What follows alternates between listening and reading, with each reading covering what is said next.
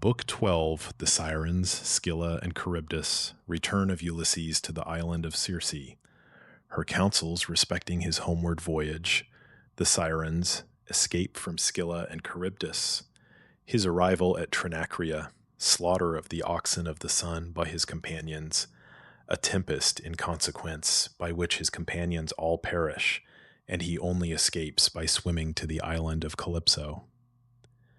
Now when our bark had left Oceanus and entered the great deep, we reached the isle Aeaea, where the morning, child of dawn, abides and holds her dances, and the sun goes up from earth. We landed there and drew our galley up the beach. We disembarked and laid us down to sleep beside the sea, and waited for the holy morn to rise. Then when the rosy-fingered morn appeared, the child of dawn, I sent my comrades forth to bring from Circe's halls Elpenor's corse. And where a headland stretched into the deep, we hewed down trees and held the funeral rites with many tears, and having there consumed the body and the arms with fire, we built a tomb and reared a column to the dead, and on its summit fixed a tapering oar. All this was duly done, yet was the news of our return from Hades not concealed from Circe. She attired herself in haste and came. Her maids came with her, bringing bread and store of meats and generous wine. And thus spake the wise goddess, standing in the midst. Ah, daring ones, who yet alive have gone down to the abode of Pluto, twice to die is yours, while others die but once. Yet now take food, drink wine, and hold a feast today, and with the dawn of morning ye shall sail. And I will show the way and teach you all its dangers, so that ye may not lament false counsels followed, either on the land or on the water, to your grievous harm. She spake, and our confiding minds were swayed easily by her counsels. All that day, till set of sun, we sat and banqueted upon the abundant meats and generous wines. And when the sun went down and darkness came, the crew beside the fastenings of our bark lay down to sleep, while Circe took my hand, led me apart, and made me sit, and took her seat before me, and inquired of all that I had seen. I told her faithfully. And then the mighty goddess Circe said, Thus far is well. Now needfully attend to what I say, and may some deity help thee remember it. Thou first wilt come to where the Sirens haunt. They throw a spell o'er all who pass that way. If unawares one finds himself so nigh that he can hear their voices, round him nevermore shall wife and lisping children gather, welcoming his safe return with joy. The Sirens sit in a green field and charm with mellow notes the comer, while beside them lie in heaps the bones of men decaying underneath, the shriveled skins. Take heed and pass them by. First fill with wax well kneaded in the palm the ears of thy companions, that no sound may enter. Hear the music if thou wilt, but let thy people bind thee hand and foot to the good ship upright against the mast, and round it wind the cord, that thou mayst hear the ravishing notes. But shouldst thou then entreat thy men, commanding them to set thee free, let them be charged to bind thee yet more fast with added bands, and when they shall have passed the Sirens by, I will not judge for thee which way to take, consider for thyself. I tell thee of two ways. There is a pile of beetling rocks where roars the mighty surge of dark-eyed Amphitrite. These are called the Wanderers by the blessed gods. No birds can pass them safe, not even the timid doves, which bear ambrosia to our father Jove. But ever doth the slippery rock take off someone whose loss the god at once supplies, to keep their number full. To these no bark guided by man has ever come and left the spot unwrecked. The billows of the deep and storms of fire in air have scattered wide timbers of ships and bodies of drowned men. One only of the barks that plow the deep has passed them safely, Argo, known to all by fame when coming from Aeaea home, and her the billows would have dashed against the enormous rocks if Juno, for the sake of Jason, had not come to guide it through.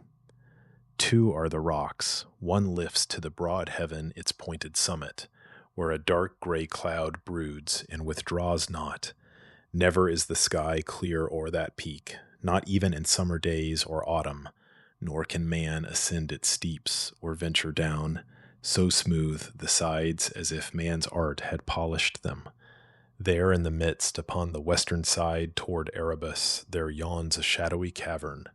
Thither thou, noble Ulysses, steer thy bark, yet keep so far aloof that standing on the deck a youth might send an arrow from a bow just to the cavern's mouth. There Scylla dwells and fills the air with fearful yells, her voice the cry of whelps just littered, but herself a frightful prodigy, a sight which none would care to look on, though he were a god. 12 feet are hers, all shapeless, 6 long necks, a hideous head on each, and triple rows of teeth, close set and many, threatening death. And half her form is in the cavern's womb, and forth from that dark gulf her heads are thrust, to look abroad upon the rocks for prey, dolphin or dogfish or the mightier whale, such as the murmuring Amphitrite breeds in multitudes. No mariner can boast that he has passed by Scylla with a crew unharmed. She snatches from the deck and bears away in each grim mouth a living man. Another rock, Ulysses, thou wilt see, of lower height, so near her that a spear cast by the hand might reach it. On it grows a huge wild fig tree with luxuriant leaves. Below, Charybdis of immortal birth draws the dark water down. For thrice a day she gives it forth, and thrice with fearful whirl she draws it in. Oh, be it not thy lot to come while the dark water rushes down. Even Neptune could not then deliver thee. Then turn thy course with speed toward Scylla's rock, and pass that way.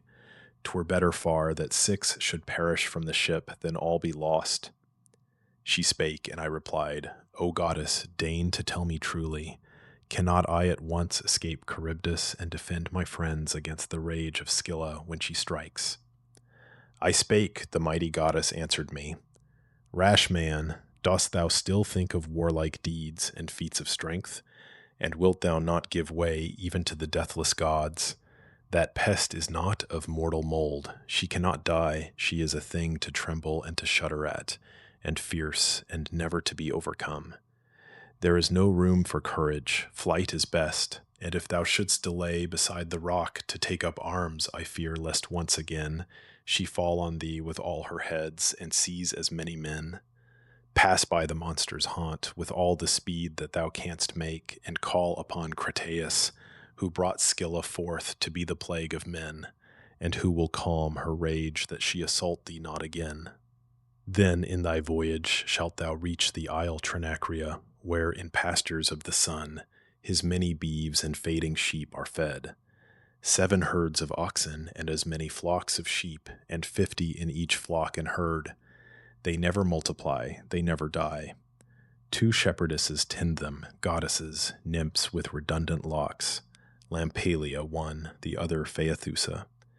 These the nymph Neaera to the overgoing sun brought forth, and when their queenly mother's care had reared them, she appointed them to dwell in far Trinacria, there to keep the flocks and oxen of their father. If thy thoughts be fixed on thy return, so that thou leave these flocks and herds unharmed, ye all will come to Ithaca, though after many toils. But if thou rashly harm them, I foretell destruction to thy ship and all its crew. And if thyself escape, thou wilt return late and in sorrow, all thy comrades lost. She spake. The morning on her golden throne looked forth. The glorious goddess went her way into the isle, I to my ship, and bade the men embark and cast the hawsers loose. And straight they went on board, and duly manned the benches, smiting as they sat with oars the hoary waters. Circe, amber-haired, the mighty goddess of the musical voice, sent a fair wind behind our dark proud ship that gaily bore us company and filled the sails. When we had fairly ordered all on board our galley, we sat down and left the favoring wind and helm to bear us on. And thus in sadness I bespake the crew. My friends, it were not well that 1 or 2 alone should know the oracles I heard from Circe, great among the goddesses. And now will I disclose them, that ye all, whether we are to die or to escape the doom of death, may be forewarned. And first, against the wicked Sirens and their song and flowery bank she warns us. I alone may hear their voice, but ye must bind me first with bands too strong to break, that I may stand upright against the mast, and let the cords be fastened round it. If I then entreat and bid you loose me, make the bands more strong. Thus to my crew I spake, and told them all that they should know, while our good ship drew near the island of the Sirens, prosperous gales wafting it gently onward. Then the breeze sank to a breathless calm. Some deity had hushed the winds to slumber. Straightway rose the men and furled the sails and laid them down within the ship, and sat and made the sea white with the beating of their polished blades, made of the fir tree. Then I took a mass of wax and cut it into many parts, and kneaded each with a strong hand. It grew warm with the pressure, and the beams of him who journeys round the earth, the monarch's son. With this I filled the ears of all my men from first to last. They bound me in their turn upright against the mast tree, hand and foot, and tied the cords around it. Then again they sat and threshed with oars the hoary deep. And when, in running rapidly, we came so near the Sirens as to hear a voice from where they sat, our galley flew not by unseen by them, and sweetly thus they sang. O world-renowned Ulysses, thou who art the glory of the Achaeans, turn thy bark landward, that thou mayst listen to our lay. No man has passed us in his galley yet, ere he has heard our warbled melodies. He goes delighted hence, a wiser man, for all that in the spacious realm of Troy the Greeks and Trojans by the will of heaven endured we know, and all that comes to pass in all the nations of the fruitful earth. 'Twas thus they sang, and sweet the strain. I longed to listen, and with nods I gave the sign to set me free. They only plied their oars the faster. Then up sprang Eurycleia and Perimedes, and with added cords bound me, and drew the others still more tight. And when we now had passed the spot, and heard no more the melody the Sirens sang, my comrades hastened from their ears to take the wax, and loosed the cords and set me free. As soon as we had left the isle, I saw a mist and a mountain billow, and I heard the thunder of the waters. From the hands of my affrighted comrades flew the oars. The deep was all in uproar, but the ship stopped there, for all the rowers ceased their task. I went through all the ship, exhorting them with cheerful words, man after man, and said, Reflect, my friends, that we are not untried in evil fortunes, nor in sadder plight are we than when, within his spacious cave, the brutal Cyclops held us prisoners. Yet through my valor we escaped, and through my counsels and devices, and I think that ye will live to bear this day's events in memory like those. Now let us act, do all as I advise. Go to your seats upon the benches, smiting with your oars these mighty waves, and haply Jove will grant that we escape the death which threatens us. Thee, helmsman, I adjure, and heed my words, since to thy hands alone is given in charge our gallant vessel's rudder. Steer thou hence from mist and tumbling waves, and well observe the rock, lest where it juts into the sea thou heed it not, and bring us all to wreck. I spake, and quickly all obeyed my words. Yet said I naught of Scylla, whom we now could not avoid, lest all the crew in fear should cease to row, and crowd into the hold. And then did I forget the stern command which Circe gave me, not to arm myself for combat.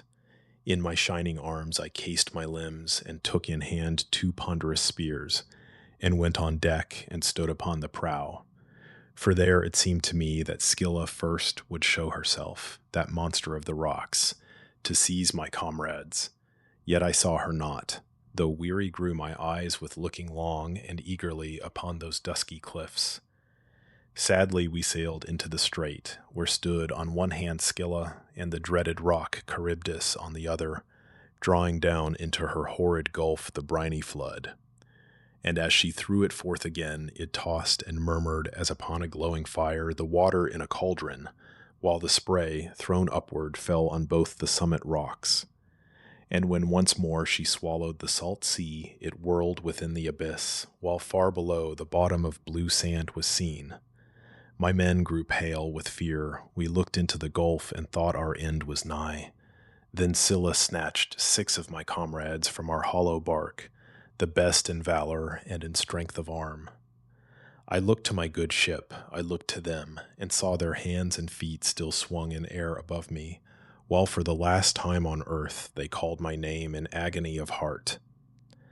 As when an angler on a jutting rock sits with his taper rod and casts his bait to snare the smaller fish, he sends the horn of a wild bull that guards his line afar into the water and jerks out a fish, and throws it gasping shoreward, so were they uplifted gasping to the rocks, and there Scylla devoured them at her cavern's mouth, stretching their hands to me with piercing cries of anguish.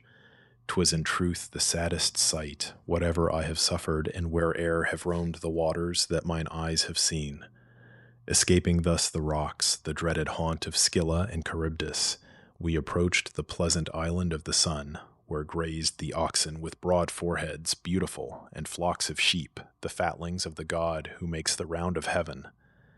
While yet at sea, I heard from my black ship the low of herds in stables and the bleatings of the flocks, and straightway came into my thought the words of the blind seer Tiresias, him of Thebes, and of Aeaean Circe, who had oft warned me to shun the island of the god whose light is sweet to all. And then I said to my companions with a sorrowing heart, My comrades, sufferers as ye are, give ear. I shall disclose the oracles which late Tiresias and Aeaean Circe gave. The goddess earnestly admonished me not to approach the island of the sun, whose light is sweet to all, for there, she said, some great misfortune lay in wait for us.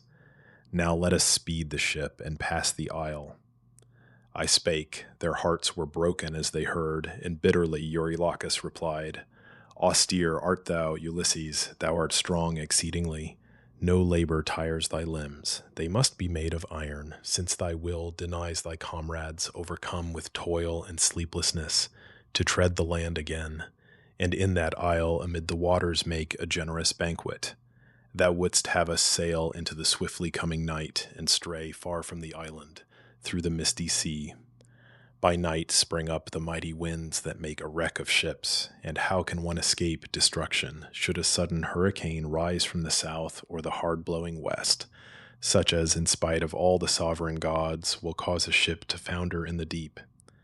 Let us obey the dark-browed night and take our evening meal, remaining close beside our gallant bark, and go on board again when morning breaks and enter the wide sea. So spake Eurylochus, the rest approved, and then I knew that some divinity was meditating evil to our band, and I bespake him thus in winged words, Eurylochus, ye force me to your will, since I am only one.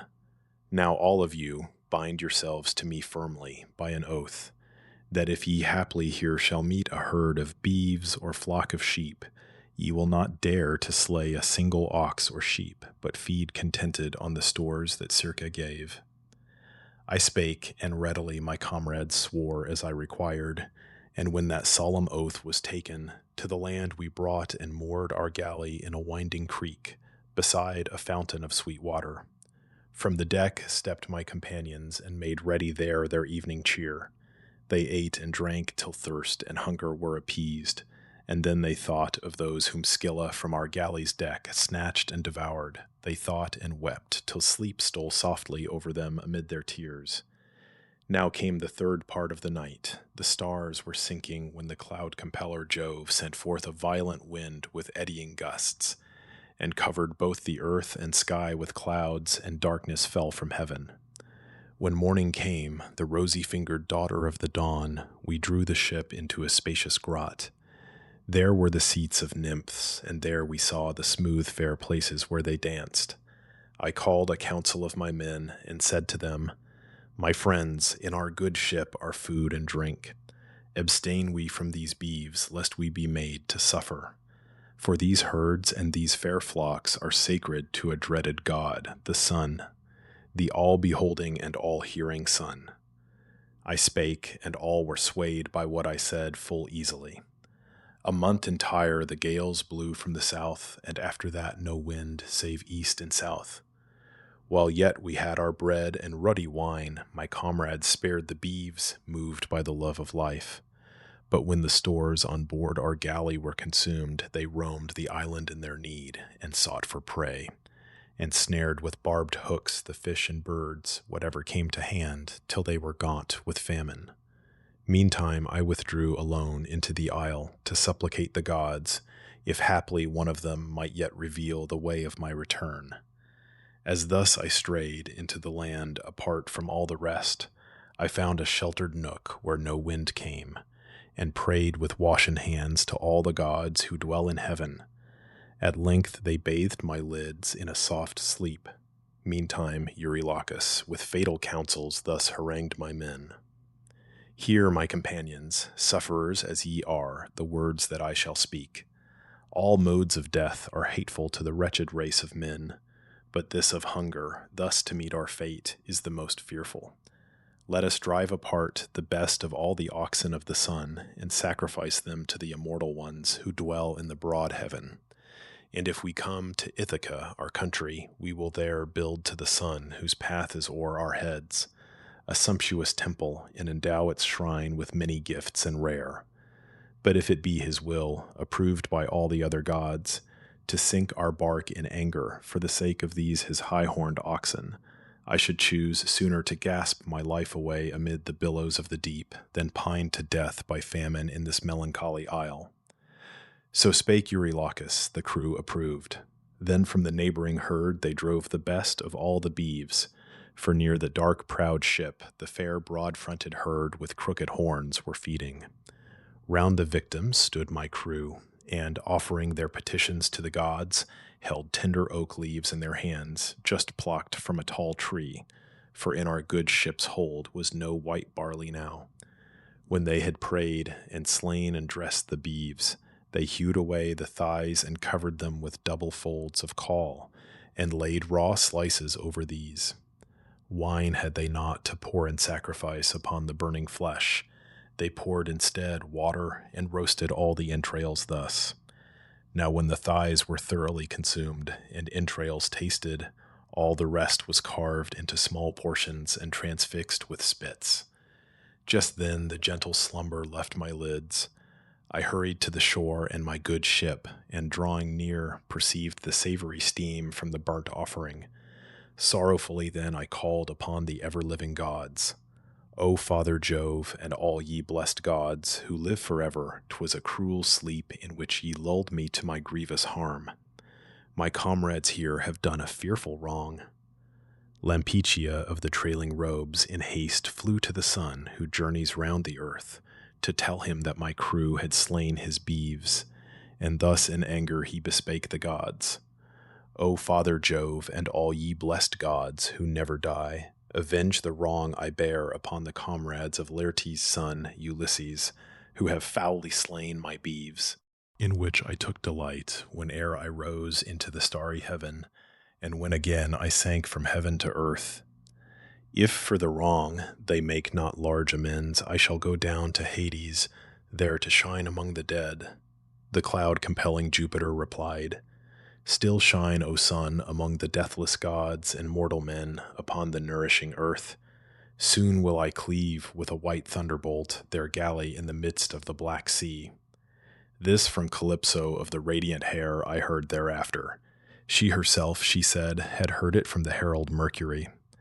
When to the ship I came, beside the sea, I sternly chid them all, man after man, yet could we think of no redress. The beeves were dead, and now with prodigies the gods amazed my comrades. The skins moved and crawled, the flesh both raw and roasted on the spits, lowed with the voice of oxen. 6 whole days my comrades feasted, taking from the herd the sun's best oxen. When Saturnian Jove brought the 7th day, the tempest ceased, the wind fell, and we straightway went on board. We set the mast upright, and spreading the white sails, we ventured on the great wide sea again. When we had left the isle, and now appeared no other land but only sea and sky, the son of Saturn caused a lurid cloud to gather o'er the galley, and to cast its darkness on the deep. Not long our ship ran onward, ere the furious west wind rose and blew a hurricane. A strong blast snapped both ropes that held the mast fell back. The tackle dropped and tangled to the hold. The mast, in falling on the galley's stern, dashed on the pilot's head and crushed the bones. And from the deck he plunged like one who dives into the deep. His gallant spirit left the limbs at once. Jove thundered from on high and sent a thunderbolt into the ship, that quaking with the fearful blow and filled with stifling sulfur shook my comrades off into the deep. They floated round the ship like sea mews. Jupiter had cut them off from their return. I moved from place to place, still in the ship, until the tempest's force parted the sides and keel. Before the waves, the naked keel was swept. The mast had snapped just at the base, but round it was a thong made of a bullock's hide. With this I bound the mast and keel together, took my seat upon them, and the wild winds bore me on.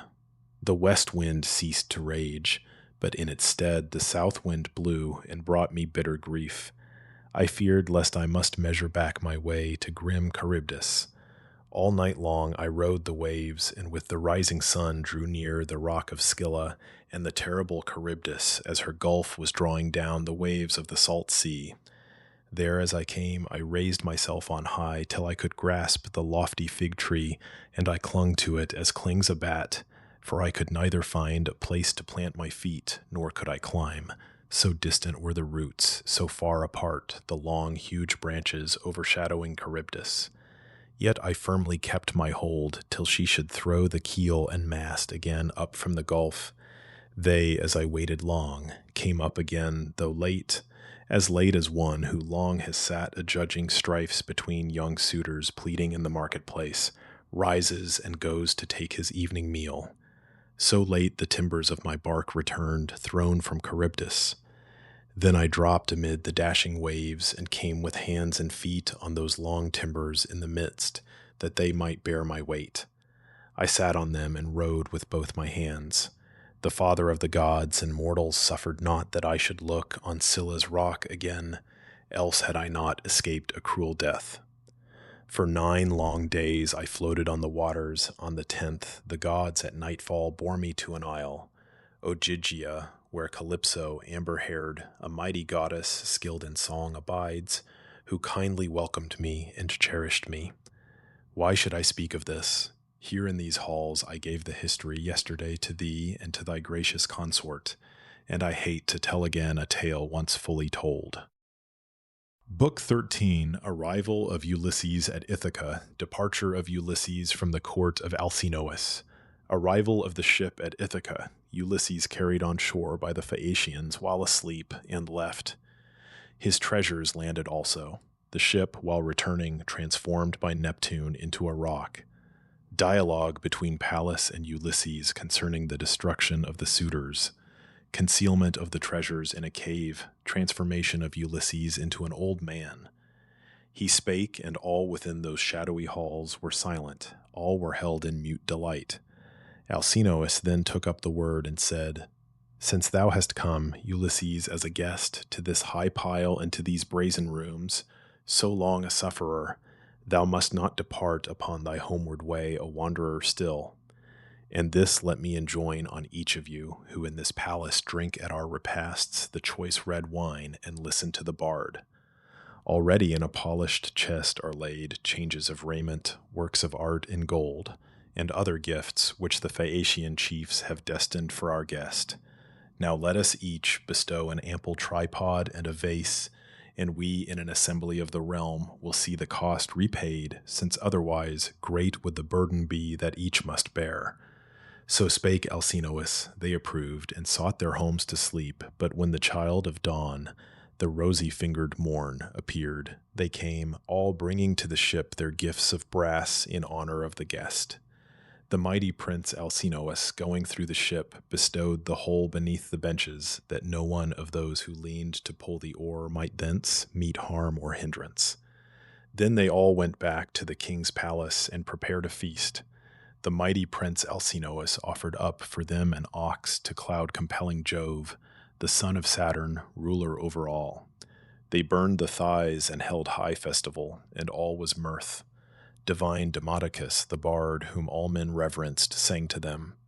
Meantime, Ulysses often turned to look at the bright sun and longed to see him set, So eager was the hero to set sail upon his homeward way, as when a swain awaits his evening meal, for whom all day 2 dark brown steers have dragged the solid plough through fallow grounds, and welcome is the hour of sunset, calling him to his repast, and wearily he walks with failing knees. So welcome to Ulysses did the light of day go down. Then did he hold discourse with the Phaeacians, lovers of the sea, and chiefly with Alcinous, speaking thus: O monarch most illustrious of thy race, Alcinous, now when ye have duly poured wine to the gods, be pleased to send me hence in peace, and fare ye well. All that my heart could wish have ye provided bounteously, an escort and rich gifts, and may the gods bestow their blessing with them. May I meet my blameless wife again, and find my friends prosperous. And ye whom I shall leave behind, long may ye make the wives of your young years and children happy. May the gods vouchsafe to crown with every virtue you and them, and may no evil light upon your isle. He spake, the assembly all approved his words, and bade send forth the stranger on his way, who spake so nobly. Then the mighty prince Alcinous turned, and to the herald said, Now mix the wine, Pontonos, in a jar, and bear apart to all beneath our roof, that we with prayers to Father Jupiter may send the stranger to his native land. He spake, Pontonos mingled for the guests the generous wine, and went with it to each, who poured it on the ground from where they sat, to all the dwellers of the ample heaven. And then the great Ulysses, rising up, placed the round goblet in Arete's hands, and thus bespake the queen with winged words: Farewell, O queen, through the long years, till age and death, which are the lot of all, shall come. Now I depart, but mayst thou here among thy people and the children of thy love and King Alcinous lead a happy life. So spake the high-born chieftain, and withdrew, and crossed the threshold. King Alcinous sent a herald with him to direct his way to the fleet ship and border of the deep. Arete also sent her servant maids, one bearing a fresh cloak and tunic, one a coffer nobly wrought, and yet a third bread and red wine. And when they reached the ship beside the sea, the diligent crew received their burdens, and bestowed within the hold the food and drink, but spread upon the deck and at the stern a mat and linen sheet, that there Ulysses undisturbed might sleep. He went on board and silently lay down, while all the rowers in due order took their seats upon the benches. Loosing first the hawser from the perforated rock, they bent them to their task and flung the brine up from the oar, while on the chieftain's lids lighted a sweet and deep and quiet sleep, most like to death. As smitten by the lash, 4 harnessed stallions spring on high and dart across the plain together, so the prow rose leaping forward, while behind it rolled a huge dark billow of the roaring sea.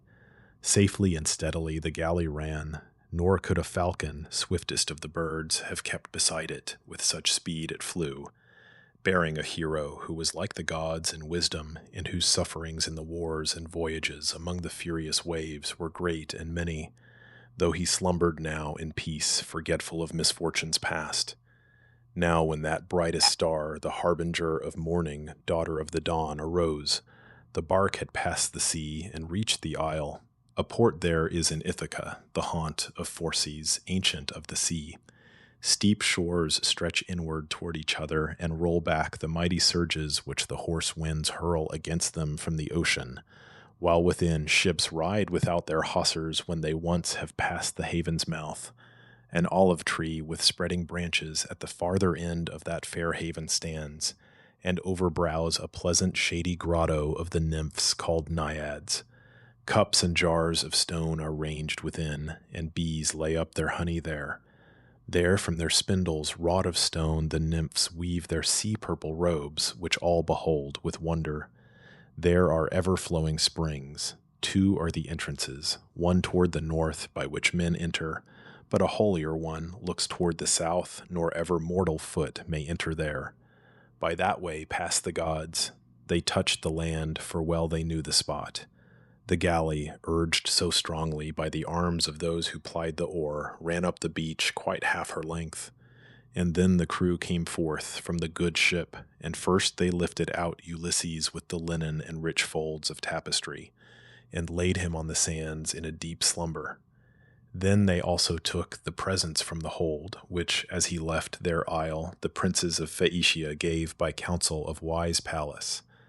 These they piled close to the olive tree, without the way, that none, in passing ere Ulysses woke, might do their owner wrong. Then homeward sailed the crew, but Neptune, who could not forge the threats which he had uttered long before against the godlike chief Ulysses, thus sought to explore the will of Jupiter. O Father Jove, I shall no more be held in honor with the gods, since mortal men, the people of Phaeacia, though their race is of my lineage, do not honor me. I meant Ulysses should not reach his home, save with much suffering, though I never thought to hinder his return, for thou hadst given thy promise and thy nod that it should be. Yet these Phaeacians in a gallant bark have borne him o'er the deep, and while he slept, have laid him down in Ithaca, and given large gifts, abundant store of brass and gold, and woven work more than he could have brought from captured Ilium if he had returned safely with all his portion of the spoil. Then cloud-compelling Jupiter replied, Earth-shaker, ruler of a mighty realm, what hast thou said? The gods deny thee not due honor, perilous it were for them to show contempt for one who stands in age and might above them all. But if among the sons of men be one who puts such trust in his own strength as not to honor thee, do as seems good to thee, and as thou wilt. Promptly the god who shakes the shores replied, What thou dost bid me I would do at once, but that I fear and would avoid thy wrath. I would destroy that fair Phaeacian bark in its return across the misty sea from bearing home Ulysses, that no more may the Phaeacians lend an escort thus to wandering men, and I would also cause a lofty mount to rise and hide their town. Then spake again the cloud-compeller Jove, Thus were it best, my brother, when the crowd of citizens already see the ship approaching, then transform it to a rock in semblance of a galley, that they all may gaze and wonder. Thus wilt thou have caused a lofty mount to stand before their town. This when the shaker of the shores had heard, he flew to Scheria, the Phaeacian isle, and stood until that galley, having crossed the sea, came swiftly scudding.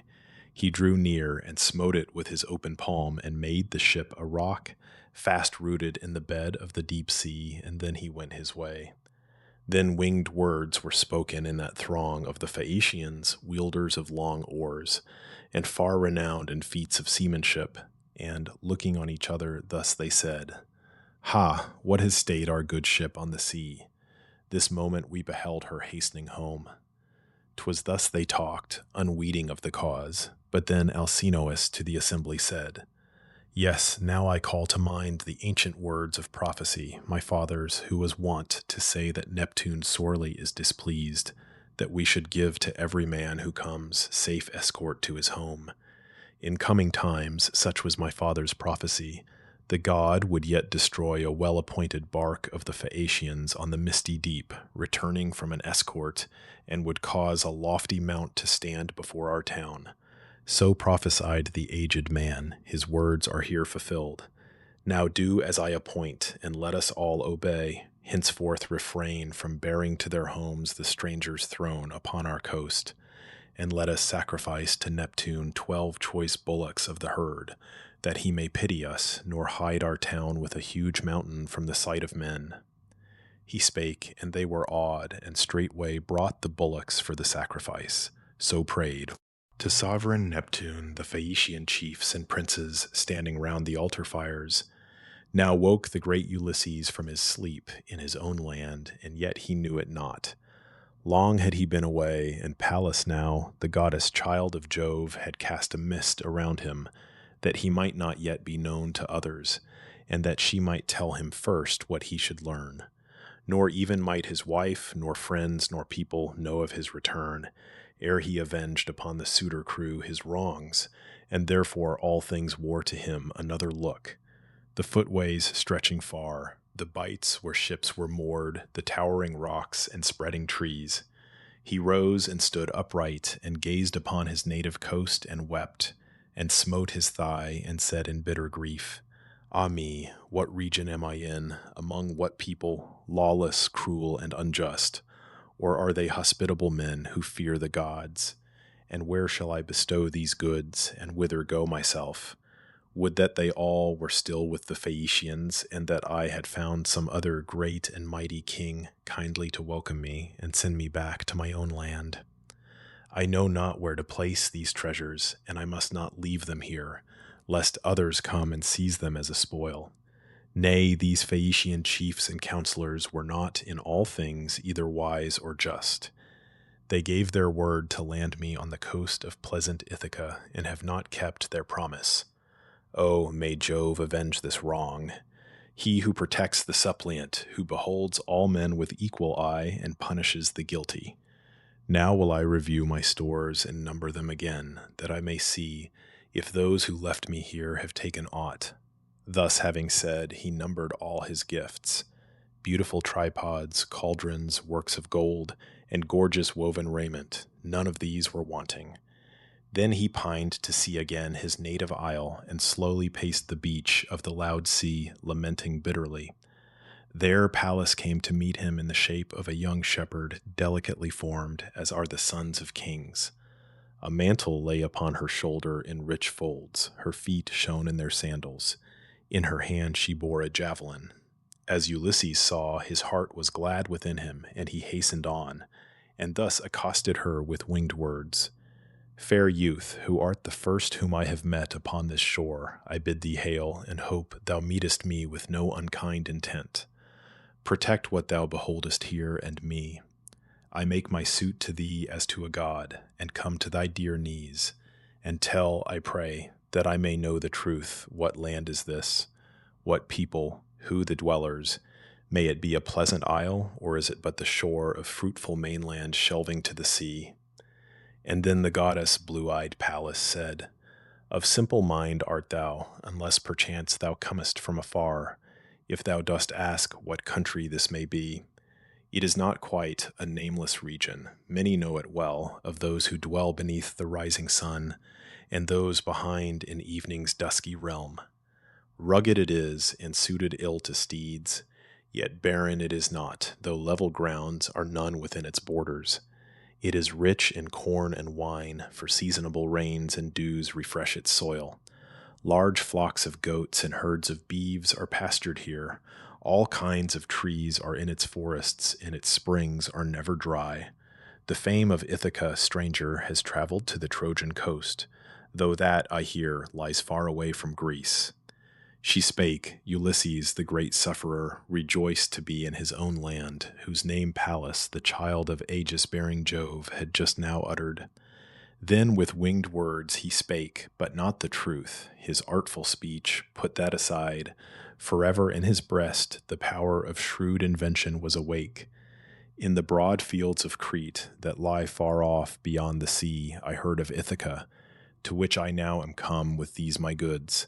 I left as many for my sons and fled, for I had slain Orsilochus, the fleet of foot, the dear son of Idomeneus, who overcame by swiftness in the race the foremost runners in the realm of Crete.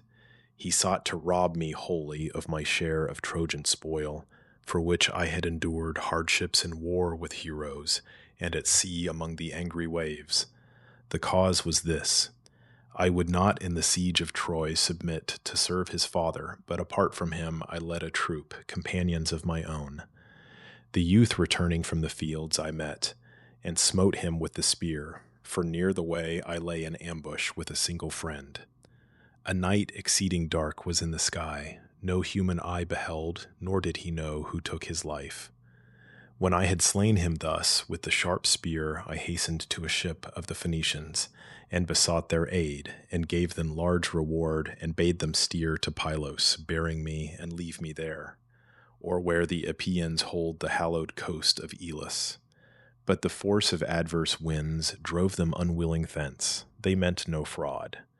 We wandered hither, just at night we came, and rowing hard, the seamen brought their ship within the port. No word was said of food, though great our need. All disembarked in haste and lay upon the shore. Deep was the sleep that stole upon my weary limbs. The men took from the hold my goods, and bearing them to where I slumbered on the sand, set sail for populous Sidonia, leaving me here quite alone with sorrow in my heart. He spake, the blue-eyed goddess Pallas smiled, and touched the chief caressingly. She seemed a beautiful and stately woman now, such as are skilled in works of rare device, and thus she said to him in winged words, Full shrewd were he, a master of deceit, who should surpass thee in the ways of craft. Even though he were a god, thou unabashed and prompt with shifts, and measureless in wiles. Thou canst not even in thine own land refrain from artful figments and misleading words, as thou hast practiced from thy birth. But now speak we of other matters, for we both are skilled in stratagem. Thou art the first of living men in counsel and in speech, and I am famed for foresight and for craft among the immortals. Dost thou not yet know Pallas Athene, child of Jove, whose aid is present to defend thee in all time of peril, and but lately gained for thee the favor of the whole Phaeacian race? And hither am I come to frame for thee wise counsels, and to hide away the stores given by the opulent Phaeacian chiefs at thy departure. I shall also tell what thou must yet endure beneath the roof of thine own palace, by the will of fate. Yet bear it bravely, since thou must, nor speak to any man or woman of thyself and of thy wandering hither, but submit to many things that grieve thee silently, and bear indignities from violent men. Ulysses the sagacious thus rejoined, O goddess, it is hard for mortal man to know thee when he meets thee, though his sight be of the sharpest, for thou puttest on at pleasure any form.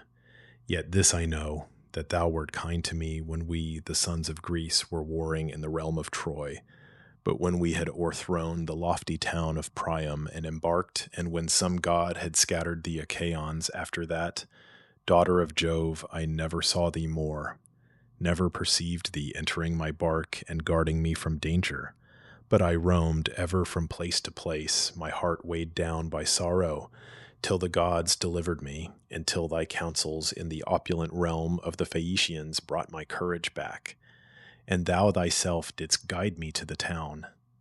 And now in thy great Father's name I pray, for yet I cannot think that I am come to pleasant Ithaca, but have been thrown upon some other coast, and fear that thou art jesting with me, and hast spoken thus but to deceive me. Tell me, is it true that I am in my own beloved land? And then the goddess, blue-eyed Pallas, said, Such ever are thy thoughts, and therefore I must not forsake thee in thy need. I know how prompt thy speech, how quick thy thought, how shrewd thy judgment.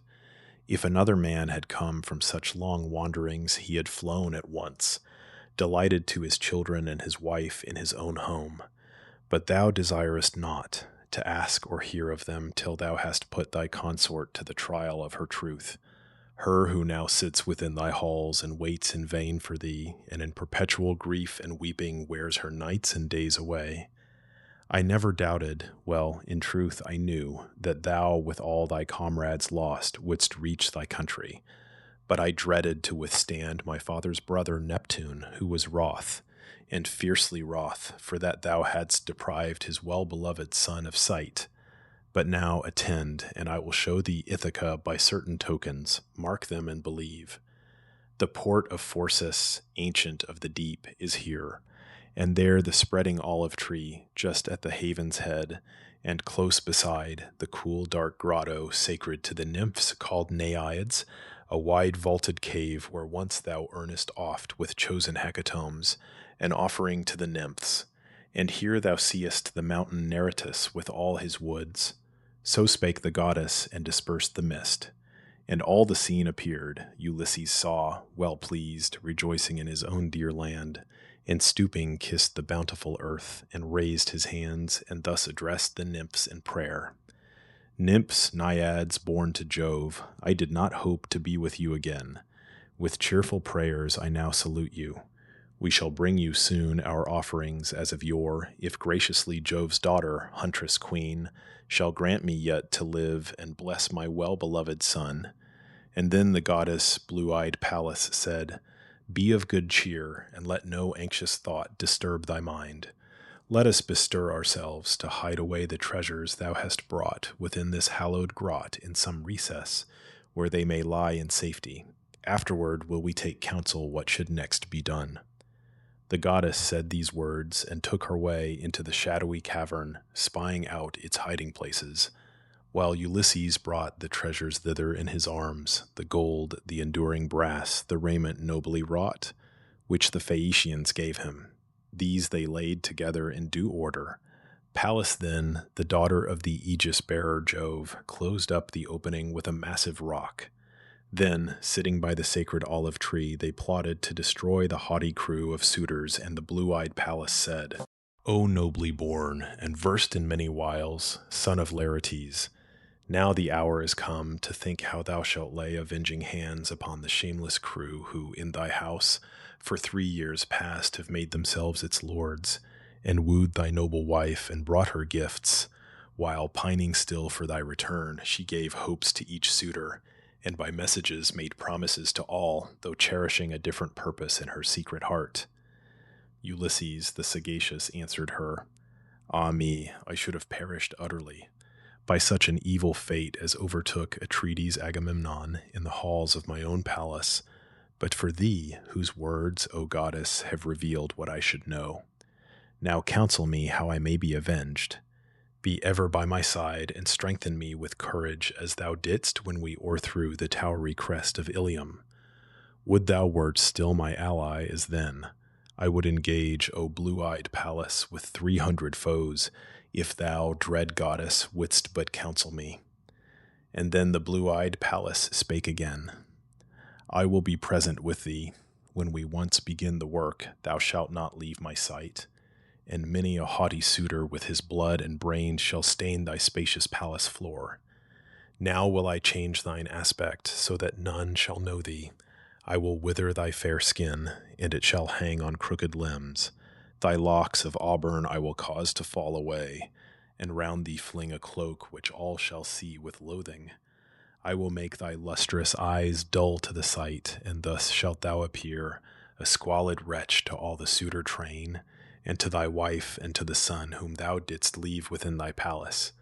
Then at first repair thou to the herdsman, him who keeps thy swine, for he is loyal, and he loves thy son and the discreet Penelope. There wilt thou find him as he tends his swine, that find their pasturage beside the rock of Corax, and by Arethusa's fount. On nourishing acorns they are fed, and drink the dark, clear water whence the flesh of swine is fattened. There remain, and carefully inquire of all that thou wouldst know, while I, taking my way to Sparta, the abode of lovely women, call Telemachus thy son Ulysses, who hath visited King Menelaus in his broad domain, to learn if haply thou art living yet.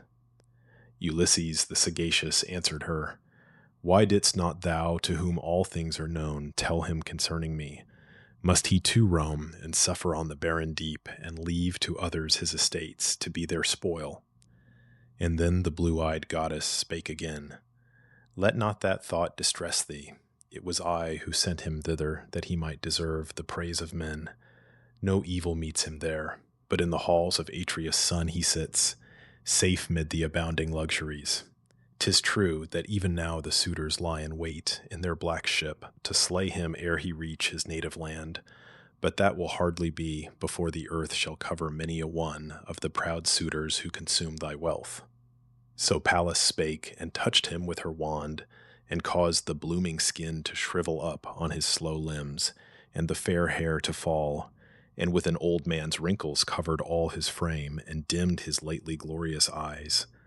Another garb she gave, a squalid vest, a ragged, dirty cloak, all stained with smoke, and over all the huge hide of a stag, from which the hair was worn. A staff beside she gave, and shabby scrip, with many a rent, tied with a twisted thong. This said and done, they parted, and the goddess flew to seek Telemachus in Sparta's sacred town. Book 14, Meeting of Ulysses and Eumaeus. Hospitable reception by Eumaeus of Ulysses in the disguise of a beggar. His feigned account of himself, his promise that Ulysses shall return, Supper in the lodge of Eumaeus, stratagem of Ulysses to procure a cloak for the night. Then from the haven up the rugged path Ulysses went among the woody heights. He sought the spot where Pallas bade him meet, the noble swineherd who of all that served the great Ulysses chiefly had in charge to bring the day's supplies. He found him there seated beneath the portico before his airy lodge, that might be seen from far, well built and spacious, standing by itself. Eumaeus, while his lord was far away, had built it, though not bidden by the queen nor old Laertes, with the stones he drew from quarries thither. Round it he had set a hedge of thorns, encircling these with stakes close set and many, cloven from the heart of oak. Within that circuit he had made 12 sties beside each other for the swine to lie in. 50 wallowed in each sty, all females. There they littered.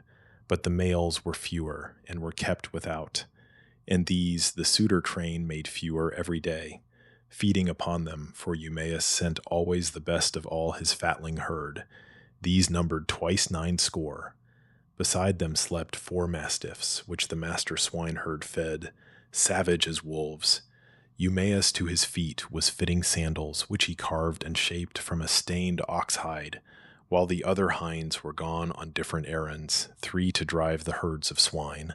A 4th was sent to take a fatling to the city, that the crew of arrogant suitors, having offered him in sacrifice, might feast upon his flesh. The loud-mouthed dogs that saw Ulysses come ran toward him, fiercely baying. He sat down at once, through caution, letting fall his staff upon the ground, and would have suffered there unseemly harm, within his own domain. But then the swineherd, following with quick steps, rushed through the vestibule and dropped the hide. He chid the dogs, and pelting them with stones, drave them asunder and addressed the king. O aged man, the mastiffs of the lodge had almost torn thee, and thou wouldst have cast bitter reproach upon me. Other griefs and miseries the gods have made my lot. Here sorrowfully sitting I lament a godlike master, and for others tend his fading swine. While haply hungering for bread, he wanders among alien men in other kingdoms, if indeed he lives and looks upon the sun. But follow me, and come into the house, that there, refreshed with food and wine, old man, thou mayst declare whence thou dost come, and what thou hast endured. So the good swineherd spake, and led the way into the lodge, and bade his guest sit down, and laid thick rushes for his seat, and spread on these a wild goat's shaggy hide to make a soft and ample couch. Rejoiced to meet so kind a welcome, thus Ulysses spake.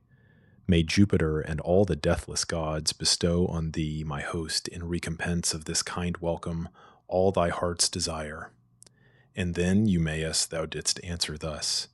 My guest, it were not right to treat with scorn a stranger, though he were of humbler sort than thou. For strangers and the poor are sent by Jove. Our gifts are small, though gladly given, as it must ever be with those who serve young masters whom they fear. The gods themselves prevent, no doubt, the safe return of him who loved me much, and would ere this have given what a kind lord is wont to give his hind, a house, a croft, the wife whom he has wooed, rewarding faithful services which God hath prospered, as he here hath prospered mine. Thus would my master, had he here grown old, have recompensed my toils, but he is dead. Oh, that the house of Helen, for whose sake so many fell, had perished utterly. For he went forth at Agamemnon's call, honoring the summons, and on Ilium's coast, famed for its coursers, fought the sons of Troy. He spake, and girt his tunic round his loins, and hastened to the sties in which the herds of swine were lying. Thence he took out 2, and slaughtered them, and singed them, sliced the flesh, and fixed it upon spits, and when the whole was roasted, brought and placed it reeking hot, still on the spits, and sprinkled with white meal, before Ulysses. Then he mingled wine of delicate flavors in a wooden bowl, and opposite Ulysses sat him down, and thus with kindly words bespake his guest. Feast, stranger, on these porkers. We who serve may feed on them. It is the suitor train that banquet on the fatted swine, the men who neither fear heaven's anger nor are moved by pity. The great gods are never pleased with violent deeds. They honor equity and justice. Even those who land as foes and spoilers upon foreign shores and bear away much plunder by the will of Jove, returning homeward with their laden barks, feel, brooding heavily upon their minds, the fear of vengeance. But these suitors know, for haply they have heard some god declare, that he, the king, is dead. They neither make their suit with decency, nor will withdraw to their own homes, but at their ease devour his substance with large waste and never spare. Of all the days and nights which Jupiter gives to mankind is none when they require a single victim only, or but two, for sacrifice, and lavishly they drain his wine jars. Once large revenues were his. No hero on the dark-soiled continent, nor in the isle of Ithaca, possessed such wealth as he, nor even 20 men together. Hear me while I give the amount. 12 herds of kine that on the mainland graze are his, as many flocks of sheep, of swine, as many droves, as many flocks of goats are tended there by strangers and by hinds, his servants. Here, moreover, in the fields beyond us, graze 11 numerous flocks of goats, attended by his trusty men, each one of whom brings daily home a goat, the finest of the fatlings.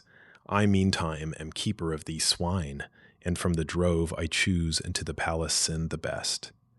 So spake the swineherd, while Ulysses ate the flesh with eager appetite and drank the wine in silence, meditating woe to all the suitors. When the meal was o'er, and he was strengthened by the food, his host filled up with wine the cup from which he drank, and gave it to Ulysses, who, well pleased, received it, and with winged words replied, "What rich and mighty chief was he, my friend, of whom thou speakest, and who purchased thee? Thou sayest that he died to swell the fame of Agamemnon. Tell his name, for I perchance know somewhat of him. Jupiter and the great gods know whether I have seen the man, and have some tidings for thy ear, for I have wandered over many lands." And then again the noble swineherd spake, "O aged man, no wanderer who should bring news of Ulysses e'er would win his wife and son to heed the tale. For roving men in need of hospitality are prone to falsehood and will never speak the truth. The vagabond who comes to Ithaca goes straightway to my mistress with his lies. Kindly she welcomes him and cherishes and questions him, while tears abundantly fall from her lids, such tears as women shed whose lords have perished in a distant land. Thou too, old man, perchance couldst readily frame a like fable, if someone would give a change of raiment for thy news, a cloak and tunic. But the dogs and fowls of air have doubtless fed upon the frame from which the life has passed, and torn from off his bones the skin, or fishes of the deep have preyed upon it, and his bones upon the shore lie whelmed in sand. So is he lost to us, and sorrow is the lot of all his friends, mine most of all, for nowhere shall I find so kind a master, though I were to come into my father's and my mother's house, where I was born and reared. Nor do I pine so much to look on them with my own eyes, and in my place of birth, as I lament Ulysses lost. Though he be far away, yet must I ever speak, O stranger guest, his name with reverence, for exceedingly he loved me, and most kindly cared for me. And though he is to be with us no more, I hold him as an elder brother still." Ulysses, the great sufferer, thus replied, "Since then, my friend, thou dost not say nor think that he will come again, nor wilt believe my words, I now repeat, but with an oath, Ulysses will return. Let this reward be given for my good news. The very hour when he once more is in his house, bestow on me a comely change of raiment, cloak and tunic, nor will I accept the gift, though great my need, until he comes again. For as the gates of hell do I detest the man who, tempted by his poverty, deceives with lying words. Now Jupiter bear witness, in this hospitable board and hearth of good Ulysses where I sit, that all which I foretell will come to pass. This very year Ulysses will return. He, when this month goes out, and as the next is entering, will be here in his domain, to be avenged on those, whoe'er they be, that dare insult his wife and noble son. And then, Eumaeus, thou didst answer thus, Old man, I shall not give thee that reward, for never will Ulysses come again to his own palace, Drink thy wine in peace, and let us give our thoughts to other things. Remind me not of this again. My heart grows heavy in my bosom when I hear my honored master named. But leave the oath unsworn, and may Ulysses come, as we earnestly wish, I and Penelope, and old Laertes, and the godlike youth Telemachus.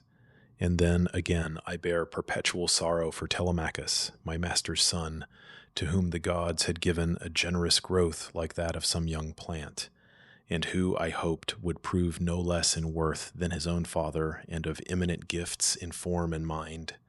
Some god, perchance some man, hath caused that mind to lose its equal poise, and he is gone to Pylos the divine for tidings of his father. Meanwhile here, the arrogant suitors plan to lie in wait for him as he returns, that utterly the stock of great Arcesius from our isle may perish, and its name be heard no more. Speak we no more of him, be it his fate to fall or flee, but oh, may Saturn's son protect him with his arm. And now, old man, relate, I pray, thy fortunes. Tell me true, that I may know who thou mayst be, and whence thou earnest, where thy city lies, and who thy parents were, what galley landed thee upon our coast, and how the manners brought thee to Ithaca, and of what race they claim to be. For I may well suppose thou hast not come to Ithaca on foot. Ulysses the sagacious answered him, I will tell all and truly. Yet if here were store of food and wine for many days, and we might feast at ease within thy lodge while other labored, I should hardly end in a whole year the history of the woes which I have borne, and of the many toils which it hath pleased the gods to lay on me. It is my boast that I am of the race who dwell in spacious Crete, a rich man's son, within whose palace many other sons were born and reared, the offspring of his wife. But me a purchased mother whom he made his concubine brought forth to him. And yet Castor Hylacides, from whom I sprang, held me in equal favor with the rest, and he himself was honored like a god among the Cretan people for his wealth and for his prosperous life and gallant sons.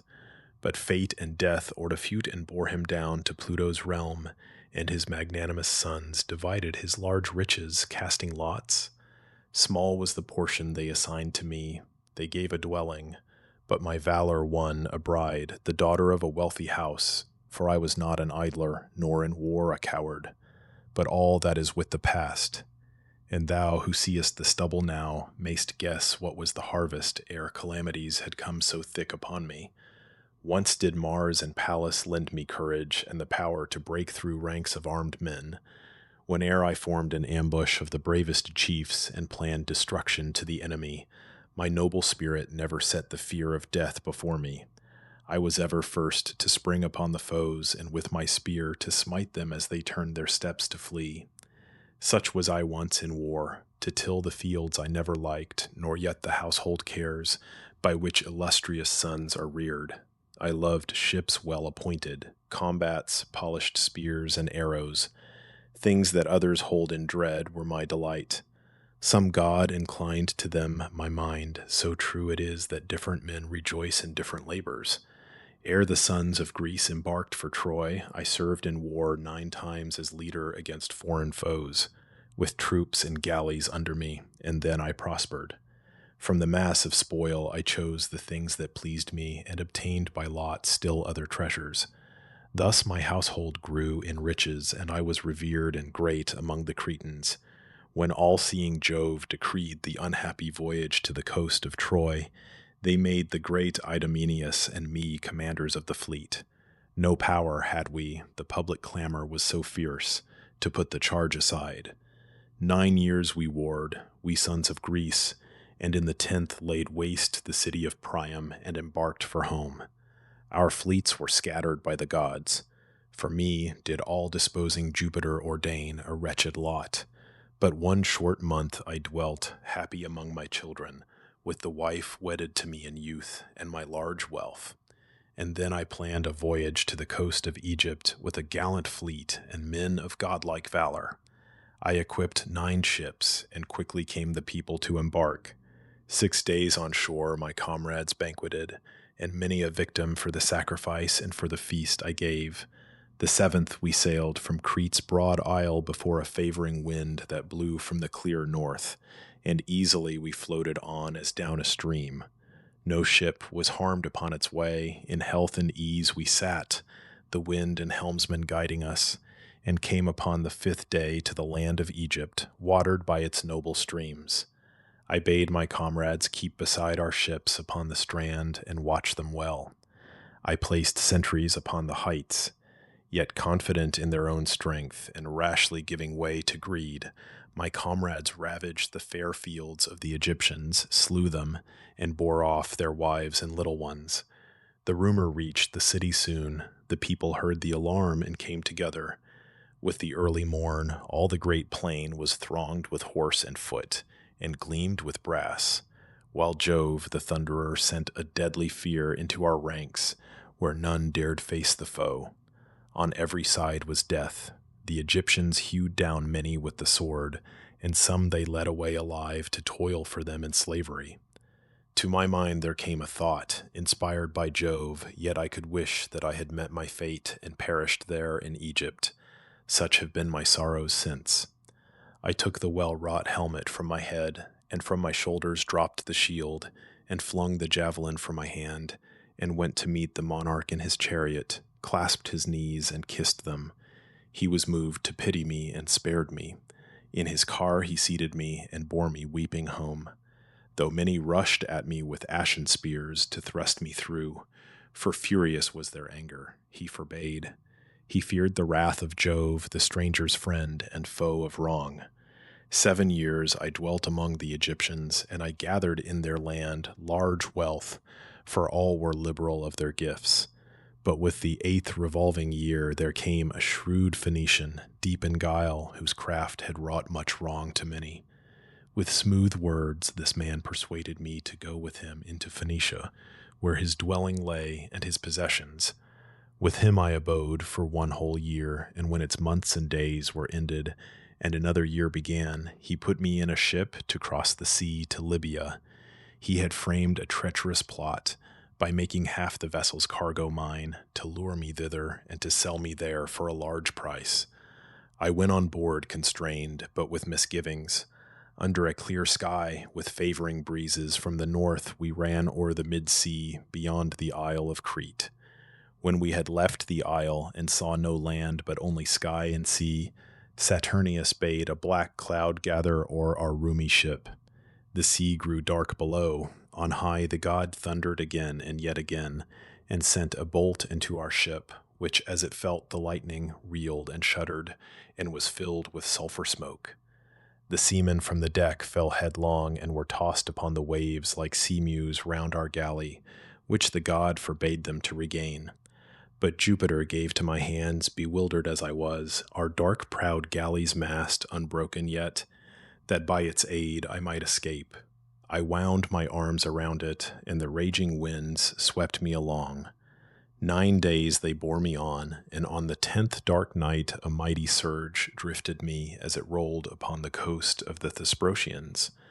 There the hero king of the Thesprotians freely sheltered me and fed me, for his well-beloved son had found me overcome with cold and toil, and took me by the hand and raised me up, and led me to his father's house and gave seemly attire, a tunic and a cloak. There heard I of Ulysses.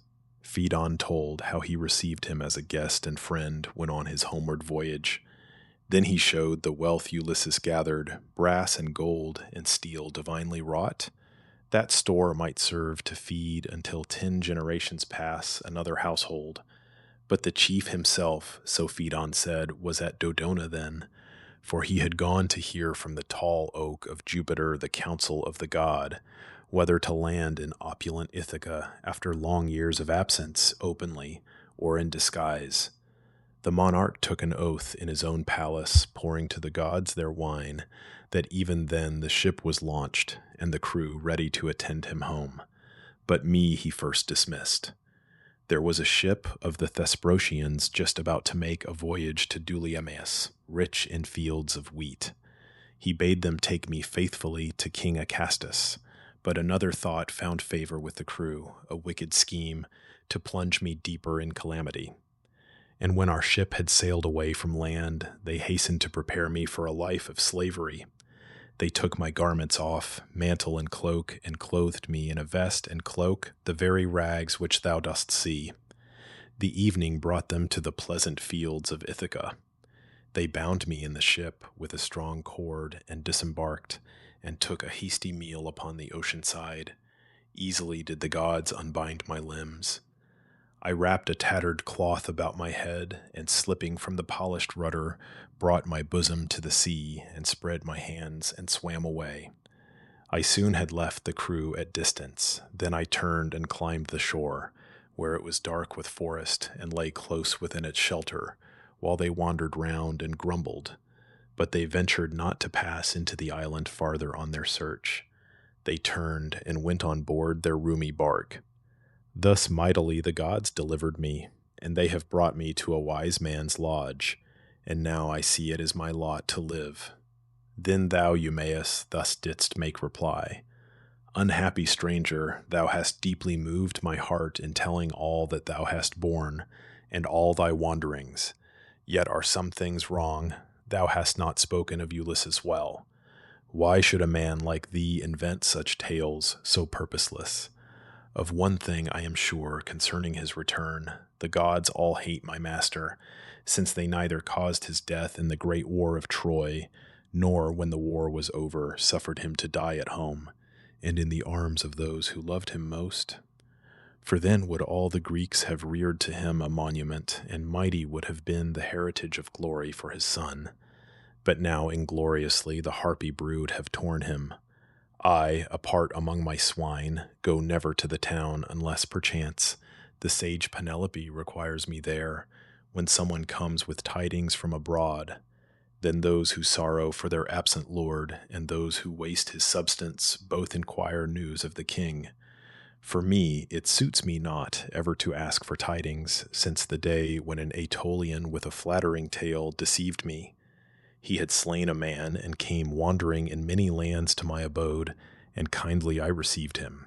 He had seen, he said, my master with Idomeneus among the Cretans, putting in repair his galleys, shattered by a furious storm, and in the summer time he would be here, or in the autumn, bringing ample wealth, and his brave comrades with him. Seek not then, O aged sufferer, whom some deity has guided hither, to amuse my grief with fictions that may bring back pleasant thoughts, since not for them I minister to thee, and love thee, but through reverence for Jove, the stranger's friend, and pity for thyself. Ulysses, the sagacious, spake again: Within thy bosom thou dost bear a heart of slow belief, since not the oath I take persuades or even moves thee. Make we now a covenant, and let the gods who dwell upon Olympus be our witnesses, that when thy master comes to this abode, thou wilt bestow a tunic and a cloak, and wilt dispatch me clothed in seemly garb, hence to Dulichium, whither I would go. But if he come not as I have foretold, then charge thy servants that they cast me down from a tall rock, that never beggar more may think to cozen thee with lying tales. The noble swineherd answered him and said, Great would my honor be, and I should gain great praise for worth among the sons of men, if, having welcomed thee into my lodge and spread the board for thee, I took thy life, then boldly might I pray to Saturn's son. But see, the supper hour is come, and soon will my companions be within, and they will make a liberal banquet ready here. Thus did the twain confer. Now came the swine, and those who tended them. They penned the herd in their enclosure, and a din of cries rose as they entered. Then the swineherd called to his companions, Bring the best of all, and we will make an offering for the sake of one who comes from far and is my guest. And we will also feast, for we have toiled long time in tendance of this white-toothed herd, and others waste unpunished what we rear. So spake he, and began to cleave the wood with the sharp steel. The others chose and brought a fatted brawn, and placed him on the hearth. Nor was the swineherd careless of the rites due to the gods. Such was his piety. From off the white-toothed victim first he sheared the bristles of the forehead, casting them into the flames, and prayed to all the gods for wise Ulysses and his safe return. Next, with a fragment of the oaken trunk which he had just then cleft, he smote the boar, and the life left it. Then they cut its throat, and, having singed it, quickly hewed the parts asunder, while the swineherd took and laid on the rich fat raw portions from the limbs for sacrifice, and other parts he cast, sprinkled with flour of meal, into the flames. The rest they duly sliced and fixed on spits, and roasted carefully, and drew it back, and heaped it on the board. And now arose the swineherd to divide the whole, for well he knew the duty of a host. He made 7 parts, and 1 he offered to the nymphs, to Hermes, son of Maia, 1, and both with prayer. The rest he set before the guests, but honoring Ulysses gave to him the white-toothed victim's ample chine. The king, the wise Ulysses, was well pleased, and said, Eumaeus, be thou ever dear to Jove as to myself, since with thy benefits thou freely honorest such a one as I. And thou, Eumaeus, madest answer thus, Eat, venerable stranger, and enjoy what is before us. At his pleasure God gives or withholds, his power is over all. He spake, and burned to the eternal gods the firstlings, and poured out the dark red wine, and to Ulysses, spoiler of walled towns, who sat beside the table, gave the cup. Meantime to each Messalius brought the bread, a servant whom Eumaeus, while his lord was far away, had taken for himself, without the order of Penelope or old Laertes. From the Taphian tribe, with his own goods he bought him. Now the guests put forth their hands and shared the ready feast, and when their thirst and hunger were appeased, Messalius took the bread away, and all, satiate with food and wine, lay down to rest. Then came the darkness on, without a moon, and Jupiter the whole night long sent down the rain, and strong the showery west wind blew. And now to try the swineherd, if with all his kindly ministrations to his guest he yet would spare to him his cloak, or bid another do the like, Ulysses spake, Eumaeus, hearken thou and all the rest, thy comrades, while I utter boastful words.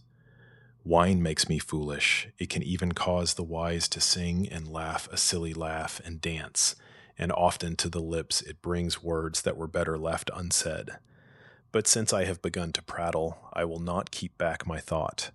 I would I were as young and in the same full strength as when I formed part of an ambush near the walls of Troy. The leaders were Ulysses and the son of Atreus, Menelaus, with myself, the third, for they desired it. When we reached the city and the lofty walls, we lay couched in a marshy spot among the reeds and thick-grown shrubs, with all our armor on. 'Twas an inclement night, and the north wind blew bitter chill. The cold snow fell and lay white like hoar frost. Ice gathered on our shields. The rest had cloaks and tunics, and they slept at ease, their shoulders covered with their shields. I only, when I joined the squadron, left my cloak unwisely, for I had not thought of such fierce cold. I went but with my shield and my embroidered girdle. When the night was in its later watches, and the stars were turning toward their set, I thus bespake Ulysses near me, thrusting in his side my elbow, and he listened readily. Son of Laertes, nobly born and wise, Ulysses, I shall not be long among the living, for I perish with the cold. I have no cloak, some god misled my thought, so that I brought one garment and no more, and now I see there is no help for me. I spake, and instantly his mind conceived this stratagem. Such was his readiness in council and in battle, and he said to me in a low voice, Be silent now, and let no others of the Achaeans hear.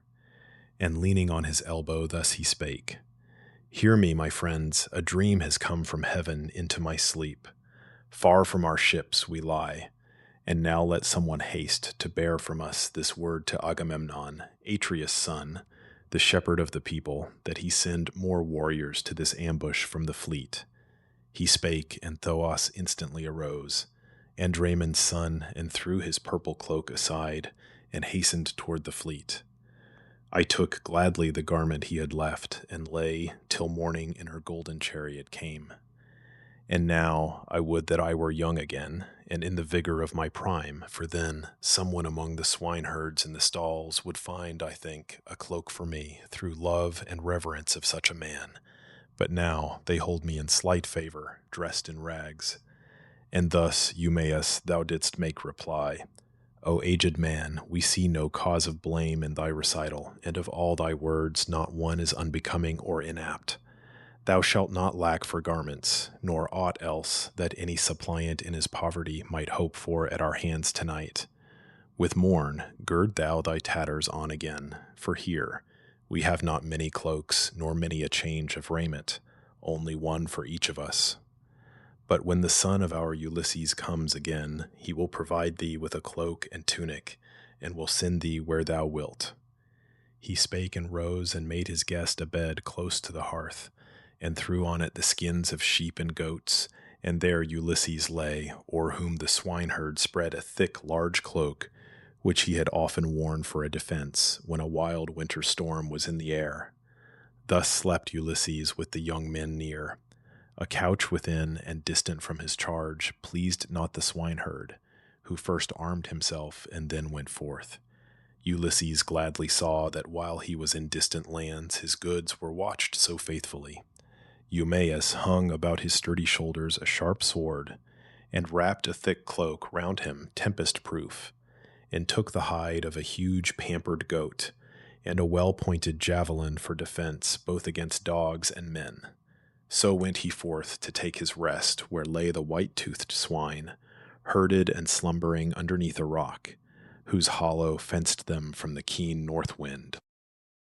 Book 15, Return of Telemachus, appearance of Pallas in a dream to Telemachus, warning him to return to Ithaca, his departure from Lacedaemon and arrival at Pylos, Theoclymenus, an augur, taken on board by him at Pylos, the story of Eumaeus related by him to Ulysses, arrival of Telemachus at the coast of Ithaca, the ship sent forward to the city, while Telemachus, having committed Theoclymenus to the care of his friend Piraeus, goes to the lodge of Eumaeus. Then Pallas, hastening to the mighty realm of Lacedaemon, sought the illustrious son of great Ulysses, to remind the youth of home and bid him think of his return. She found Telemachus and Nestor's son upon their couches in the portico of Menelaus the renowned. Deep sleep held Nestor's son, but to Telemachus the welcome slumber came not, for his thoughts uneasily through all the quiet night dwelt on his father. Now beside his bed the blue-eyed Pallas took her stand and spake, Telemachus, it is no longer well that thou shouldst wander from thy home and leave all thy possessions and those arrogant men that crowd thy halls. Beware lest they devour thy substance utterly, dividing all among them, and this journey be for naught. Make suit to Menelaus, great in war, quickly to send thee home, that thou mayst join thy blameless mother in thy halls. For now her father and her brothers counsel her to wed Eurymachus, whose gifts exceed those of the other suitors, and besides he offers a yet richer bridal dower. It were not hard without thy leave to take wealth from a palace. What a wife will do, thou knowest. 'Tis her pleasure to increase the riches of the man whom she has wed. Care of her former children has she none, nor memory of the husband whom she took while yet a maid, and who is in his grave. Of these she never speaks. Return thou then, and give thy goods in charge to one among the handmaids of thy household who shall seem the fittest for the trust, until the gods bring thee a noble wife. Another word have I for thee, and bear thou it in mind. The chief among the suitors in the strait between the rugged Samos and the isle of Ithaca are lurking, in the hope to slay thee on thy voyage home. But this I think they cannot do before the earth hold many of the suitor crew who make thy wealth a spoil. Steer thou thy gallant bark far from the isles, sail only in the night. Some god, whoever it may be that keeps watch over thee, will send a prosperous gale. When to the nearest shore of Ithaca thou comest in thy ship, let it go on, with all thy comrades, to the town, while thou repairest to the keeper of thy swine, whose heart is faithful to thee. There remain with him that night, and send him to the town with tidings to the sage Penelope, that thou art come from Pylos and art safe. So having said, the goddess took her way up to the Olympian height. Telemachus touched with his heel and wakened Nestor's son from a soft slumber and bespake him thus, Rise, Nestor's son, Pisistratus, and bring the firm-paced steeds and yoke them to the car, and we will now set forth upon our way. And Nestor's son, Pisistratus, replied, Telemachus, whatever be our haste, it were not well in darkness to begin our journey, and the morn will soon be here. Remain till Menelaus, Atreus' son, the hero mighty with the spear, shall come, and bring his gifts and place them in our car, and send us on our way with kindly words. Well does a guest remember all his days the generous host who shows himself his friend. He spake, and quickly on her car of gold appeared the morn. Then Menelaus came, the great in battle, from his couch beside the fair-haired Helen. When Telemachus knew of the king's approach, the hero threw in haste his tunic o'er his noble form, and over his broad shoulders flung a cloak of ample folds. Then, going forth, the son of great Ulysses met the king and said, Atrides Menelaus, loved of Jove and sovereign of the people, send me hence, I pray, to the dear country of my birth, for earnestly I long to be at home. And Menelaus, great in war, replied, Telemachus, I will not keep thee long, since thou so much desirest to return. I am displeased with him who as a host is lavish of his love, for he will hate beyond due measure. Best it is to take the middle way.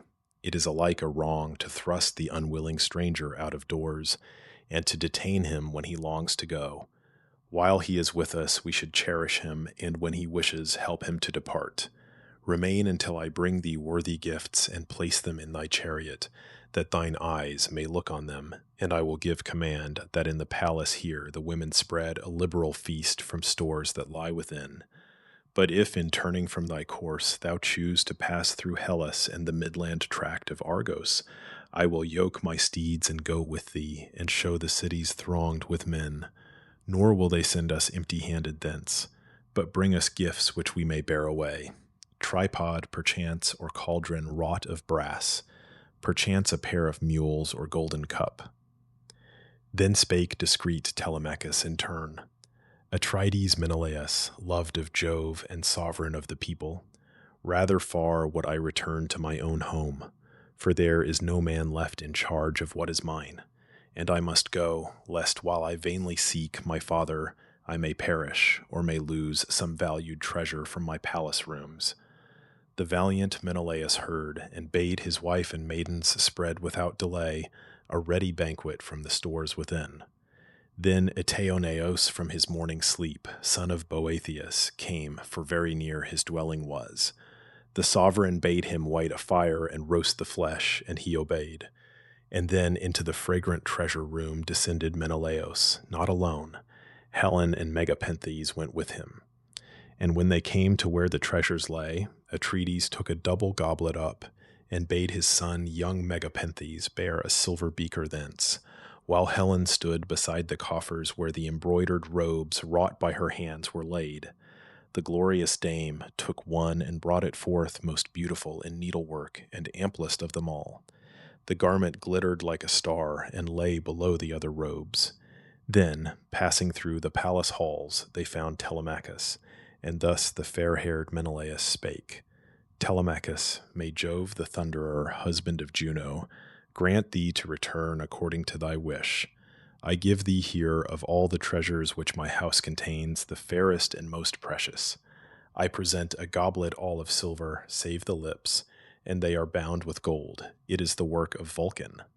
Phaedimus the hero, king of the Sidonians, gave it me when once his palace sheltered me. He gave it me at parting, and I now would have it thine. Atrides spake, and gave into his hands the double goblet. Megapenthes next before him set the shining beaker wrought of silver. Rosy Helen, holding up the robe, drew near, and spake to him and said, I also bring to thee, dear son, a gift, the work of Helen's hands, which thou shalt keep in memory of her until the day of thy desired espousals, when thy bride shall wear it. Let it in the meantime lie within thy halls in thy dear mother's care, and mayst thou soon and happily arrive at thy fair palace and thy native coast. So spake she, placing in his hands the robe. He took it and was glad. Pisistratus was moved with wonder as he saw and laid the presents in the car. The fair-haired king then led them to the hall and seated them on thrones and couches, where a maiden brought water in a fair golden ewer, and o'er a silver basin poured it for their hands, and near them set a table smoothly wrought. The matron of the palace brought them bread and many a delicate dish to please the taste, from stores within the house. Then to the board Boethius' son drew near and carved the meats, and gave to each a portion, while the son of glorious Menelaus poured the wine. The guests put forth their hands and shared the food that lay prepared before them. When the calls of thirst and hunger ceased, Telemachus and Nestor's famous son brought forth and yoked the steeds, and climbed into the sumptuous car, and drove from out the echoing portico. Atrides Menelaus, amber-haired, went forth with them, and holding in his hand a golden cup of generous wine, poured out an offering for their voyage to the gods. Before the steeds he took his stand, and first drank from the cup, and then bespake the guests. Now fare ye well, young men, and when ye come to Nestor, shepherd of the people, give greetings from me, for he was kind to me as if he were a father, when the sons of Greece were warring in the realm of Troy. Then spake in turn discreet Telemachus, Assuredly I shall relate to him, as soon as I am with him, all that thou, foster child of Jove, hast bid me say. And would to heaven I might as surely tell Ulysses in his palace, when again I come to Ithaca, how welcome thou hast made me here, and how I came away with treasures rich and many from thy court. As thus he spake, an eagle to the right appeared, that flying bore a large white goose, clutched from the tame flock in the palace court, and men and women ran the way he flew, and shouted after him. Before the steeds of the young men, and still on the right hand, the bird went sweeping on. They saw well pleased, and every heart was gladdened. To the rest, Peisistratus, the son of Nestor, said, Now tell me, Menelaus, loved of Jove, prince of the people, does the god who sends this portent mean the sign for us or thee? He spake, and Menelaus, dear to Mars, paused, thinking how to answer him aright, when thus the long-robed Helen interposed. Listen to me, and I will prophesy as the gods prompt me, and as I believe the event will be. Just as this eagle came from the wild hills, his birthplace and his haunt, and seized and bore away the waterfowl reared near our halls, so will Ulysses come, after much hardship and long wanderings, to his own home to be avenged. Perchance already is at home, and meditates an evil end to all the suitor crew. Then spake discreet Telemachus in turn, May Juno's husband, Jove the Thunderer, so order the event, and I will there make vows to thee as to a deity. He spake, and touched the coursers with the lash, and through the city rapidly they went, and toward the plain, and all day long they shook the yoke upon their necks. The sun went down, the roads all lay in darkness as they came to Phere, in the house of Diodes, whose father was Orsilochus, and he the offspring of Alphaeus. There that night they slept, their host was liberal of his cheer. But when appeared the daughter of the dawn, the rosy-fingered morn, they yoked the steeds, and climbed the sumptuous car, and drove afield from underneath the echoing portico. The son of Nestor plied the lash, the steeds flew not unwillingly, and quickly reached the lofty citadel of Pylos. There Telemachus bespake his comrade thus, Wilt thou consent to do what I shall ask, O son of Nestor?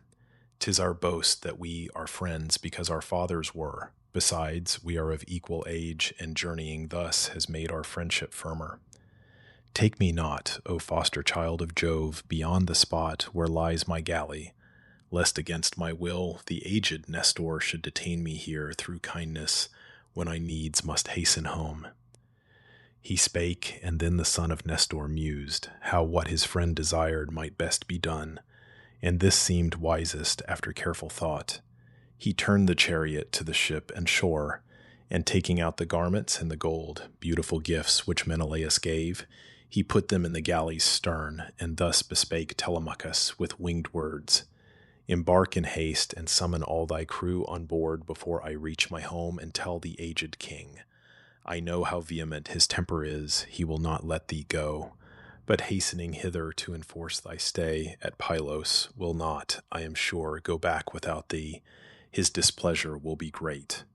He spake, and toward the Pylian city turned his steeds with flowing manes, and quickly reached his home.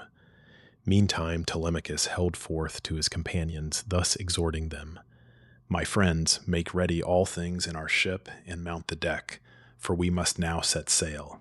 He spake, they hearkened and obeyed, and leaped on board and manned the benches. While he thus was hastening his departure, offering prayer and pouring wine to Pallas at the stern, a stranger came, a seer, a fugitive from Argos, where his hand had slain a man.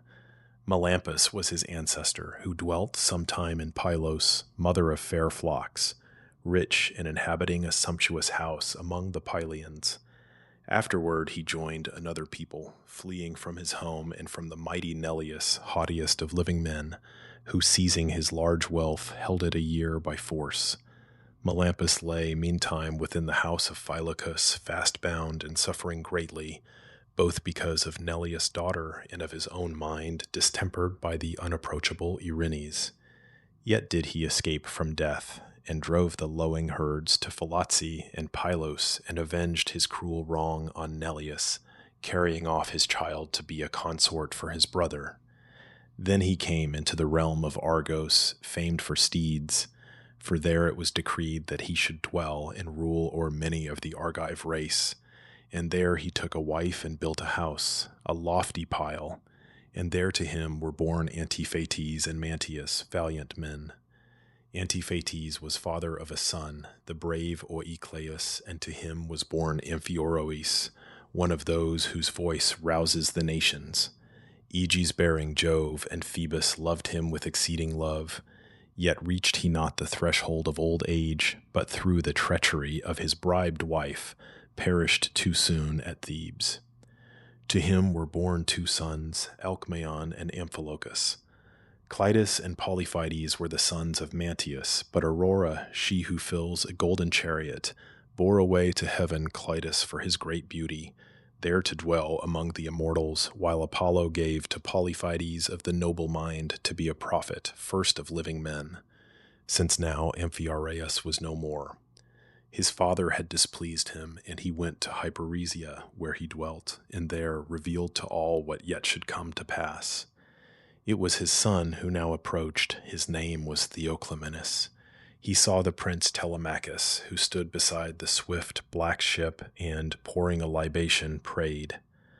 And thus he said to him in winged words, "My friend, whom here beside this bark I find making a pious offering, I entreat, both by that offering and the deity, and by thy life and by the lives of these who follow thee, declare to me the truth, and keep back naught of all that I inquire. Who art thou, from what race of men, and where thy city lies, and who thy parents are?" Then spake and turned discreet Telemachus, "Stranger, to every point I answer thee. I am by race a son of Ithaca. My father was Ulysses when alive, but he has died a miserable death. Long years has he been absent, and I came with my companions here in this black ship to gather tidings of my father's fate." Then said the godlike Theoclymenos, "I too, like thee, am far away from home, for I have slain a man of my own tribe, and he had many brothers, many friends, in Argos famed for steeds. Great is the power of those Achaeans, and I flee from them in the black doom of death, to be henceforth a wanderer among men. O shelter me on board thy galley. I, a fugitive, implore thy mercy, lest they overtake and slay me. They are surely on my track." And thus discreet Telemachus replied, "If thou desire to come on board my ship, I shall not hinder thee. Come with us then, and take a friendly share in what we have." So saying, he received his brazen spear, and laid it on the good ship's deck, and went himself on board, and taking at the stern his place, he seated Theoclymenos beside him. Then the mariners cast loose the hawsers, and Telemachus gave forth the order to prepare for sea. They heard and eagerly obeyed. They raised the mast, a pine tree stem, and bringing it to stand in its deep socket, bound it there with cords, and hoisted by their strongly twisted thongs the ship's white sails. The blue-eyed Pallas sent a favorable and fresh-blowing wind that swept the sky to drive more speedily the galley through the salt sea waves. They came to Cruni, into Chalcis pleasantly, watered by rivers. Now the sun went down, night closed around their way, but onward still a favorable wind from Jupiter toward Phaerae bore them, and the hallowed coast of Elis, where the Epaean race bear sway, and then among the isles whose rocky peaks rise from the waters. Here Telemachus mused thoughtfully on what his fate might be, to perish by the ambush or escape. Meantime Ulysses and the swineherd sat at meat within the lodge. The other men were at the board, and when the calls of thirst and hunger ceased, Ulysses spake to try the swineherd, whether he were bent to show yet further kindness and entreat his stay, or whether he would send him to the town. Eumaeus, hearken thou and all the rest. Tomorrow 'tis my wish to go to town, that I may beg and be no charge to thee and thy companions. Give me thy advice, and send a trusty guide to show the way. There will I roam the streets, for so I must, and haply someone there will give a cup of wine and cake of meal. And when I find the house of great Ulysses, I will tell the sage Penelope the news I bring. Nay, I would even go among the crew of arrogant suitors, who perhaps might give a meal, for there is plenty at their feasts, and I would do whatever they require. For let me tell thee, and do thou give heed, there lives no man who can contend with me in menial tasks, to keep alive a fire with fuel, cleave dry wood, and carve and roast the meat and pour the wine, whate'er is done by poor men waiting on the better sort. And thou, Eumaeus, keeper of the swine, didst answer in displeasure. Woe is me, how could thy bosom harbor such a thought? O stranger, thou must surely be resolved to perish if thy purpose be to go among the suitor crew, whose insolence and riot reach the iron vault of heaven. Not such attendants minister to them as thou art, but fair youths arrayed in cloaks and tunics, with sleek heads and smooth of face. These wait at polished tables heavily loaded with bread and flesh and wine. Stay thou content among us, sure that no one here is wearied by thy presence, neither I nor any of my fellows. When he comes, the dear son of Ulysses will provide for thee the garments thou dost need, a cloak and tunic, and will send thee where thou wilt. Ulysses, the great sufferer, answered thus, I pray that thou mayst be as dear to Jove, the great All-Father, as thou art to me, since through thy kindness I enjoy a pause amid my weary wanderings. There is naught worse than a wandering life. Unseemly cares a hungry stomach brings to homeless men. Hardship and grief are theirs.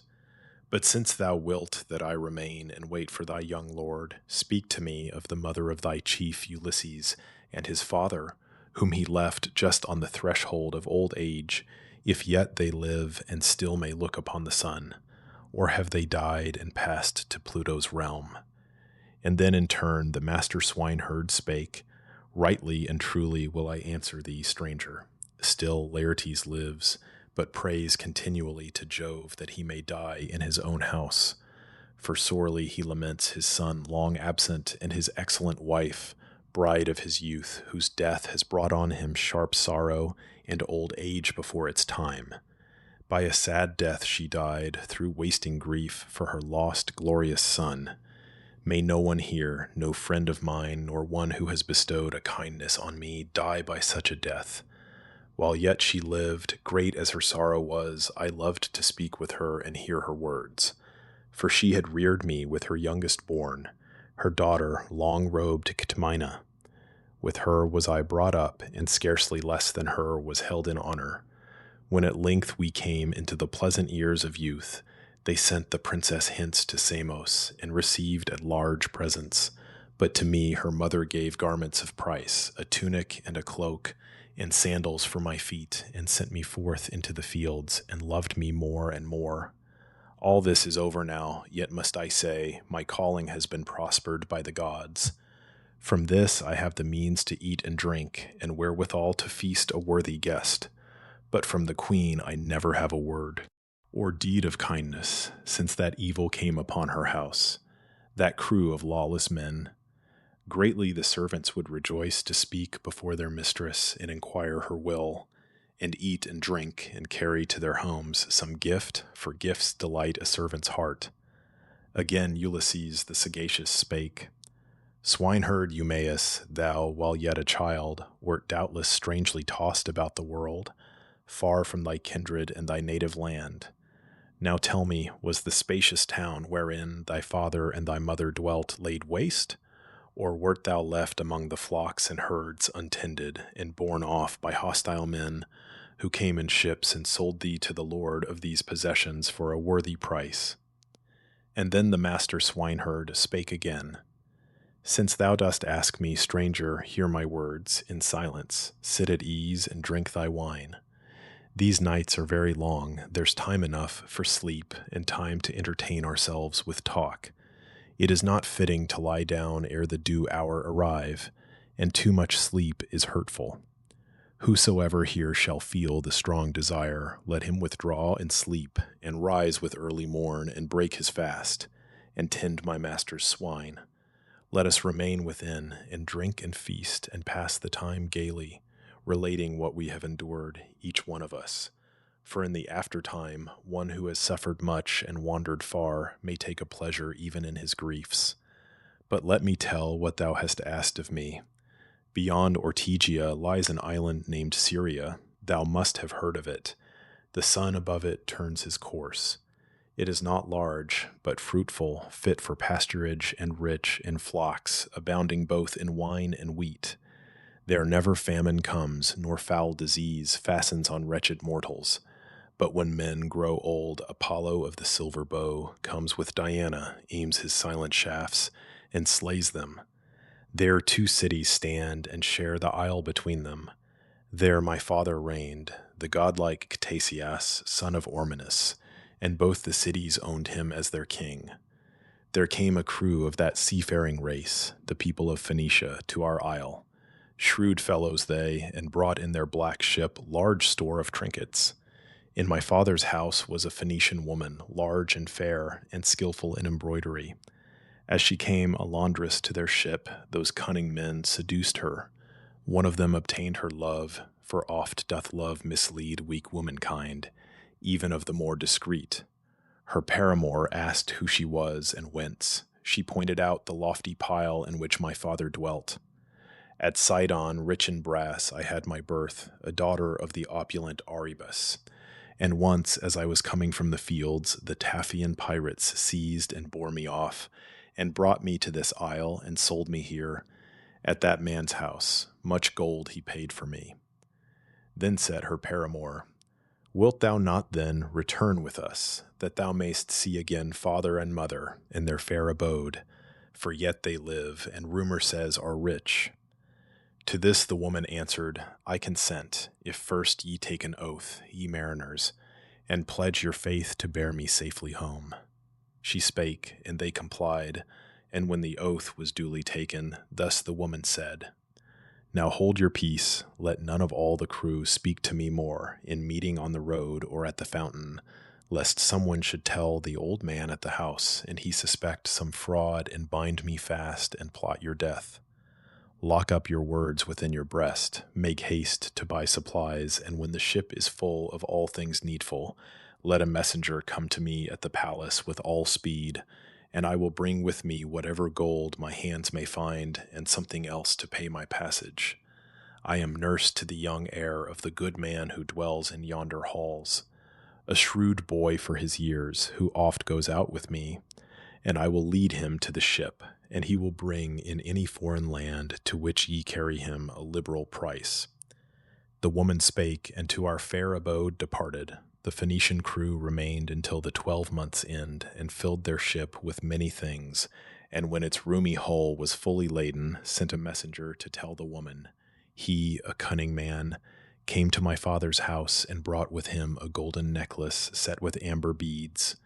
The palace maidens and the gracious queen, my mother, took it in their hands, and gazed upon it, and debated of its price. Meantime the bearer gave the sign, and soon departed to the ship. The woman took my hand, and led me forth.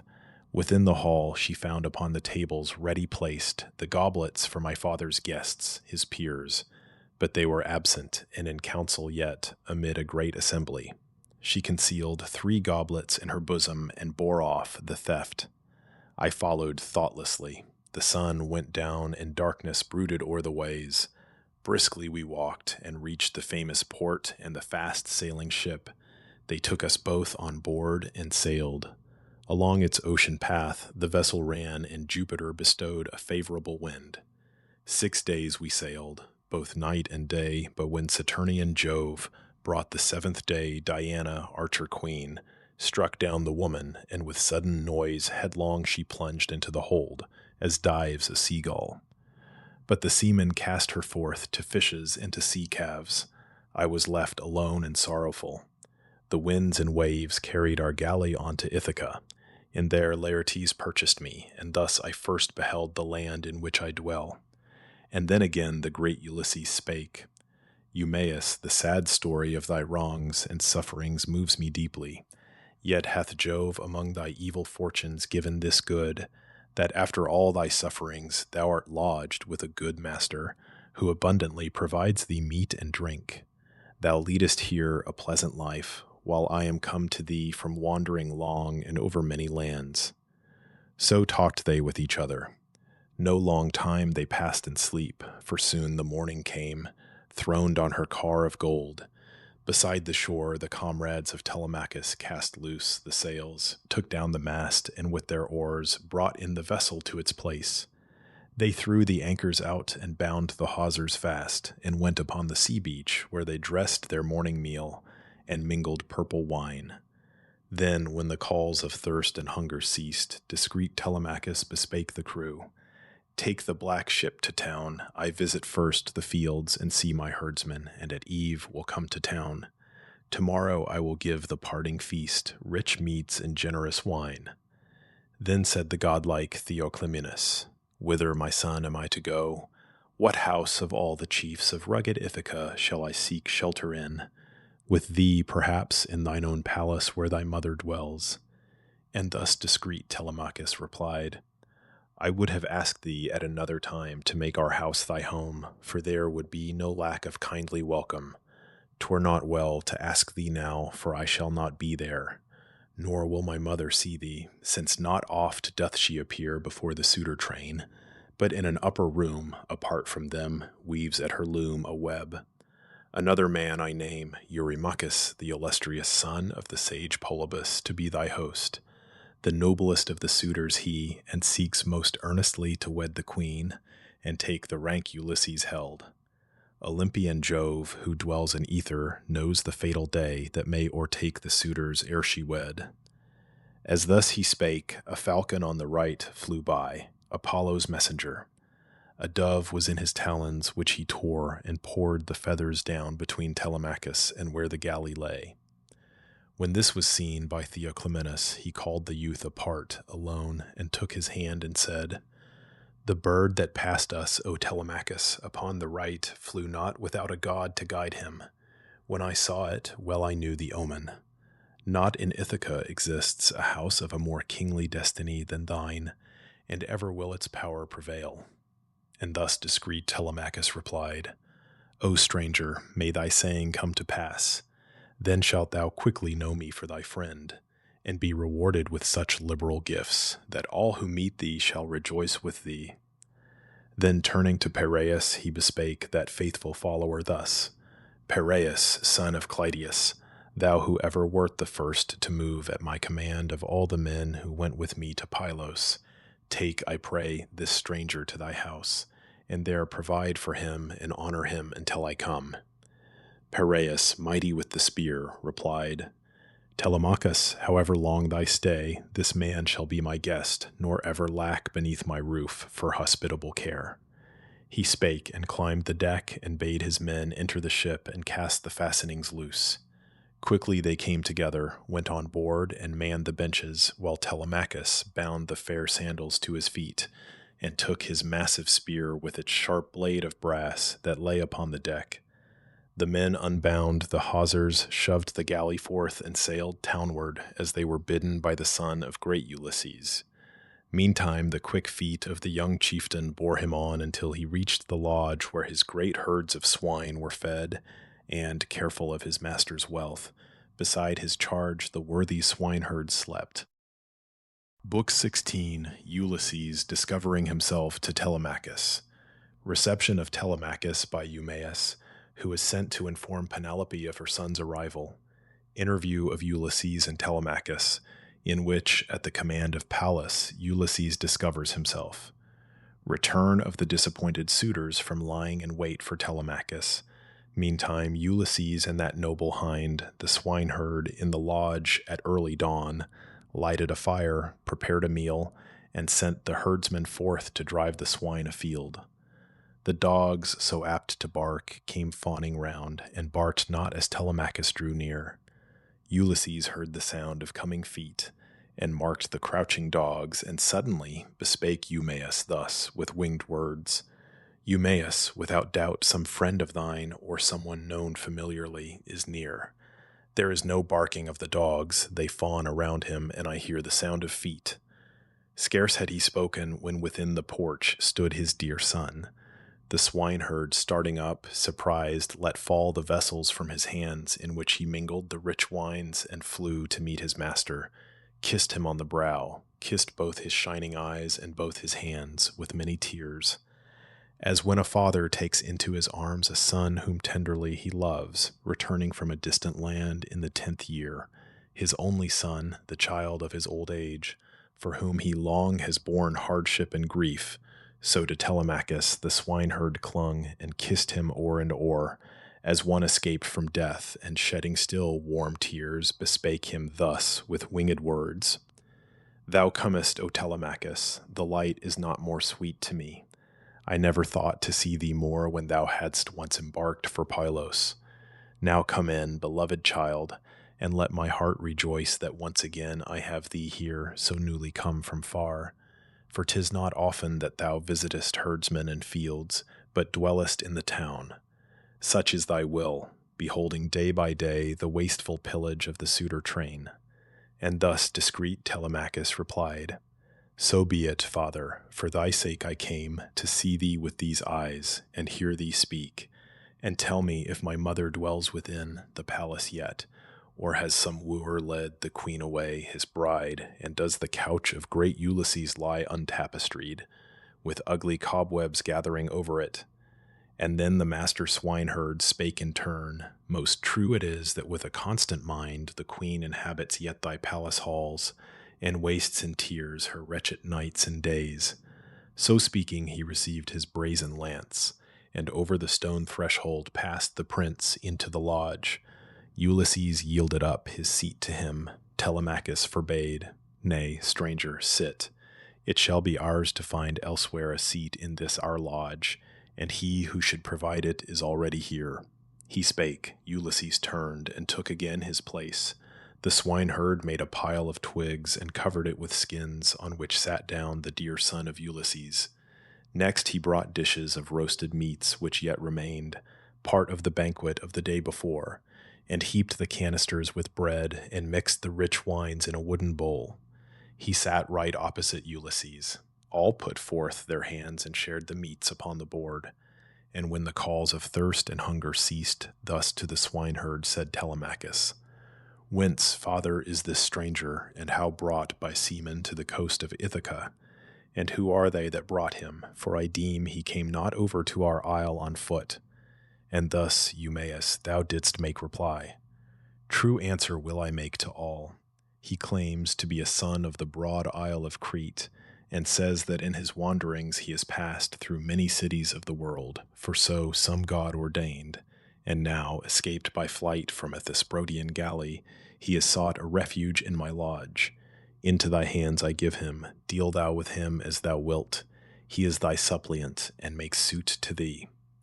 Then spake discreet Telemachus again, Eumaeus, thou hast uttered words that pierce my heart with pain. For how can I receive a stranger at my house? I am a youth who never yet has trusted in his arm to beat the offerer of an insult back, and in my mother's mind the choice is yet uncertain whether to remain with me, the mistress of my household, keeping still her constant reverence for her husband's bed, and still obedient to the people's voice, or whether she shall follow as a bride him of the Achaean suitors in my halls, who is accounted worthiest and who brings the richest gifts. Now, as to this thy guest, since he has sought thy lodge, I give to him a cloak and tunic seemly of their kind, a two-edged sword and sandals for his feet, and I will send him to whatever coast he may desire to go. Yet, if thou wilt, lodge him beneath thy roof, and I will send raiment and food, that he may be no charge to thee or thy companions. To my house among the suitor train I cannot bear that he should go. Those men are insolent beyond all measure. They would scoff at him, and greatly should I grieve. The boldest man against so many might contend in vain, and greater is their power by far than mine. Then spake Ulysses, the great sufferer. O friend, since I have liberty to speak, my very heart is wounded when I hear what wrongs the suitors practice in thy halls against a youth like thee. But give me leave to ask if thou submittest willingly, or do thy people, hearkening to some god, hate thee with open hatred? Dost thou blame thy brothers, for in brothers men confide even in a desperate conflict? Would that I were young again, and with the will I have, or that I could become Ulysses' son, or were that chief himself returned at last from all his wanderings, and there yet is hope of his return. Then might another strike my head off, if I would not instantly enter the house of Laertiades, and make myself a mischief to them all. But should they overcome me, thus alone, contending with such numbers, I would choose rather in mine own palace to be slain, than every day behold such shameful deeds. Insulted guests, maidservants foully dragged through those fair palace chambers, wine casks drained, and gluttons feasting idly wastefully, and others toiling for them without end. Then spake again discreet Telemachus. Stranger, thou shalt be answered faithfully. Know then, the people are by no means wroth with me, nor have I brothers to accuse. Though in a desperate conflict men rely upon a brother's aid, Saturnian Jove confines our lineage to a single head. The king Arcesius had an only son, Laertes, and to him was only born Ulysses. And Ulysses left me here, the only scion of his house, and he had little joy of me. Our halls are filled with enemies, the chief men of the isles, Dulichium, Samos, and Zacynthus dark with forests, and the rugged Ithaca. So many woo my mother and consume our substance. She rejects not utterly their hateful suit, nor yet will give consent and end it. They go on to waste my wealth, and soon will end me also. But the event rests with the gods, and go thou now with speed, Eumaeus' father, to Penelope, and say that I am safe and just returned from Pylos. I remain within the lodge, and then come back as soon as thou hast told the queen alone. Let none of all the Greeks hear aught, for they are plotting harm to me. Then thus, Eumaeus, thou didst make reply. Enough, I see it all, thy words are said to one who understands them. But, I pray, direct me whether in my way to take a message to Laertes the distressed. While sorrowing for Ulysses, he o'ersaw the labors of the field, and ate and drank, as he had appetite with those who wrought. But since thy voyage to the Pylian coast, they say he never takes his daily meals as he was wont, nor oversees the work, but sits and mourns and sighs and pines away, until his limbs are shriveled to the bone. Then spake discreet Telemachus again. 'Tis sad, but we must leave him to his grief a little while. Could everything be made to happen as we mortals wish, I then would first desire my father's safe return. But thou, when thou hast given thy message, haste hither again, nor wander through the fields to him, but let my mother send at once the matron of her household, privately, to bear the tidings to the aged man. He spake to speed the swineherd, who took up his sandals, bound them on, and bent his way townward. Not unperceived by Pallas went Eumaeus from the lodge. She came in shape a woman beautiful and stately, skilled in household arts, the noblest. Near the gate she stood, right opposite. Ulysses saw. Telemachus beheld her not. The gods not always manifest themselves to all.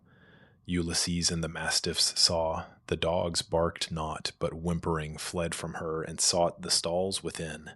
She beckoned with her brows. Ulysses knew her meaning and came forth, and passed the great wall of the court, and there stood near to Pallas, who bespake him thus: Son of Laertes, nobly born and wise, speak with thy son, conceal from him the truth no longer, that, prepared to make an end of that vile suitor crew, ye may go up into the royal town. Nor long will I be absent, I am ready for the assault. Thus spake the goddess. Putting forth a wand of gold, she touched the chief. Beneath that touch, his breast was covered with a new blanched robe and tunic. To his frame it gave new strength. His swarthy color came again, his cheeks grew full, and the beard darkened on his chin. This done, she disappeared. Ulysses came into the lodge again, his son beheld, amazed and overawed, and turned his eyes away as if in presence of a god, and thus bespake the chief with winged words: O stranger, thou art other than thou wert. Thy garb is not the same, nor are thy looks. Thou surely art some deity of those whose habitation is the ample heaven. Be gracious to us, let us bring to thee such sacrifices as thou wilt accept, and gifts of graven gold. Be merciful. Ulysses, the great sufferer, thus replied: I am no god, how am I like the gods? I am thy father, he for whom thy sighs are breathed, and sorrows borne and wrongs endured. He spake and kissed his son, and from his lids tears fell to earth, that long had been restrained. And then Telemachus, who could not think the stranger was his father, answered thus: Nay, thou art not my father, thou art not. Ulysses, rather hath some deity sought to deceive me, that my grief may be the sharper. For no mortal man would do what has been done, unless some god should come to aid him, and to make him young or old at pleasure. For thou wert a moment since an aged man, and sordidly arrayed, and now art like the gods of the wide heaven. Ulysses the sagacious answered thus: It is not well, Telemachus, to greet with boundless wonder and astonishment thy father in this lodge. Be sure of this, that no Ulysses other than myself will ever enter here. I, who am he, have suffered greatly, and have wandered far, and in the 20th year am come again to mine own land. Thou hast beheld today a wonder wrought by Pallas, huntress queen, who makes me what she will, such power is hers. Sometimes to seem a beggar, and in turn a young man in a comely garb. The gods, whose home is in the heavens, can easily exalt a mortal man or bring him low. He spake and sat him down. Telemachus around his glorious father threw his arms, and shed a shower of tears. Both felt at heart a passionate desire to weep. They wept aloud, and louder were their cries than those of eagles or the sharp-clawed vulture tribe, whose young the hinds have stolen, yet unfledged. Still flowed their tears abundantly. The sun would have gone down and left them weeping still, had not Telemachus at length inquired: Dear father, tell me, in what galley came the mariners who brought thee? Of what race claim they to be? For certainly, I think, thou camest not hither traveling on foot. Ulysses, the great sufferer, thus replied: My son, thou shalt be answered faithfully. Men of a race renowned for seamanship, Phaeacians, brought me hither. They convey abroad the strangers coming to their isle, and bearing me in one of their swift barks across the sea, they landed me asleep in Ithaca. Rich were the gifts they gave, much brass and gold, and garments from the loom. These, so the gods have counseled, lie concealed among the hollow rocks, and I am come, obeying Pallas, to consult with thee how to destroy our enemies. Give now the number of the suitors. Let me know how many there may be, and who they are, that with a careful judgment I may weigh the question whether we shall fall on them, we two alone, or must we seek allies. Then spake discreet Telemachus again: O father, I have heard of thy great fame my whole life long, how mighty is thy arm, how wise thy counsels. Thou hast said great things, and I am thunderstruck. It cannot be that two alone should stand before a crowd of valiant men. They are not merely 10, these suitors, nor twice 10, but many more. Hear then their number. From Dulichium come 52, the flower of all its youth. with whom are 6 attendants. Samos sends twice 12, and 20 more Achaean chiefs come from Zacynthus. 12 from Ithaca, the noblest of the isle are these, with whom Medon the herald comes, a bard whose song is heavenly, and 2 servants skilled to spread the banquet. Should we in the palace halls assault all these, I fear lest the revenge for all thy wrongs would end most bitterly and grievously for thee. Now, if thy thought be turned to some ally, bethink thee who will combat for us with a willing heart. Again Ulysses, the great sufferer, spake. Then will I tell thee, listen and give heed. Think whether Pallas and her father Jove suffice not for us. Need we more allies? And then discreet Telemachus rejoined, Assuredly the twain whom thou hast named are mighty as allies. For though they sit on high among the clouds, they yet bear rule both o'er mankind and o'er the living gods. Once more Ulysses, the great sufferer, spake. Not long will they avoid the fierce affray when in my halls the strength of war is tried between me and the suitor crew. Now go with early morning to thy home, and there mingle among the suitors. As for me, the swineherd afterward shall lead me hence to town, a wretched beggar seemingly, and very old. If there they scoff at me in mine own palace, let thy faithful heart endure it, though I suffer. Though they seize my feet, and by them drag me to the door, or strike at me with weapon blades, look on and bear it, yet reprove with gentle words their folly. They will never heed reproof. The day of their destruction is at hand. And this I tell thee further, and be sure to keep my words in memory. As soon as Pallas, goddess of wise counsel, gives the warning, I shall nod to thee, and thou, when thou perceivest it, remove at once all weapons from my halls to a recess high in an upper chamber. With soft words quiet the suitors when they ask thee why. Say, I would take them where there comes no smoke, since now they seem no longer like to those left by Ulysses when he sailed for Troy, but soiled and tarnished by the breath of fire. This graver reason also Saturn's son hath forced upon my mind, that ye by chance, when full of wine and quarreling, may wound each other, and disgrace the feast and bring shame on your wooing, for the sight of steel draws men to bloodshed. Say but this, and leave 2 swords for us, 2 spears, 2 ox-hide shields, against the day of combat. Pallas then, and Jove the all-disposer, will unman their hearts. Moreover, let me say to thee, and keep my words in memory, if thou be my son and of my blood, let no man hear that now Ulysses is within the isle. Let not Laertes hear of it, nor him who keeps the swine, nor any of the train of servants, nor Penelope herself, while thou and I alone search out and prove the women of the household, and no less the serving men, to know who honors us and bears us reverence in his heart, and who contemns us and dishonors even thee. Then answered his illustrious son and said, Father, thou yet wilt know my heart, and find that of a careless and too easy mood I am not. But a search like this, I think, would profit neither of us, and I pray that thou wilt well consider it.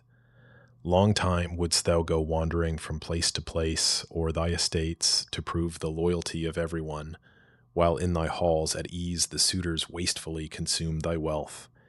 Yet would I counsel that the women's faith be proved, that the disloyal may be marked, and the innocent go free.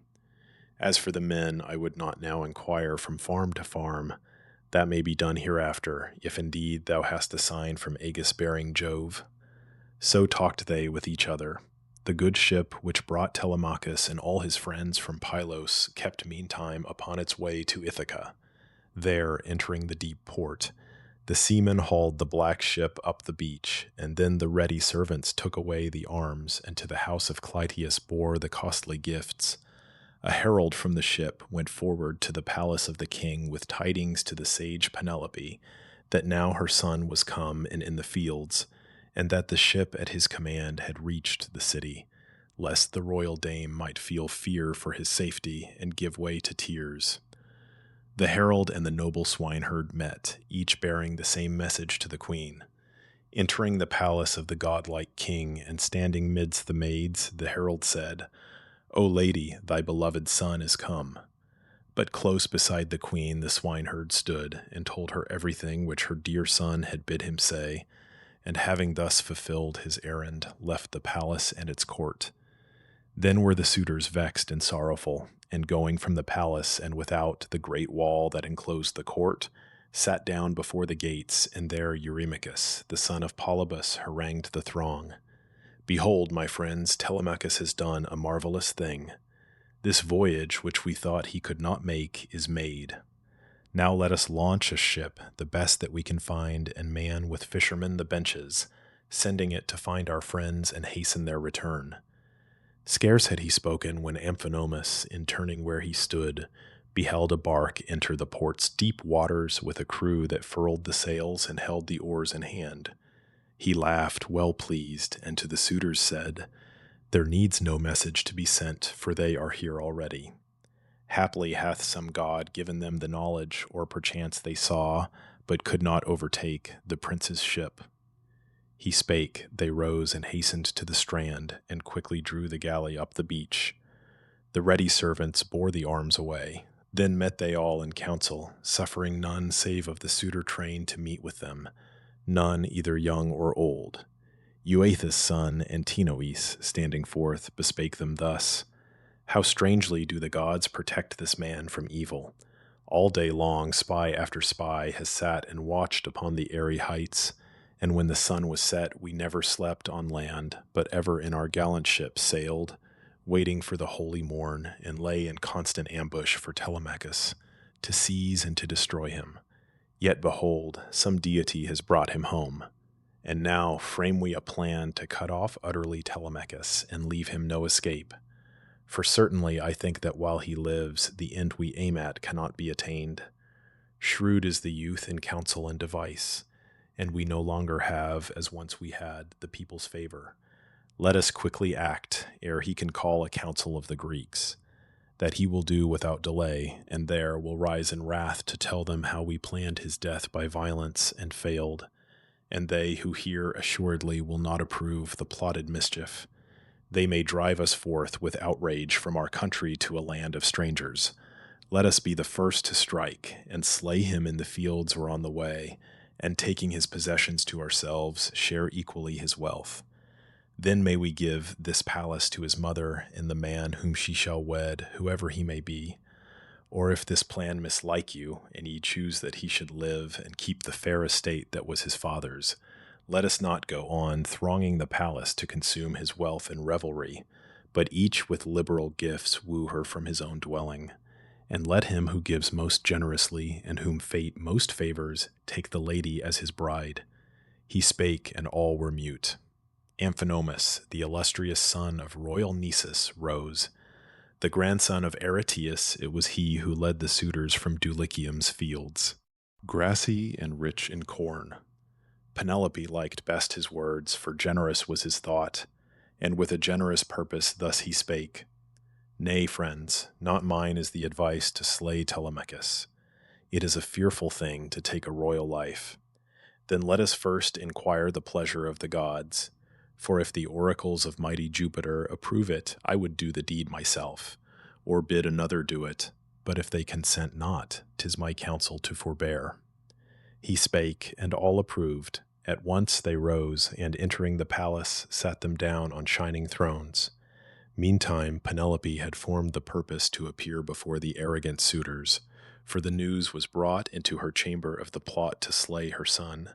The herald Medon overheard, and told her all. So to the hall she went, with her attendant maids.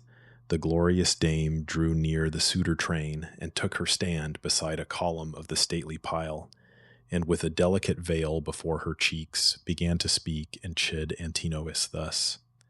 Antinous, mischief plotter, insolent, the rumor is that thou excellest all of thy own age among the Ithacans in understanding and in speech.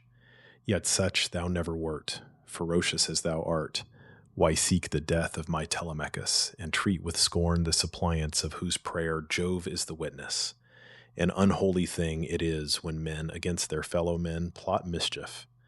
Dost thou then forget that once thy father came to us a fugitive, in terror of the people, who were wroth because he joined the Taphian pirate race and plundered the Thesprotians, our allies? The people would have slain him and have torn his heart out and have pillaged his large wealth. Ulysses checked their rage and held them back, fierce as they were. Now thou dost waste his goods most shamefully, and woo his wife, and slay his son, and multiply my woes.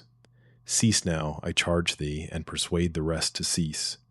Eurymachus, the son of Polybus, replied, O daughter of Icarius, sage Penelope, take heart. Let no such thought possess thy mind. There is no man on earth, nor will there be, who shall lay violent hands upon Telemachus thy son, while I am living and yet keep the gift of sight. I say, and will perform it. His black blood shall flow and bathe my spear. Ulysses oft, spoiler of realms, would take me on his knee, and put the roasted meats into my hands, and give me ruddy wine. I therefore hold Telemachus of all mankind most dear, and I will bid him have no fear of death from any of the suitors. If it come, sent by the gods, he cannot then escape. So spake he to appease her, while he planned the murder of her son. The queen went up to the fair upper chambers, and there wept Ulysses, her dear spouse, till o'er her lids the blue-eyed Pallas poured the balm of sleep. At evening to Ulysses and his son the noble swineherd went, while busily they made the supper ready, having slain a porker 1 year old. Then instantly stood Pallas by Ulysses, and put forth her wand and touched him, making him again old, and clad sordidly in beggar's weeds, lest that the swineherd, knowing at a look his master, might not keep the knowledge locked in his own breast, but hastening forth betray the secret to the chaste Penelope. Then to the swineherd said Telemachus, Noble Eumaeus, welcome. What reports are in the town? Have those large-minded men, the suitors, left their ambush and returned, or are they waiting yet for me to pass? And thus, Eumaeus, thou didst make reply. Of that indeed I never thought to ask in going through the town. My only care was to return as soon as I had given my message with such speed as I could make. I met a messenger, a herald sent by thy companions, who was first to tell thy mother of thy safe return. Yet this I know, for I beheld it with my eyes. When outside of the city, where the hill of Hermes stands, I saw a gallant bark entering the port and carrying many men. Heavy it was with shields and two-edged spears. 'Twas they, I thought, and yet I cannot tell. He spake. Telemachus the valiant looked upon his father with a smile unmarked by good Eumaeus. When their task was done, and the board spread, they feasted. No one lacked his portion of the common meal. Their thirst and hunger satisfied, they laid them down to rest, and so received the gift of sleep. Book 17, Return of Ulysses to his palace, Meeting of Telemachus and Penelope.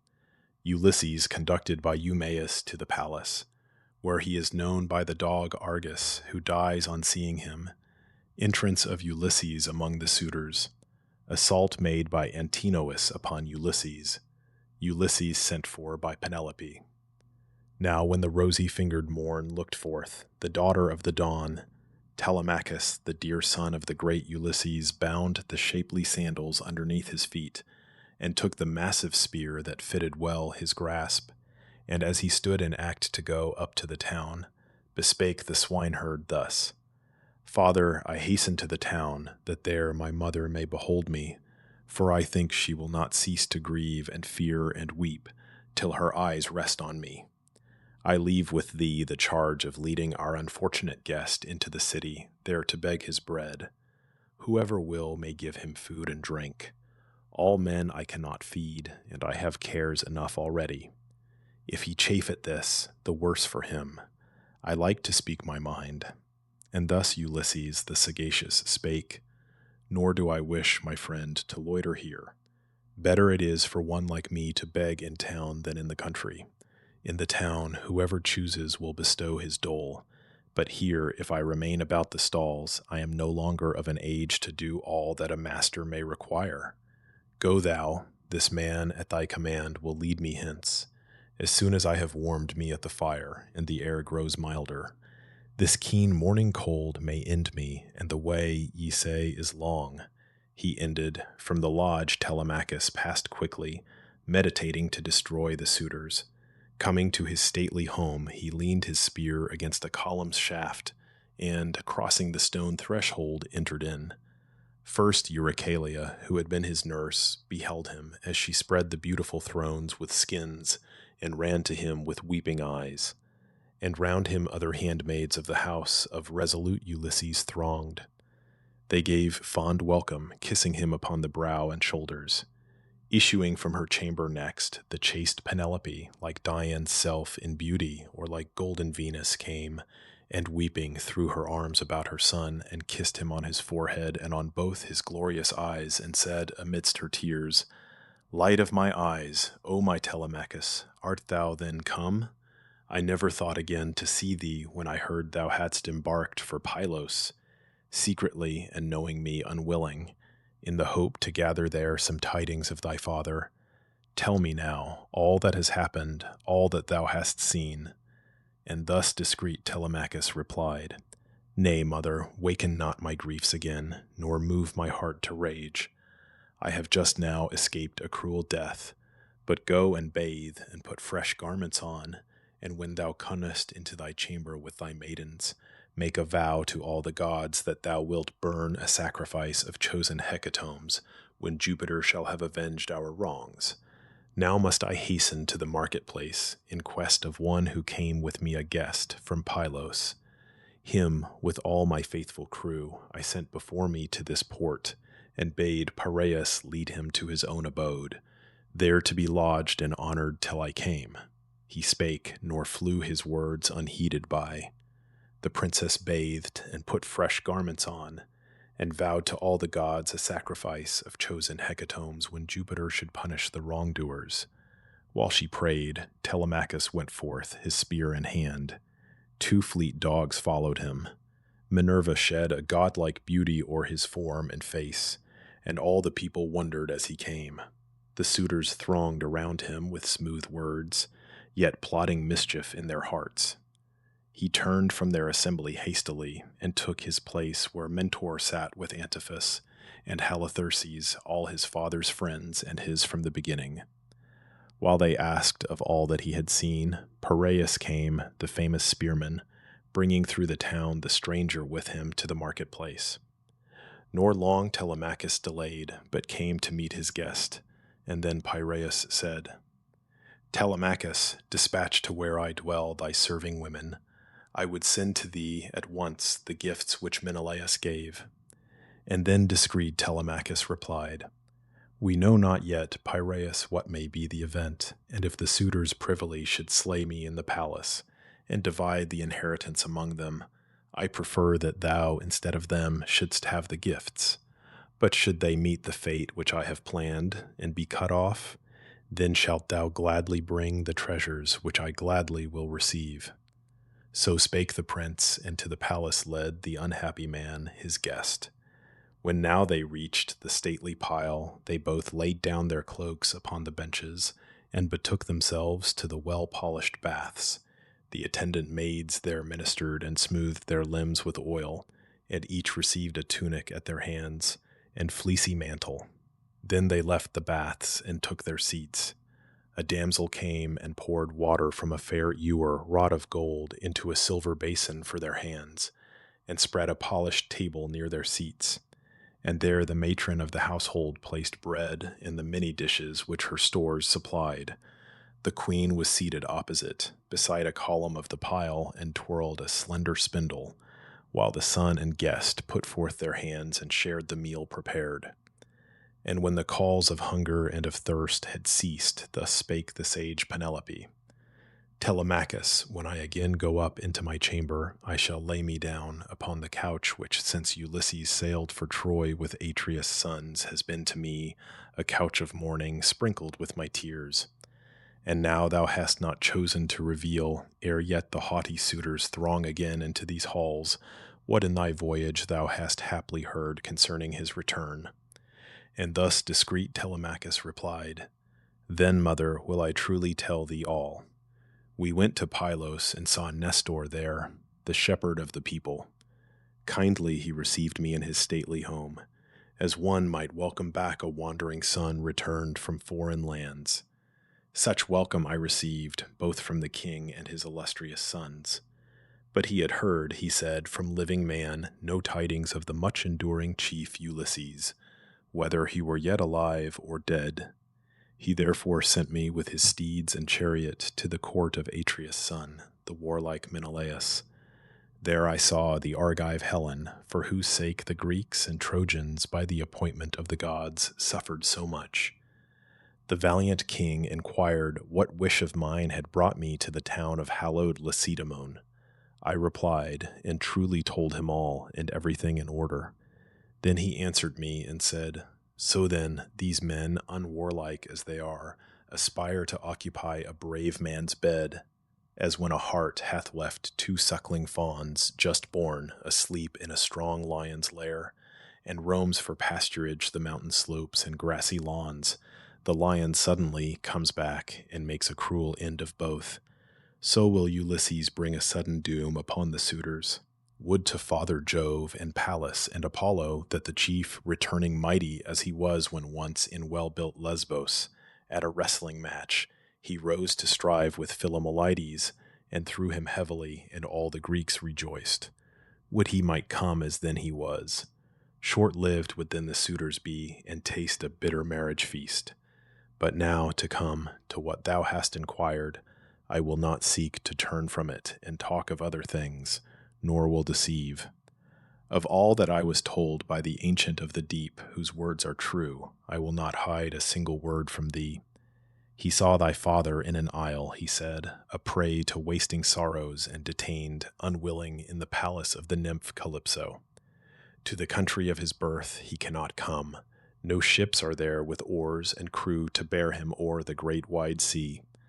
Thus Menelaus, mighty with the spear, the son of Atreus, said, and having now fulfilled my errand, I returned. The gods gave favoring winds and sent me swiftly home. He ended, and the queen was deeply moved.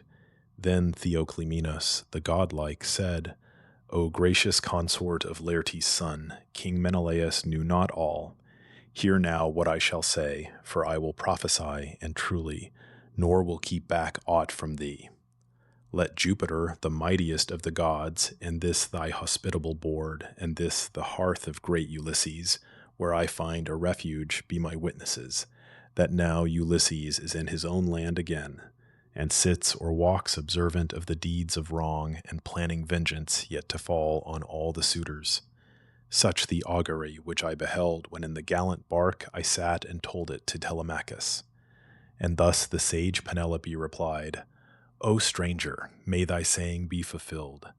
Then shalt thou have such thanks and such rewards that all who greet thee shall rejoice with thee. So talked they with each other. In the space before the palace of Ulysses stood the suitors, pleased with hurling quoits and spears on the smooth pavement, where their insolence so oft was seen. But when the supper hour was near, and from the fields the cattle came, driven by the herdsmen, Medon, he whom most they liked of all the heralds, and who sat among them at the feast, bespake them thus, Youths, since ye now have had your pastime here, come in and help prepare the evening meal. At the due hour a banquet is not ill.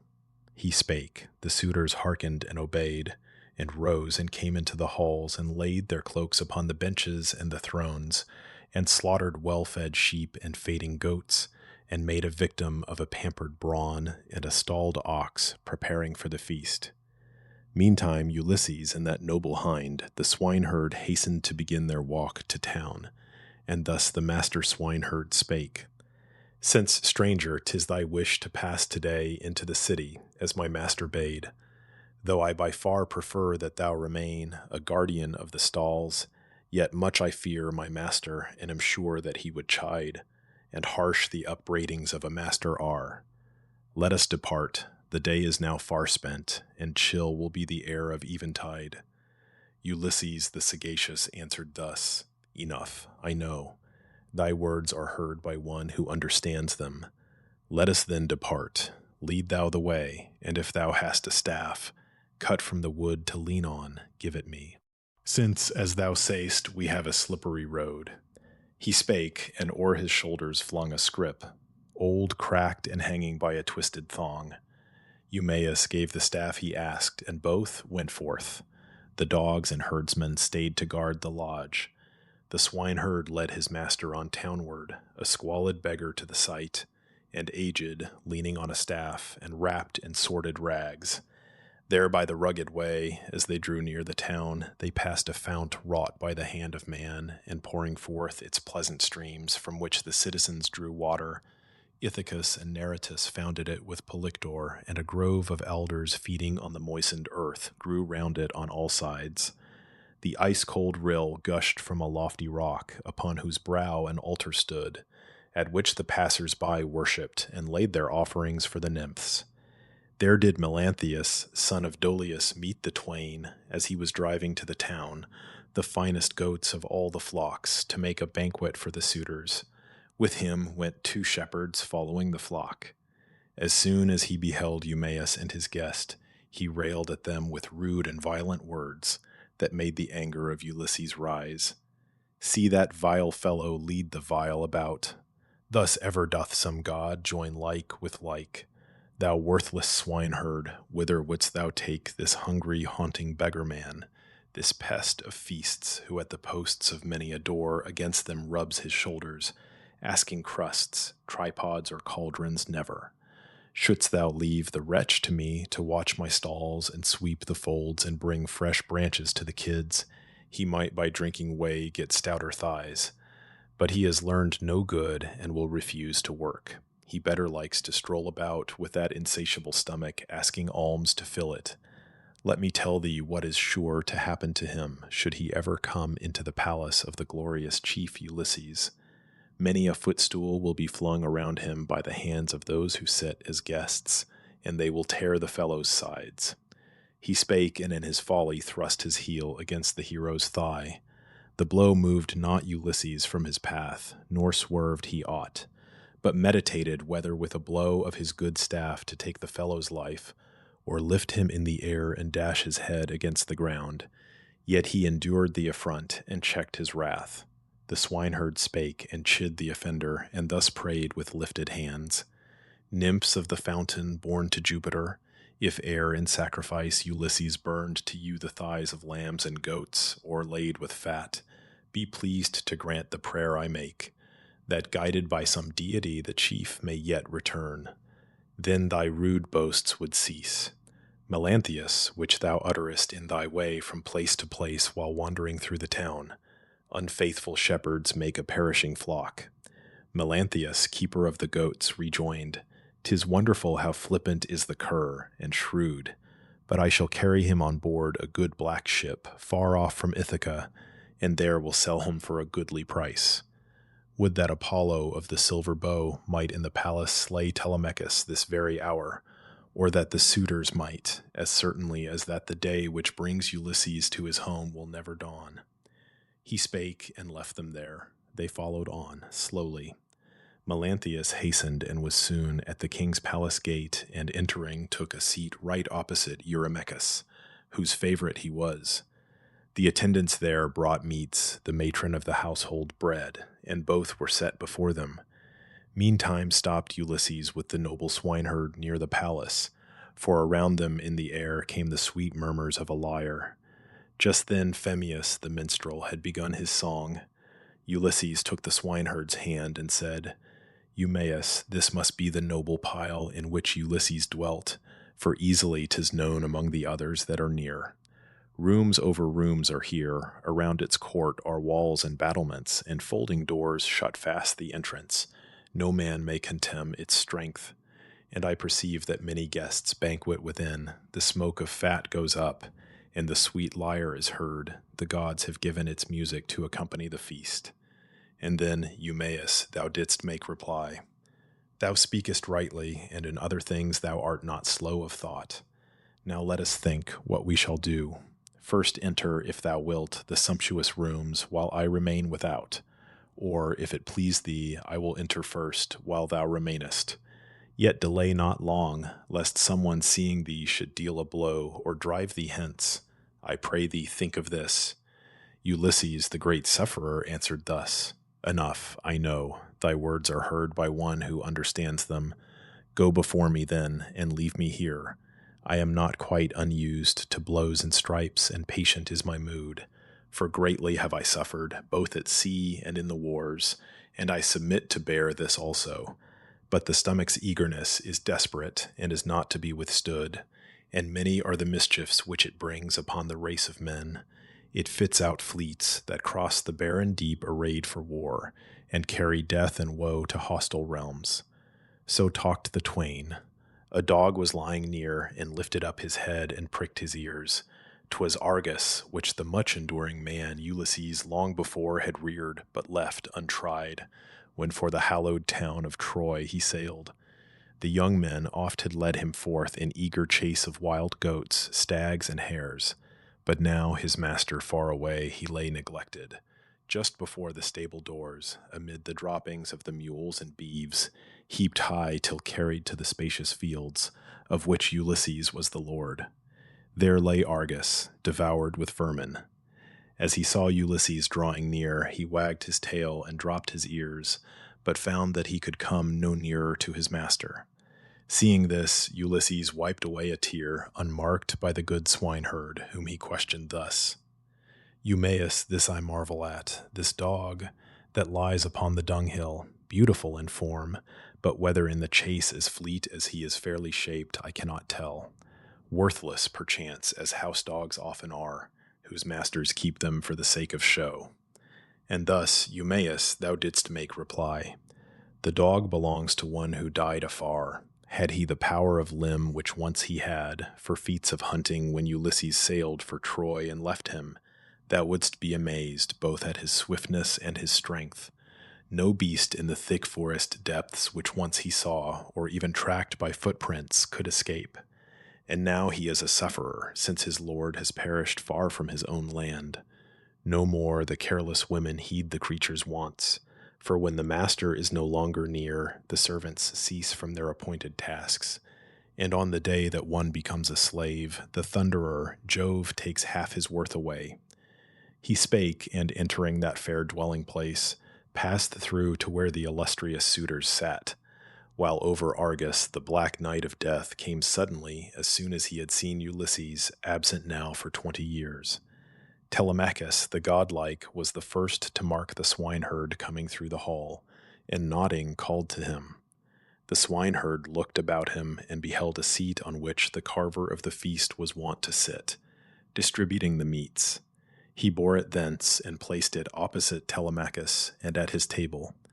Then he sat him down, and thither came the herald, bringing him a portion of the feast, and gave him bread from the full canister. Soon after him Ulysses entered, seemingly an old and wretched beggar, propped upon a staff and wrapped in sordid weeds. He sat him down on the ashen threshold, just within the doors, and leaned against a shaft of cypress wood, which some artificer had skillfully wrought by a line and smoothed. Telemachus called to the swineherd, bade him come, and took a loaf that lay in the fair canister, and all the flesh which his 2 hands could grasp. Bear this to yonder stranger, bid him go, and ask a dole from every suitor here. No beggar should be bashful in his need. He spake, the hind obeyed, and drawing near Ulysses, said to him in winged words, These from Telemachus, who bids thee ask a dole from every suitor, for he says no beggar should be bashful in his need.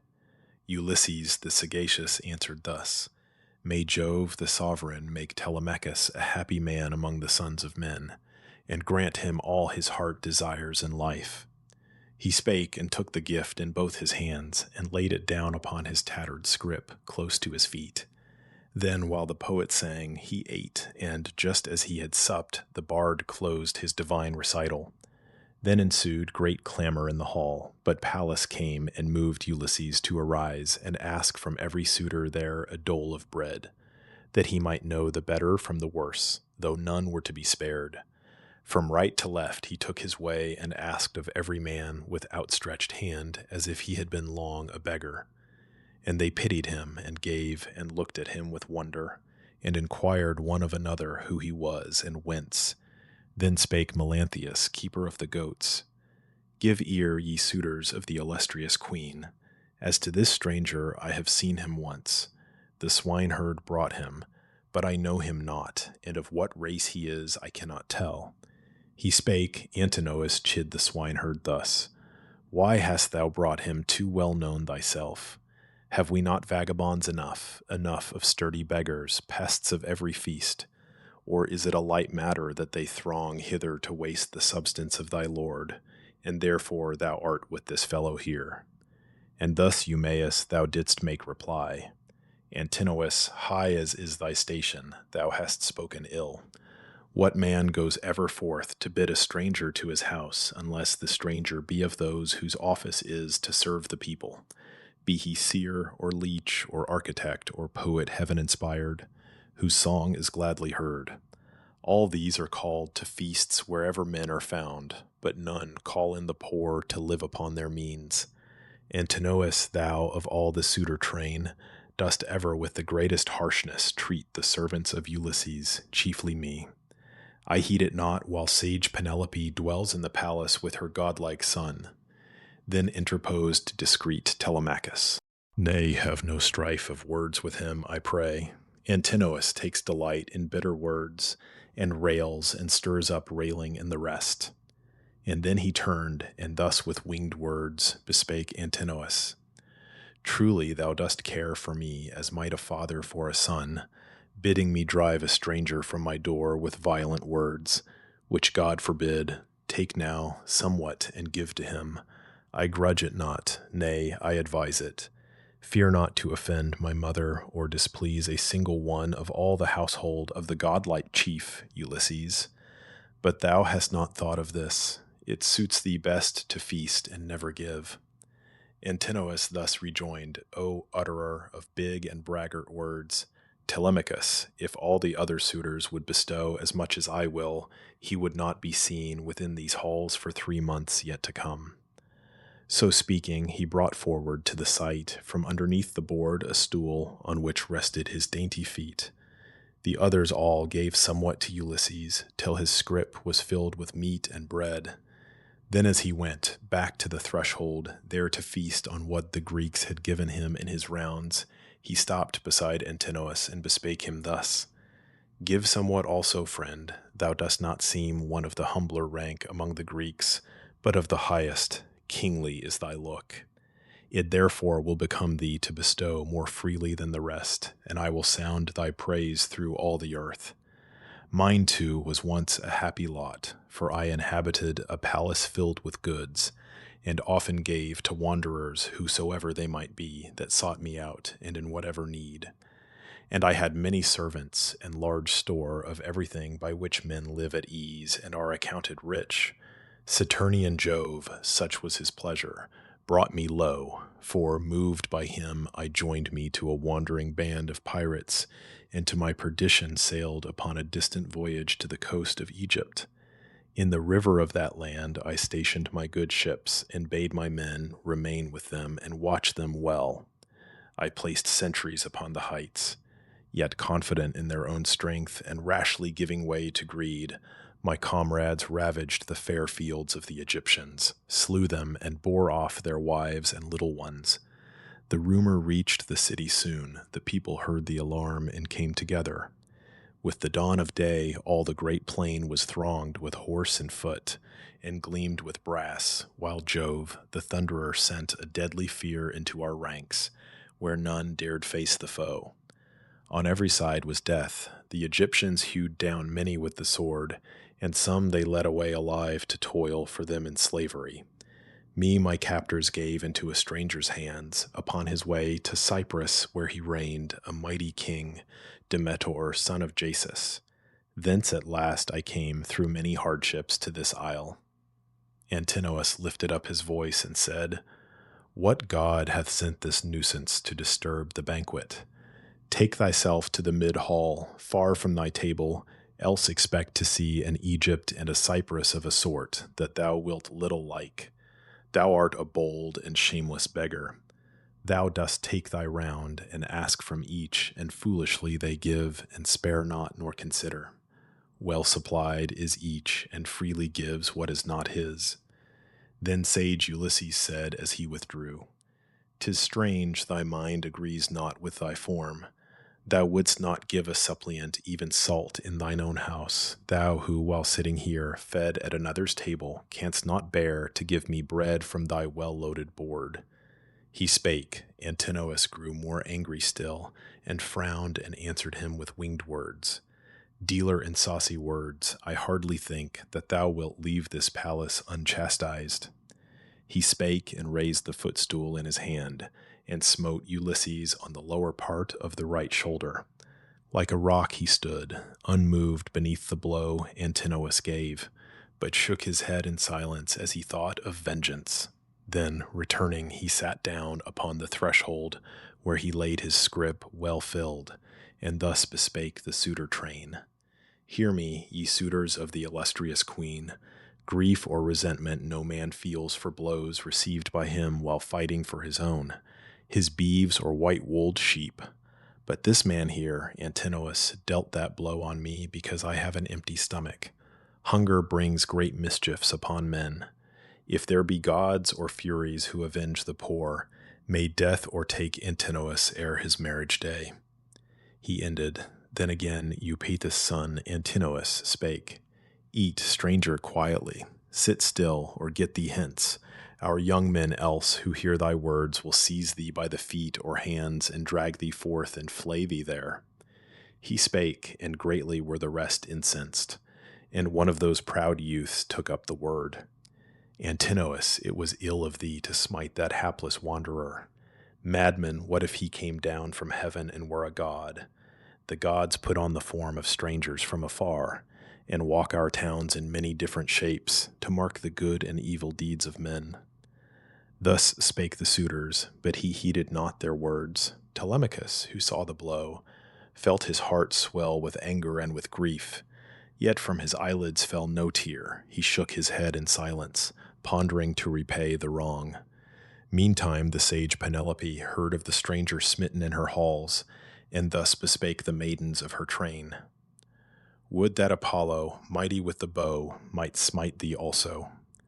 Then Eurycleia, the matron of the household, said in turn, "Oh, were our prayers but heard, not one of these should look upon the golden morn again." Then spake again the sage Penelope, "Mother, they all are hateful, every one plots mischief, but Antinous most of all. And he is like black death to be abhorred.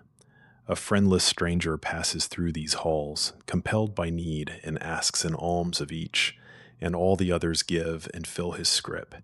Antinous flings a footstool, and the blow bruises the shoulder of the suppliant man." So talked they with each other where they sat in the queen's chamber mid the attendant train of women, while meantime Ulysses took the evening meal. The queen then bade to call the noble swineherd, and bespake him thus: "My worthy friend Eumaeus, go and bring the stranger hither. I would speak with him, and ask if anywhere he saw or heard aught of Ulysses, for he seems like one whose wanderings have been in many lands." And thus, Eumaeus, thou didst make reply: "Would that these Greeks, O queen, would hold their peace. Then might this stranger in thy hearing speak words full of consolation. For 3 nights I had him with me, for 3 days I made my lodge his home, for at the very first he came to me escaping from his ship. Nor when he left me had he told of all that he had suffered. As a hearer looks upon a minstrel whom the gods have taught to sing the poems that delight all hearts, and, listening, longs to listen without end, so, as the stranger sat beneath my roof, he held me charmed. He was the ancestral friend, he said, of thy Ulysses, and his home was Crete, where dwells the stock of Minos yet. From Crete he came, and much had suffered since, driven on from place to place. And he had heard some tidings of Ulysses yet alive, so he affirmed, in a rich region near the realm of the Thesprotians, and prepared to bring much riches to his native isle. Then spake the sage Penelope again: "Go, call him hither, that he may relate his story in my presence. Let these men, as it may please them, sitting at our gates or in our halls, amuse themselves, for light are they of heart. Unwasted in their homes lie their possessions, and their bread and wine are only for their servants, while themselves frequent our palace day by day, and slay our beeves and sheep and fatling goats, and feast and drink abundantly the dark red wine, and all with lavish waste. No man is here, such as Ulysses was, to drive away this pest from our abode.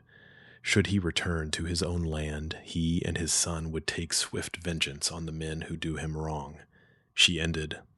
Suddenly Telemachus sneezed loudly, so that all the palace rang, and, laughing as she heard, Penelope bespake Eumaeus thus with winged words. Go, call the stranger. Dost thou not perceive my son has sneezed as to confirm my words? Not unfulfilled will now remain the doom that waits the suitors. None will now escape death and the fates. This further let me say, and thou remember it. If what he tells be true, I will bestow on him a change of fair attire, a tunic and a cloak. She spake, the swineherd went, and drawing near Ulysses, said to him in winged words, Stranger and father, sage Penelope, the mother of the prince, hath sent for thee.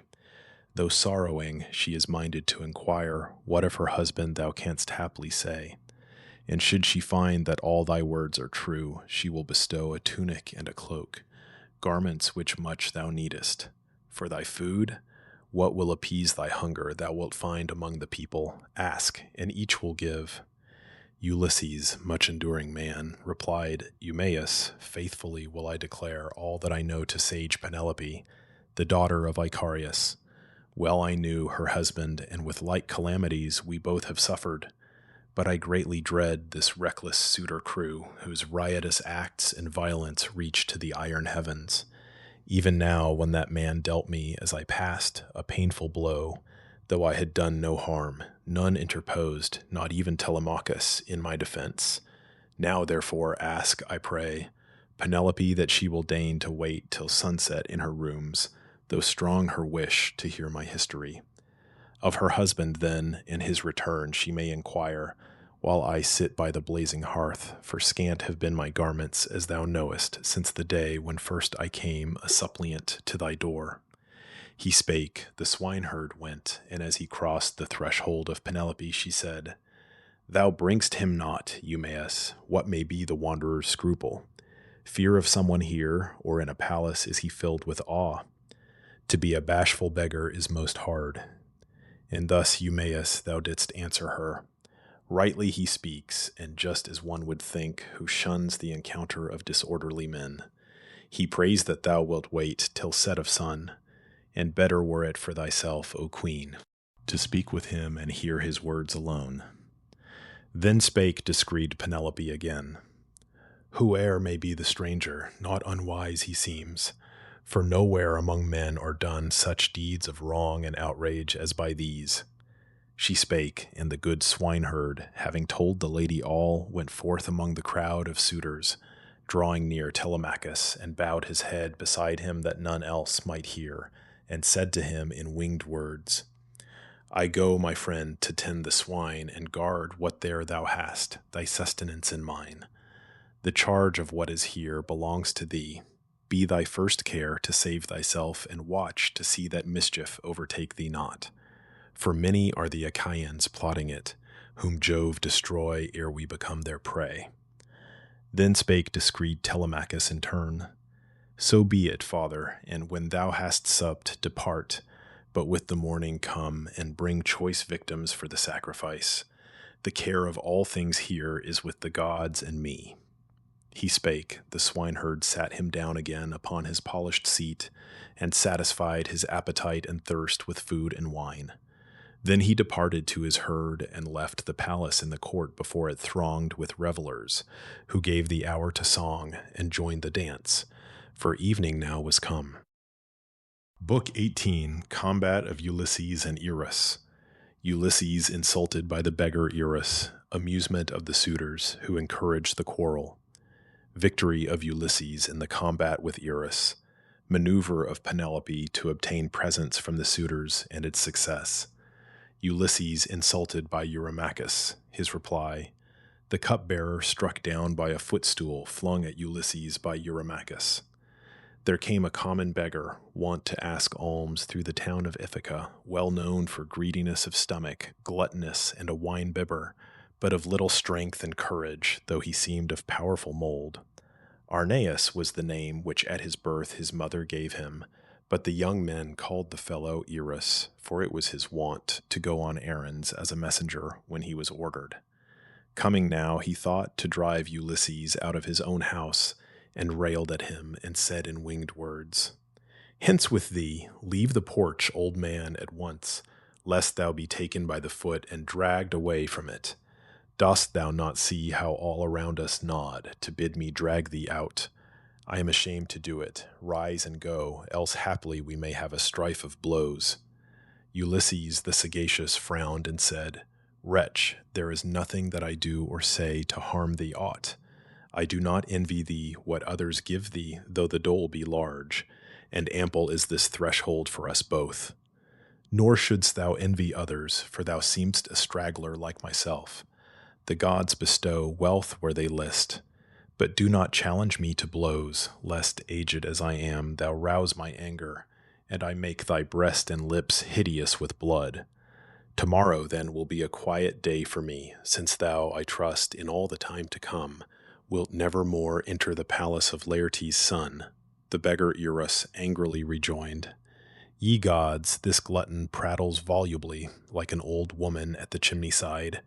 Yet could I do him mischief, smiting him on both his sides and dashing from his cheeks the teeth to earth, as men are wont to deal with swine that eat the wheat. Now gird thyself, let these men see us fighting. How canst thou think to contend with one so young as I?"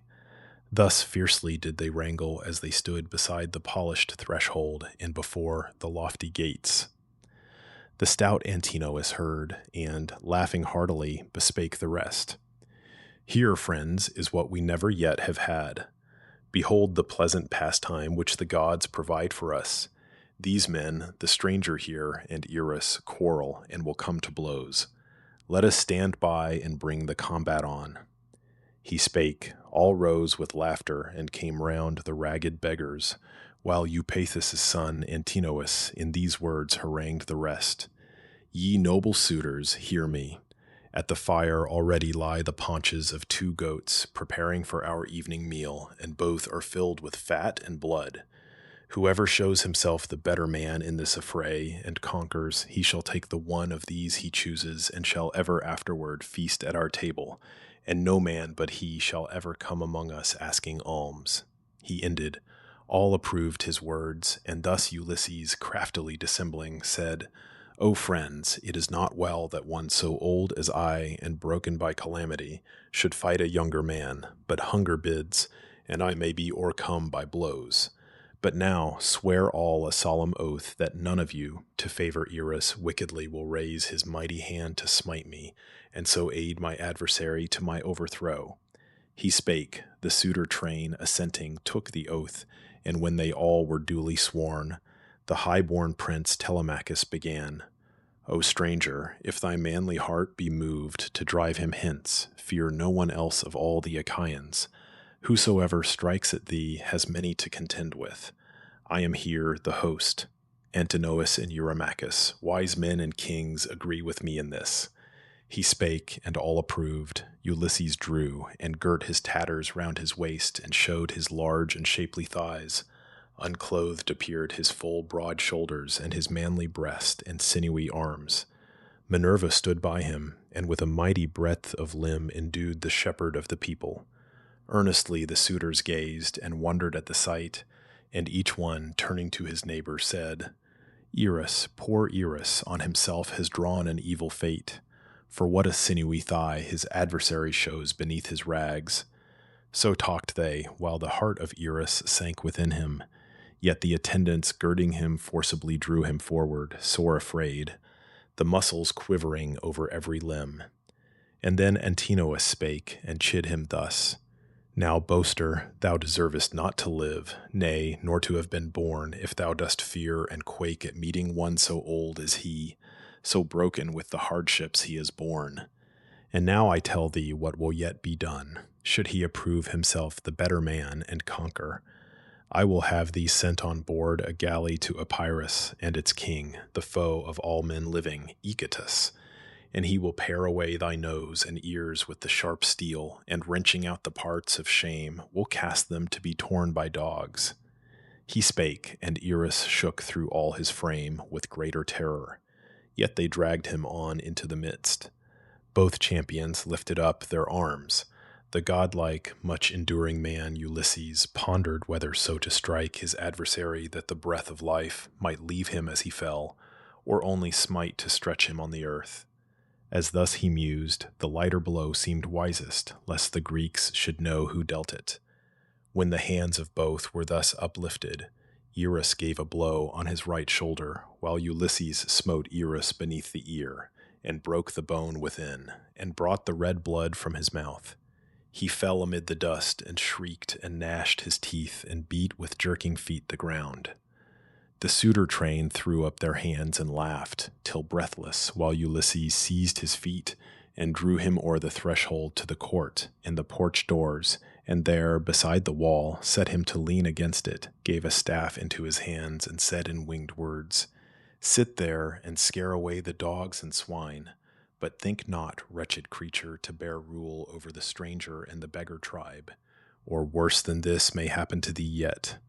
He spake, and o'er his shoulders threw the scrip that yawned with chinks, and by a twisted thong was fastened. Then he turned to take his seat upon the threshold, while the suitor train went back into the palace with gay shouts of laughter, and bespake him blandly thus, Stranger, may Jove and all the other gods grant thee what thou desirest, and whate'er is pleasant to thee. Thou hast put an end to this importunate beggar's rounds among the people. We shall send him off at once into Epirus and to Echetus, its king, the foe of every living man. So talked the suitors, and the omen made Ulysses glad. Meantime Antinous placed the mighty paunch before the victor, filled with blood and fat, and from the canister Amphinomus brought forth 2 loaves, and raised a golden cup, and drank to him, and said, Hail, guest and father, happy be thy days henceforth, though dark with many sorrows now. Ulysses the sagacious answered thus, Amphinomus, thou seemest most discreet, and such thy father is, of whom I hear a worshipful report, the good and rich Dulichian Nisus. Thou, as I am told, art son to him, and thou art seemingly a man of pertinent speech. I therefore say to thee, and bid thee hear and mark me well, no being whom earth nourishes to breathe her air and move upon her face is more the sport of circumstance than man. For while the gods give health and he is strong of limb, he thinks no evil in the coming days will overtake him. When the blessed gods visit him with afflictions, these he bears impatiently and with a fretful mind. Such is the mood of man while yet he dwells on earth. It changes as the All-Father gives the sunshine or withholds it. I was once deemed fortunate among my fellow men, and many things that were unjust I did. For in my strength and in my father's power, and valor of my brothers I had put my trust. Let no man, therefore, dare to be unjust in aught, but tranquilly enjoy whatever good the gods vouchsafe to give. Yet are these suitors guilty of foul wrong, wasting the substance and dishonoring the wife of one who will not, as I deem, remain long distant from his friends and home, but is already near. Oh, may some god remove thee from this danger to thy home, nor mayst thou meet him when he shall return to his own land. For when he comes once more beneath this roof and finds the suitors here, not without bloodshed will their parting be. He spake, and pouring out a part, he drank the wine and gave the goblet to the prince, who crossed the hall and sorrowfully shook his head, for now already did his heart forebode the coming evil. Not by this did he escape his death. Minerva laid a snare for him, that he might fall beneath the strong arm of Telemachus. He went and took the seat from which he lately rose. Then blue-eyed Pallas moved Penelope, sage daughter of Icarius, to appear before the suitors, that their base intent might be more fully seen, and she might win more honor from her husband and her son. Wherefore she forced a laugh, and thus began, Eurynome I would at length appear, though not till now before the suitor train, detested as they are. I there would speak a word of timely warning to my son, and give him counsel not to trust himself too much among the suitors who are fair in speech, but mean him foully in their hearts. Eurynome, the household matron, said, Assuredly, my child, thou speakest well. Go now, and warn thy son, and keep back naught. First bathe, and ere thou go, anoint thy cheeks, nor show them stained with tears. It is not well to sorrow without end. For now thy son is grown, and thou beholdest him at length, what thou didst pray the gods, when he was born, that he might yet become a bearded man. And then the sage Penelope rejoined, Though anxious for my sake, persuade me not, Eurynome, to bathe, nor to anoint my cheeks with oil. The gods inhabiting Olympus took away their comeliness, when in his roomy ships my husband sailed. But bid Antinoe come, and call with her Hippodameia, that they both may stand beside me in the hall. I will not go. Alone among the men, for very shame, she spake, the aged dame went forth to bear the message, and to bring the women back. While blue-eyed Pallas had yet other cares, she brought a balmy sleep, and shed it o'er the daughter of Icarius, as she lay reclined upon her couch, her limbs relaxed in rest. The glorious goddess gave a dower of heavenly graces, that the Achaean chiefs might look on her amazed. She lighted up her fair face with a beauty all divine, such as the queenly Cytherea wears when in the mazes of the dance she joins the graces. Then she made her to the sight of loftier stature and of statelier size, and fairer than the ivory newly carved. This having done, the gracious power withdrew, while from the palace came the white-armed maids, and prattled as they came. The balmy sleep forsook their mistress at the sound. She passed her hands across her cheeks, and thus she spake. 'Twas a sweet sleep that in my wretchedness wrapped me just now. Would that this very hour the chaste Diana by so soft a death might end me, that my days might be no more consumed in sorrow for a husband lost, of peerless worth, the noblest of the Greeks. She spake, and from the royal bower went down, yet not alone, 2 maidens went with her. And when that most august of womankind drew near the suitors, at the door she stopped of that magnificent hall, and o'er her cheeks let fall the lustrous veil, while on each side a modest maiden stood. The suitors all felt their knees tremble, and were sick with love, and all desired her. Then the queen bespake Telemachus, her well-beloved son. Telemachus, thy judgment is not firm, nor dost thou think aright. While yet a boy, thy thought was wiser. Now that thou art grown, and on the verge of manhood, so that one who comes from far and sees thy noble part and stature well may say thou art the son of a most fortunate father, yet to think and judge discreetly thou art not as then. For what a deed is this which has been done even here? Thou hast allowed a stranger guest to be assaulted rudely. How is this? If one who sits a guest beneath our roof be outraged thus, be sure it brings to thee great shame and rank dishonor among men. To this discreet Telemachus replied, Mother, I cannot take it ill that thou shouldst be offended, but of many things I have a clear discernment, and can weigh the good and bad. I was till now a child, yet even now I cannot always see the wiser course. These men bewilder me, as sitting side by side they lay their plots against me, and I have no helper here. When Irus and the stranger fought, the strife had no such issue as the suitors wished. The stranger conquered. Would to Father Jove, to Pallas and Apollo, that the crew of suitors here might sit with nodding heads, struck down upon the spot, within these halls or in the courts, and all with powerless limbs, as Irus sits beside the gate and nods, like one o'ercome with wine, nor can he stand upon his feet, nor go to where he dwells, if home he has, so feeble are his limbs. So talked the twain a while, then interposed Eurymachus, and thus bespake the queen.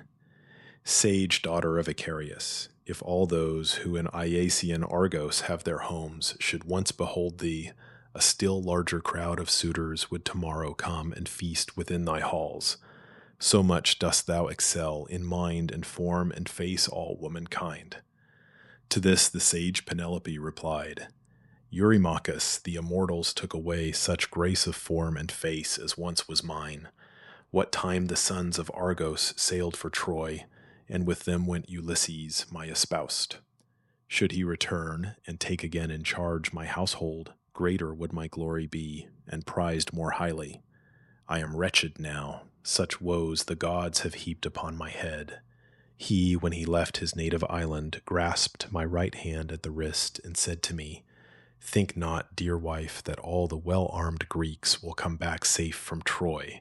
The Trojan men, they say, are brave in war, expert to cast the spear and wing the arrow, skilled to rein the rapid steeds by which the bloody strife of battlefields is hurried to its close. And therefore, whether God will bring me back, or I shall fall in Troy, I cannot know. Take charge of all things here. I leave with thee my father and my mother in these halls. Be kind to them as now, nay, more than now, since I shall not be here. When thou shalt see my son a bearded man, take to thyself a husband whom thou wilt, and leave thy house. Such were his words, and they have been fulfilled. The night will come in which I must endure this hateful marriage, wretched that I am, to whom the will of Jupiter forbids all consolation, and this bitter thought weighs evermore upon my heart and soul. The custom was not thus in other times. When suitors wooed a noble wife, the child of some rich house contending for her smile, they came with beeves and fatling sheep to feast the damsel's friends, and gave munificent gifts, but wasted not the wealth that was not theirs. She spake, Ulysses was rejoiced to see that thus she sought to draw from each a gift, with fair and artful words, yet were his thoughts intent on other plans. Eupaethus' son, Antinous, thus made answer to the queen. Sage daughter of Icarius, only deign to take the gifts which any of the Greeks will bring, nor is it gracious to reject a present. Yet be sure we go not hence, to our estates nor elsewhere, till thou make a bridegroom of the best Achaean here. So spake Antinous. All approved his words, and each sent forth a herald for his gift. The herald of Antinous brought to him a robe of many colors, beautiful and ample, with 12 golden clasps, which each had its well-fitted eye. Eurymachus received a golden necklace richly wrought and set with amber beads that glowed as if with sunshine. To Eurydamas there came a pair of earrings, each a triple gem, daintily fashioned and of exquisite grace. 2 servants bore them. From Pisander's house, son of the prince Polyctor, there was brought a collar of rare beauty. Thus did each bestow a different yet becoming gift. And then that most august of women went back to the upper chambers with her maids, who bore the sumptuous presents, while below the suitors turned them to the dance and song, amused till evening came. Its darkness stole over their pastime. Then they brought and placed 3 hearths to light the palace, heaping them with wood, well dried and hard and newly cleft. With this they mingled flaming brands. The maids of the great sufferer, Ulysses, fed the fire by turns. To them the hero spake, Ye maidens of a sovereign absent long, withdraw to where your high-born mistress sits. There turn the spindle, seeking to amuse her lonely hours. There comb with your own hands the fleece, and I will see that these have light. Even though they linger till the morn is here, in her bright car they cannot overcome my patience. I am practiced to endure. So spake he, and the maidens, as they heard, cast at each other meaning looks, and laughed. And one Melantho of the rosy cheeks railed at him impudently. She was born to Dolius, but Penelope had reared the damsel as a daughter of her own, and given her for her pleasure many things. Yet for the sorrows of Penelope, Melantho little cared. Eurymachus had made the girl his paramour. She spake and chid Ulysses with unmannerly words. Outlandish wretch, thou must be one whose brain is turned, since thou wilt neither go to sleep within a smithy, nor in any place of public shelter, but wilt stay and prate among this company with no restraint or reverence. Either wine has stolen away thy senses, or thy natural mood, perchance, prompts thee to chatter idly. Art thou proud of conquering Irus, that poor vagabond? Beware lest someone of robuster arms than Irus seize and thrust thee out of doors with a bruised head and face begrimed with blood. The sage Ulysses frowned on her and said, Impudent one, Telemachus shall hear from me the saucy words which thou hast said, and he will come and hew thee limb from limb. He spake. The damsels, frightened at his words, fled through the hall and shook in every limb with terror, lest his threat should be fulfilled.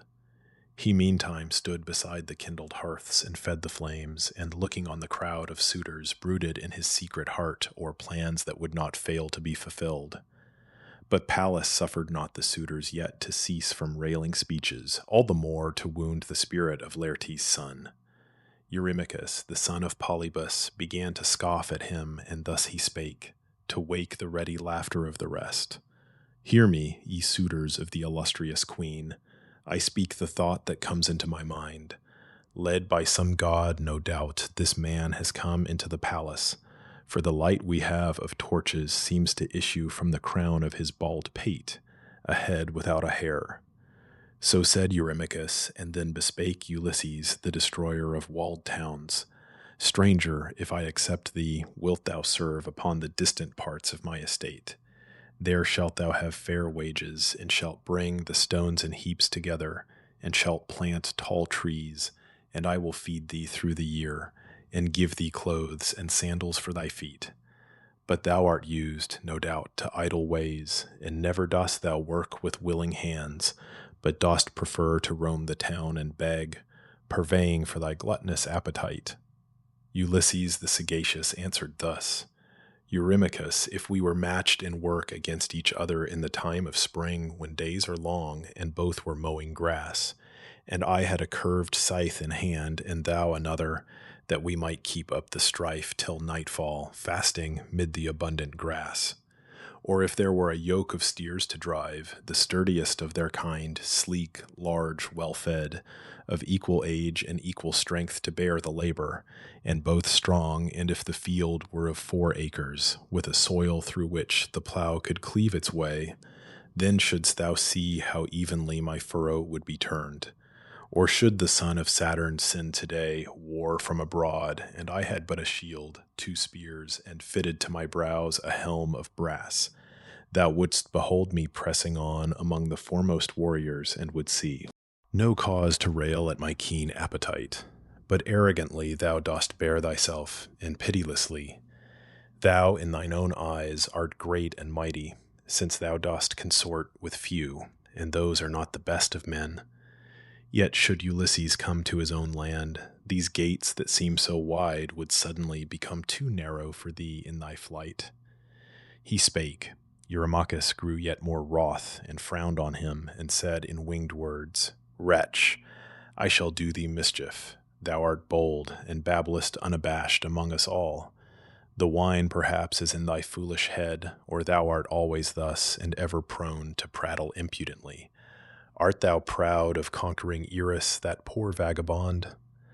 Thus having said, he brandished in the air a footstool, but Ulysses, to escape the anger of Eurymachus, sat down before the knees of the Dulichian prince, Amphinomus. The footstool flew, and struck on the right arm the cupbearer. Down fell the beaker ringing. He who bore it lay stretched in the dust. Then in those shadowy halls the suitors rose in tumult. One of them looked at another by his side, and said, Would that this vagabond had met his death ere he came hither. This confusion, then, had never been. 'Tis for a beggar's sake we wrangle, and the feast will henceforth give no pleasure. We shall go from bad to worse. Then rose in majesty Telemachus, and said, Ye are not in your senses sure, unhappy men, who cannot eat and drink in peace. Some deity, no doubt, has moved your minds to frenzy. Now, when each of you has feasted well, let each withdraw to sleep just when he will. I drive no man away. He spake, the suitors heard, and bit their lips, and wondered at Telemachus, who spake so resolutely. Then Amphinomus, the son of Nisus Aretiades, stood forth, harangued the suitor crowd, and said, O friends, let no one here with carping words seek to deny what is so justly said, nor yet molest the stranger, nor do harm to any of the servants in the halls of the great chief Ulysses. Now let him who brings the guests their wine begin and fill the cups, that, pouring to the gods their part, we may withdraw to sleep. The stranger here leave me within the palace and in charge of him to whom he came, Telemachus. He ended, all were pleased, and Mutlus then, hero and herald from Dulichium's coast, and follower of the prince Amphinomus, mingled a jar of wine and went to each, dispensing it. They to the blessed gods poured first a part, and then they drank themselves the generous juice. And when the wine was poured, and they had drunk what each desired, they went homeward to slumber, each in his abode. Book 19, Ulysses recognized by Eurycleia. Removal of the weapons from the hall by Ulysses and his son. Interview of Penelope and Ulysses, who tells her that he has seen her husband in Crete. Describes his person and dress, and affirms that within a month he will be in Ithaca. The bath administered to Ulysses by Eurycleia, who recognizes him by a scar on his leg. Narrative of the manner in which the scar was caused. Now was the godlike chief Ulysses left in his own palace, planning, with the aid of Pallas, to destroy the suitor train, and thus bespake his son with winged words. Now is the time, Telemachus, to take the weapons that are here and store them up in the inner rooms. Then, if the suitors ask the reason, answer them with specious words. Say, I have put them where there comes no smoke, since even now they do not seem the arms left by Ulysses when he sailed for Troy, so tarnished are they by the breath of fire. And yet another reason sways my mind, the prompting of some god, that ye, when flushed with wine and in the heat of a dispute, may smite and wound each other, and disgrace the banquet and your wooing, for the sight of steel doth draw men on to violence. He ended, and Telemachus obeyed his father's words, and calling forth his nurse, the aged Eurycleia, said to her, Go, nurse, and see the women all shut up in their own place, while in our inner room I lay away my father's beautiful arms, neglected long and sullied by the smoke, while he was absent. I was then a child, but now would keep them from the breath of fire. And thus the nurse, Dame Eurycleia, said, Would that at length, my child, thou didst exert thy proper wisdom here, and take in charge thy house and thy possessions. But who goes with thee to bear a torch, since none of these thy handmaids are allowed to light thy way? And thus discreet Telemachus replied, This stranger. No man may be idle here who eats my bread, though from a distant land. He spake, nor flew his words in vain. The nurse closed all the portals of that noble pile. Ulysses and his glorious son in haste bore off the helmets and the bossy shields and the sharp spears, while Pallas held to them a golden lamp that shed a fair, clear light. Then to his father spake Telemachus, Father, my eyes behold a marvel. All the palace walls, each beautiful recess, the fir tree beams, the aspiring columns shine before my eyes as with a blaze of fire. Some god is surely here, some one of those who make their dwelling in the high, broad heaven. Ulysses the sagacious answered thus, Keep silence, give thy thought no speech, nor ask concerning aught. Such is the wont of those who dwell upon Olympus. Now withdraw to rest upon thy couch, while I remain, for I would move thy mother and her maids to ask of what concerns me. She, I deem, full sadly will inquire of many things. He spake, Telemachus departed thence, by torchlight to his chamber, there to rest, where he was wont to lie when gentle sleep came over him. There lay he down to wait the hallowed morning, while Ulysses, left within the palace, meditated still death to the suitors with Minerva's aid. The sage Penelope now left her bower.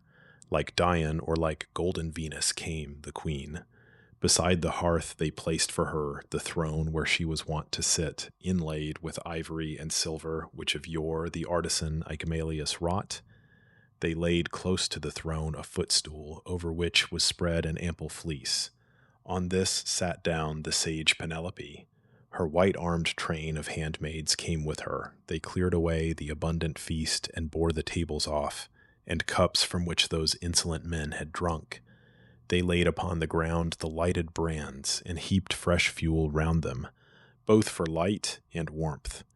And now Melantho once again bespake Ulysses with unmannerly words. Stranger, wilt thou forever be a pest, ranging the house at night to play the spy upon the women? Leave the hall, thou wretch, and gorge thyself without, else wilt thou go suddenly, driven by blows and flaming brands. The sage Ulysses frowned on her and said, Pert creature, why so fiercely rail at me? Is it that I am squalid and ill-clad, and forced by want to beg from hand to hand? Such is the fate of poor and wandering men. I too was opulent once, inhabiting a plenteous home among my fellow men, and often gave the wanderer alms, whoe'er he might be, and in whatsoever need. And I had many servants and large store of things by which men lead a life of ease and are called rich. But Jupiter, the son of Saturn, put an end to this, for so it pleased the god. Now, therefore, woman, think that thou mayst lose the beauty which is now thy pride among the serving women here. Thy mistress may be wroth and make thy life a hard one, or Ulysses may come back, and there is hope of that. Or if it be that he is perished and returns no more, there still remains his son Telemachus, who by Apollo's grace is now a man, and no one of the women in these halls may think to misbehave and yet escape his eye, for he no longer is a boy. He spake, Penelope the prudent heard, and calling to her maid, rebuked her thus, O bold and shameless, I have taken note of thy behavior.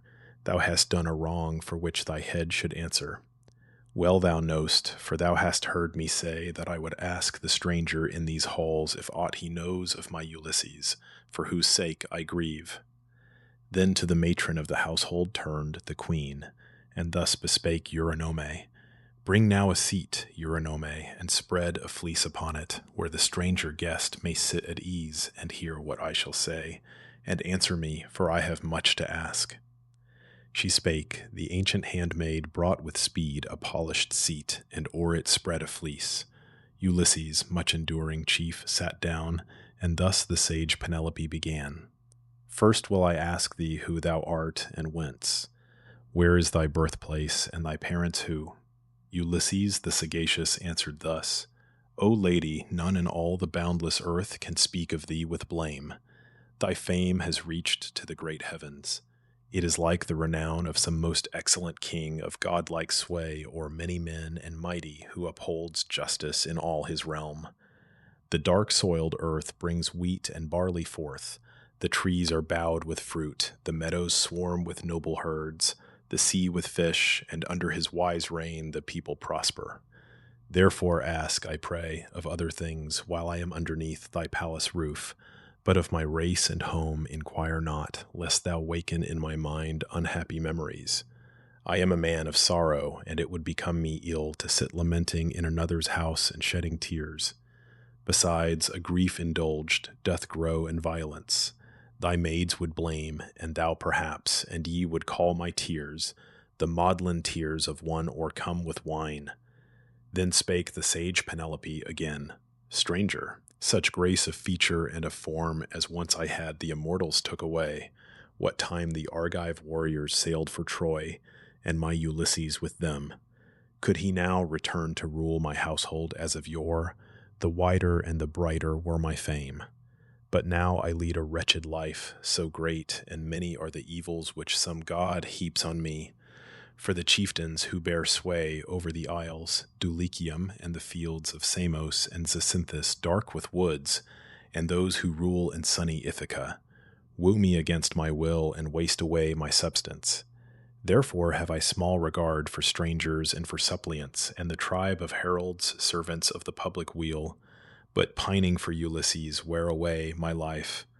The suitors urge the marriage rite, and I with art delay it.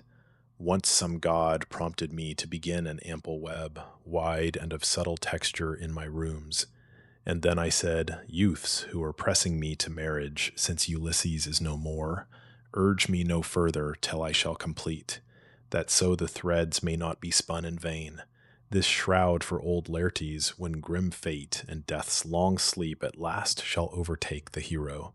Else among the multitude of Grecian women I shall bear the blame, if one whose ample wealth so well was known should lie in death without a funeral robe. I spake, and easily their minds were swayed by what I said, and I began to weave the ample web, but raveled it again by torchlight every evening. For 3 years I foiled them thus, but when the 4th year came, and brought its train of hours and changing moons, and many days had passed, they came on me, and through my maiden's fault, a careless crew, they caught me at my fraud, and chid me sore.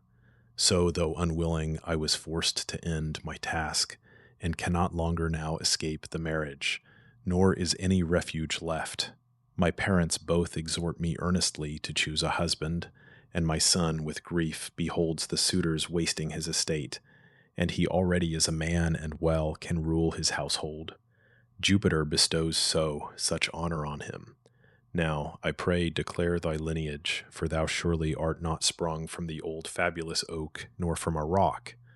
Ulysses the sagacious answered her, O royal consort of Laertes' son, wilt thou still ask my lineage? I will then disclose it, but thou wakest in my heart new sorrows. So it ever is with one who long, like me, is far away from home, wandering in many realms and suffering much. But since thou dost require it, thou shalt hear. Crete is a region lying in the midst of the black deep, a fair and fruitful land, girt by the waters. Many are the men, nay, numberless, who make it their abode, and 90 are its cities. Different tongues are spoken by the dwellers of the isle. In part they are Achaeans, and in part are Cretans of the soil, a gallant stock. There dwell Cadonians, Dorians of 3 tribes, and proud Pelasgians. Their great capital is Knossos, where the monarch Minos dwelt, he who at every 9 years' end conferred with Jove Almighty, and to him was born Deucalion, my brave father, who begat me and Idomeneus, the king of Crete. To Ilium in his beaked galleys sailed Idomeneus with Atreus' sons. My name, a name well known, is Aethon. 'Twas at Crete I saw Ulysses, who received from me the welcome due, a guest. A violent wind had driven him from Malea and the course that led to Ilium, and had carried him to Crete, and lodged him in the dangerous port Amnesis, close to Ilithia's cave, where scarce his fleet escaped the hurricane. Thence came he to the city, and inquired for King Idomeneus, who was, he said, his dear and honored guest. But he had sailed 10 days before, perhaps 11, for Troy, in his beaked galleys. To the palace there I led Ulysses, and with liberal cheer welcomed the chief, for plentifully stored the royal dwelling was. I also gave meal from the public magazines to him and those who followed him, and dark red wine, brought from the country round, and beeves to slay in sacrifice, that so their hearts might feel no lack of aught. 12 days the noble Greeks remained with us. A violent north wind, which scarcely suffered them to stand upright on shore, withstood them. Some unfriendly power had bid it blow, but on the 13th day its fury ceased, and the fleet put to sea. Thus went he on, inventing tales that seemed like truth. She listened, melting into tears, that flowed as when on mountain height the snow, shed by the west wind, feels the east wind's breath, and flows in water, and the hurrying streams are filled. So did Penelope's fair cheeks seem to dissolve in tears, tears shed for him who sat beside her even then. He saw his weeping wife, and pitied her at heart. Yet were his eyes like iron or like horn, and moved not in their lids, for artfully he kept his tears from falling. When the queen had ceased to weep, she answered him and said, Now, stranger, let me prove thee, if in truth thou didst receive, as thou hast just declared, in thine abode, my husband and his train of noble friends. Describe the garb he wore, how looked he, and the friends he brought with him. Ulysses the sagacious answered her, O lady, hard it is to answer thee, so long have I been far away from home. 'Tis now the 20th year since he was there and left the isle, but as my memory bids, so will I speak. A fleecy purple cloak Ulysses wore, a double web. The clasp was golden, with 2 fastenings, and in front it showed a work of rare design. A hound that held in his forepaws a spotted fawn, struggling before his open mouth. Although the figures were of gold, we all admired the hound intent to break his victim's neck, the fawn that writhing plied her nimble feet to free herself. Around the hero's chest and waist I saw a lustrous tunic worn, soft like the thin film of the onion dried, and bright as sunshine. Many ladies looked with wonder on it. Yet consider this. I know not whether thus attired he left his home, or whether in the voyage thence some comrade gave the garments, or perhaps some friendly host, for he was very dear to many. Among the Greeks were few like him. I gave him from myself a brazen sword, and a fair purple cloak, a double web, besides a tunic reaching to his feet, and with due honors sent him on his way in his good ship. There came and went with him a herald somewhat older than himself. Let me portray him, hunchbacked, swarthy-skinned, and curly-haired, Eurybates his name. Ulysses honored him above the rest of his companions, for they thought alike. He ceased, the queen was moved to deeper grief, for she remembered all the tokens well of which he spake. And when that passionate gust of weeping ceased, she spake again and said, Stranger, till now thy presence in these halls has only moved my pity. Thou henceforth art dear and honored. It was I who gave the garments thou hast told me of. These hands folded them in my chamber. I put on the glittering clasp to be his ornament. And now I never shall behold him more, returning to his own dear land and home. So cruel was the fate that took him hence to Ilium in his roomy ship, a town of evil omen, never to be named. Ulysses the sagacious answered thus, O gracious consort of Laertes' son, let not thy grief for him whom thou hast lost wither thy beauty longer and consume thy heart. And yet I blame thee not at all. For any wife in losing him to whom she gave herself while yet a maid, and bore children, will mourn him, though he be in worth below Ulysses, who, as fame declares, is like the gods. But cease to grieve, and hear what I shall say, and I shall speak the truth. Nor will I hide from thee that I have heard but lately from Ulysses, yet alive, and journeying homeward, in the opulent realm of the Thesprotians, whence he brings with him much and rare treasure, gathered there among the people. His beloved friends he lost, and his good ship. The black deep swallowed them in coming from Trinacria, for his crew had slaughtered there the oxen of the sun. The sun and Jove were angry, therefore all his comrades perished in the billowy sea. But him upon his galley's keel the wind drove to the coast where the Phaeacians dwell, the kinsmen of the gods. They welcomed him, and honored him as if he were a god, and gave him many things, and would have sent the hero safely to his native isle. And here Ulysses would have been long since, but that he deemed it wise to travel far, and gather wealth, for well Ulysses knew, beyond all other men, the arts of gain, and none in these could think to rival him. So Phaedon, king of the Thesprotians, said, who also in his palace swore to me, as to the gods of heaven he poured the wine, that even then a galley was drawn down into the water and already manned with rowers, who should take Ulysses home. But me he first dismissed, for at the time a bark of the Thesprotians left the port, bound for Dulichium's cornfields. Ere I went, he showed the treasures of Ulysses stored in the king's palace, treasures that might serve to feed the household of another chief to the 10th generation. He who owned that wealth was at Dodona, so the king declared, inquiring at the lofty oak of Jupiter, the counsel of the god, how to return to his dear native land, so long a wanderer, whether openly or else by stealth. So he is safe, and soon will he be nearer to us, for not long can he remain away from all his friends and fatherland. To this I plight my oath, let Jove, the greatest and the best of gods, be witness, and this hearth of the good prince Ulysses, where I sit, that every word which I have said to thee will be fulfilled. Within the year Ulysses will return, as this month passes and the next comes in.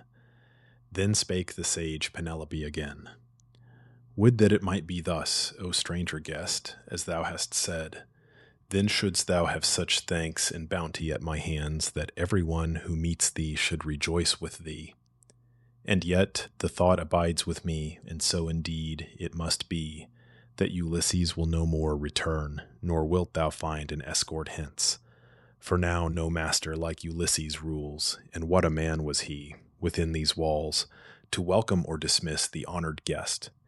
But now, ye maidens, let the stranger bathe, and spread his couch with blankets, fleecy cloaks, and showy tapestries, that he may lie warm till the morning, in her golden car draw near.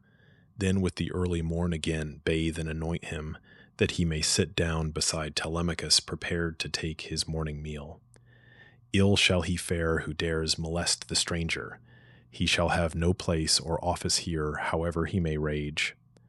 And how, O stranger, wouldst thou learn that I, in mind and thoughtful wisdom, am above all other women, if I let thee sit squalid and meanly clad at banquets here?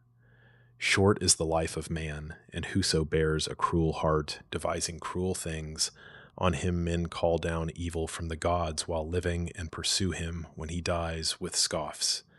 But whoso is of generous heart, and harbors generous aims, his guests proclaim his praises far and wide to all mankind, and numberless are they who call him good. Ulysses the sagacious answered thus, O gracious consort of Laertes' son, such cloaks and splendid coverings please me not, since in my long-oared bark I left behind the snowy peaks of Crete.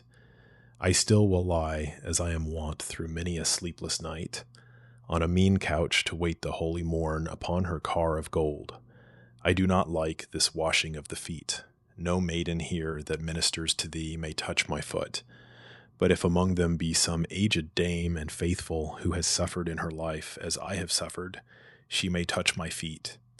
And thus the sage Penelope rejoined, Dear guest, for never to these halls has come a stranger so discreet or better liked by me. So wisely thou dost speak, and well. I have an aged, prudent dame whose care reared my unfortunate husband. She received the nursling when his mother brought him forth, and she, though small her strength, will wash thy feet. Rise, prudent Eurycleia, thou shalt wash the feet of one whose years must be the same as thy own master's. Such is doubtless now Ulysses, with such wrinkled feet and hands. For quickly doth misfortune make men old. She spake, the aged handmaid hid her face with both her hands, and shedding bitter tears, thus sorrowfully to the queen replied, My heart is sad for thee, my son, and yet I can do nothing. Can it be that Jove hates thee beyond all other?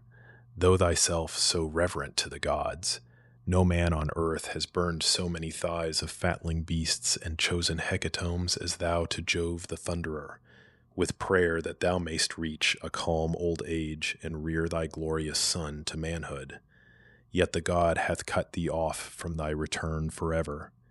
Even now, perchance the women of some princely house which he has entered in some distant land scoff at him as these wretched creatures scoff at thee, O stranger, who to shun their taunts and insults wilt not suffer them to wash thy feet.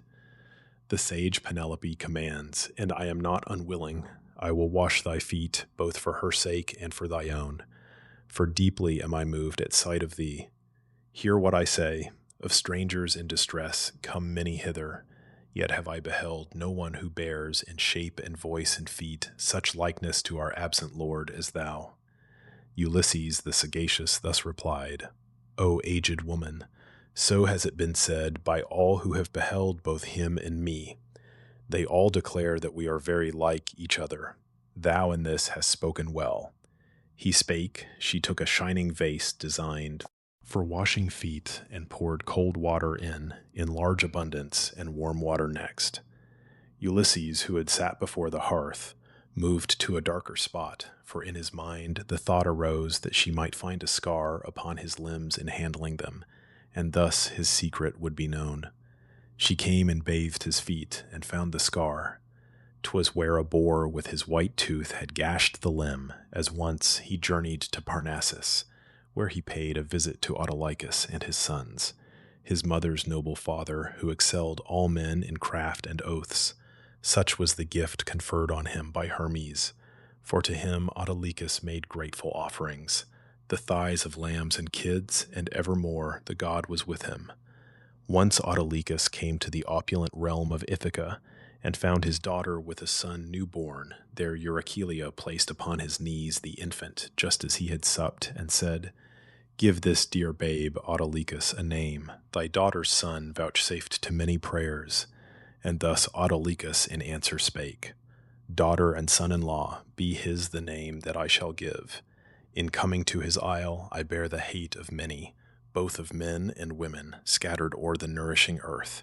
Name him Ulysses, therefore, and when, grown to man's estate, he visits the proud halls reared at Parnassus, where his mother dwelt and my possessions lie, I will bestow a share on him and send him home rejoiced." And therefore went Ulysses to receive the promised princely gifts. Autolycus and all his sons received him with kind words and friendly grasp of hands. Amphithea there, his mother's mother, took him in her arms and kissed his brow and both his beautiful eyes. Then to his noble sons Autolycus called to prepare a feast, and they obeyed. They brought and slew a steer of 5 years old, and flayed and dressed it, hewed the joints apart, and sliced the flesh, and fixed it upon spits, roasted it carefully, and gave to each his part. So all the day till set of sun they feasted to the full content of all. And when the sun had set and earth grew dark, they laid them down and took the gift of sleep. But when the rosy-fingered morn appeared, born of the dawn, forth issued the young men, the children of Autolycus, with hounds to hunt, attended by their noble guest, Ulysses. Up the steeps of that high Mount Parnassus, clothed with woods, they climbed, and soon were on its airy heights. The sun, new risen from the deep ocean's gently flowing stream, now smote the fields. The hunters reached a dell. The hounds before them tracked the game. Behind followed the children of Autolycus. The generous youth Ulysses, brandishing a spear of mighty length, came pressing on close to the hounds. There lay a huge wild boar within a thicket, where moist blowing winds came not, nor in his brightness could the sun pierce with his beams the covert, nor the rain pelt through, so closely grew the shrubs. The ground was heaped with sheddings of the withered leaves. Around him came the noise of dogs and men approaching swiftly. From his lair he sprang and faced them, with the bristles on his neck upright and flashing eyes. Ulysses rushed before the others with the ponderous spear raised high in his strong hand, intent to smite. The boar was first to strike. He dealt a blow sidelong and gashed his foe above the knee, and tore the flesh, but left untouched the bone. Ulysses, striking with his burnished spear the boar's right shoulder, drove the weapon through. He fell with piercing cries amid the dust, and the life left him.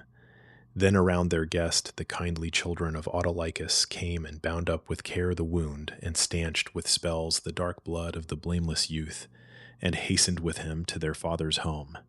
And when Autolycus and they his sons had seen him wholly healed, they loaded him with presents, and rejoicing for his sake, sent him rejoicing back to Ithaca. His father and his gracious mother there rejoiced in turn, and asked him of the scar, and how it came, and he related all. How by the white tusk of a savage boar the wound was given on the Parnassian heights, as he was hunting with her father's sons. The aged woman, as she took the foot into her hands, perceived by touch the scar, and letting fall the limb, it struck the vase. Loud rang the brass, the vase was overturned, and poured the water forth. At once a rush of gladness and of grief came o'er her heart. Tears filled her eyes, and her clear voice was choked. She touched Ulysses on the chin, and said, "Dear child, thou art Ulysses of a truth. I knew thee not till I had touched the scar."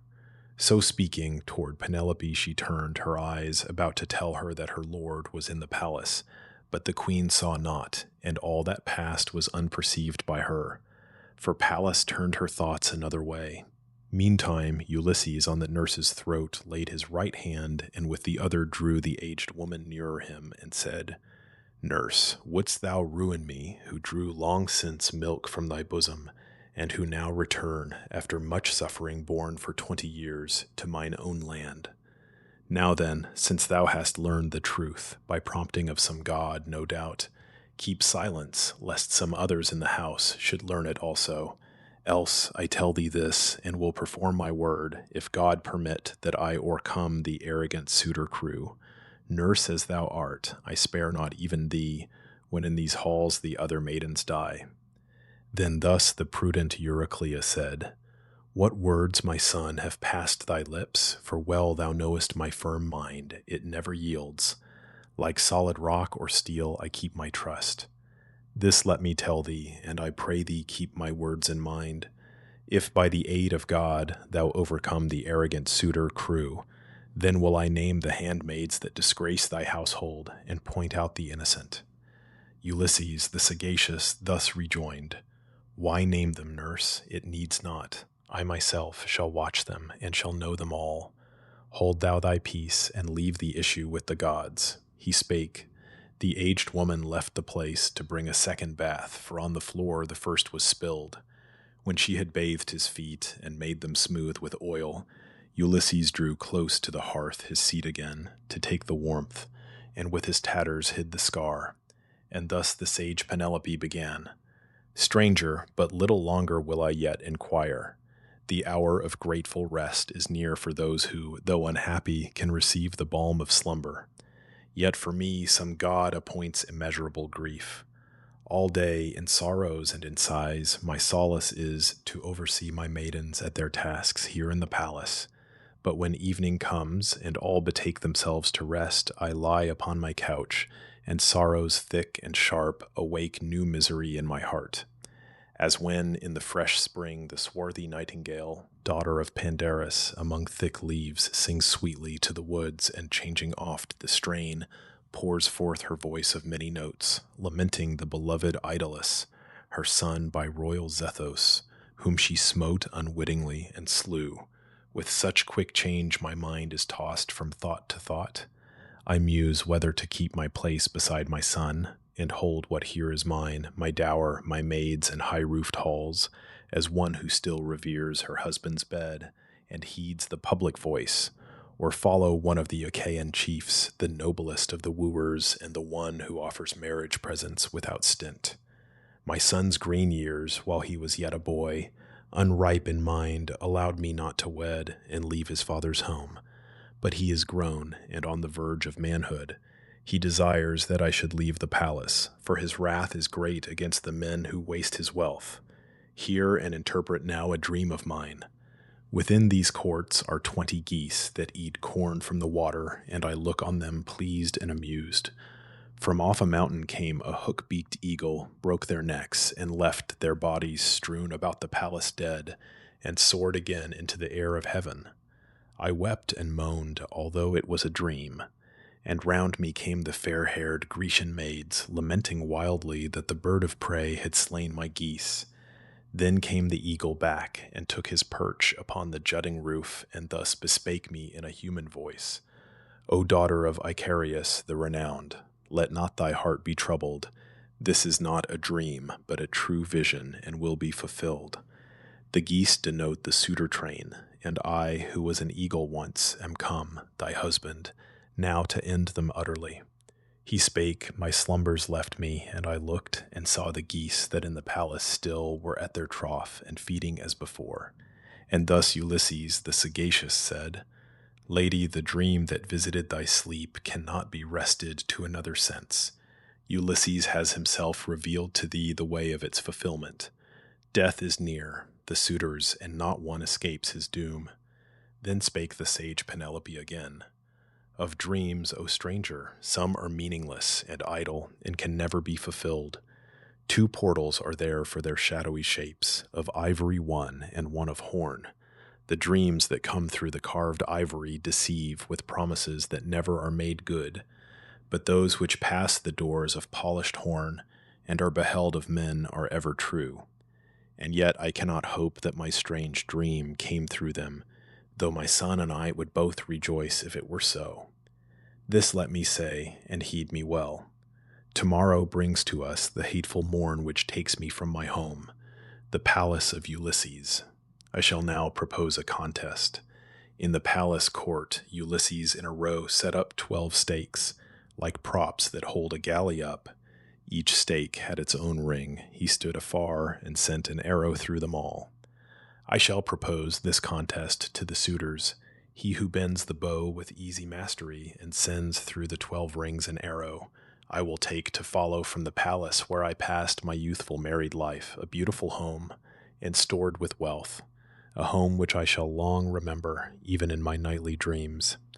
Ulysses the sagacious answered thus, O gracious consort of Lares' son, let not this contest be delayed. The man of ready wiles, Ulysses, will be here ere tampering with the hero's polished bow. The suitors shall prevail to stretch the cord and send an arrow through the rings of steel. And thus the sage Penelope rejoined, Stranger, if sitting in the palace here, thou still wouldst entertain me as thou dost, sleep would not fall upon my lids, and yet sleepless the race of mortals cannot be. So have the gods ordained, who measure out his lot to man upon the nourishing earth. I to the upper rooms withdraw to take my place upon the couch which has become to me a place of sorrow and of tears, since my Ulysses went away to Troy, that fatal town which should be named no more. And I will lay me down, but thou remain within these walls, and make the floor thy bed, or let these maidens spread a couch for thee. Penelope, thus having spoken, went up to her royal bower, but not alone. Her maids went with her. When they were within, she wept for her dear husband, till at length the blue-eyed Pallas graciously distilled upon her closing lids the balm of sleep. Book 20, The Last Banquet of the Suitors. Disorderly conduct of the serving women, prayer of Ulysses for a favorable omen, its fulfillment, preparations for a feast of the suitors in the palace. The feast, Ulysses insulted by Xerxes, who is reproved by Telemachus. Strange prodigies observed by Theoclymenos, who leaves the hall. The noble chief Ulysses in the porch lay down to rest. An undressed bullock's hide was under him, and over that the skins of sheep, which for the daily sacrifice the Achaeans slew. Eurycleia had spread a cloak above him. There he lay awake, and meditated how he yet should smite the suitors down. Meantime, with cries of mirth and laughter, came the women forth to seek the suitors' arms. Ulysses, inly moved with anger, pondered whether he should rise and put them all to death, or give their shame a respite for another night, the last. His heart raged in his bosom, as a hound growls walking round her whelps when she beholds a stranger and is eager for the attack. So growled his heart within him, and so fierce was his impatience with that shameless crew. He smote his breast, and thus he chid his heart. Endure it, heart, thou didst bear worse than this, when the grim Cyclops of resistless strength devoured thy brave companions. Thou couldst still endure, till thou by stratagem didst leave the cave in which it seemed that thou must die. Thus he rebuked his heart, and growing calm, his heart submitted. But the hero tossed from side to side, as when one turns and turns the stomach of a bullock filled with fat and blood before a fiercely blazing fire, and wishes it were done. So did the chief shift oft from side to side, while pondering how to lay a strong hand on the multitude of shameless suitors. He but one, and they so many. Meantime Pallas, sliding down from heaven in form a woman, came, and there beside his bed stood over him, and spake, Why, most unhappy of the sons of men, art thou still sleepless? This is thine abode, and here thou hast thy consort and a son, whom any man might covet for his own. Ulysses the sagacious answered thus, Truly, O goddess, all that thou hast said is rightly spoken. This perplexes me, how to lay hands upon these shameless men, when I am only one, and they a throng that fill the palace. Yet another thought, and mightier still. If by thy aid and Jove's I slay the suitors, how shall I myself be safe thereafter? Think, I pray, of this. And thus in turn the blue-eyed Pallas said, O faint of spirit, in an humbler friend than I am, in a friend of mortal birth and less far-seeing, one might put his trust. But I am born a goddess, and protect thy life in every danger. Let me say, and plainly say, if 50 armed bands of men should gather round us, eager all to take thy life, thou mightest drive away, unharmed by them, their herds and pampered flocks. But give thyself to sleep. To wake and watch all night is most unwholesome. Thou shalt find a happy issue from thy troubles yet. She spake, and shedding slumber on his lids, upward the glorious goddess took her way, back to Olympus when she saw that sleep had seized him, making him forget all care, and slackening every limb. His faithful wife was still awake, and sat upright and wept on her soft couch.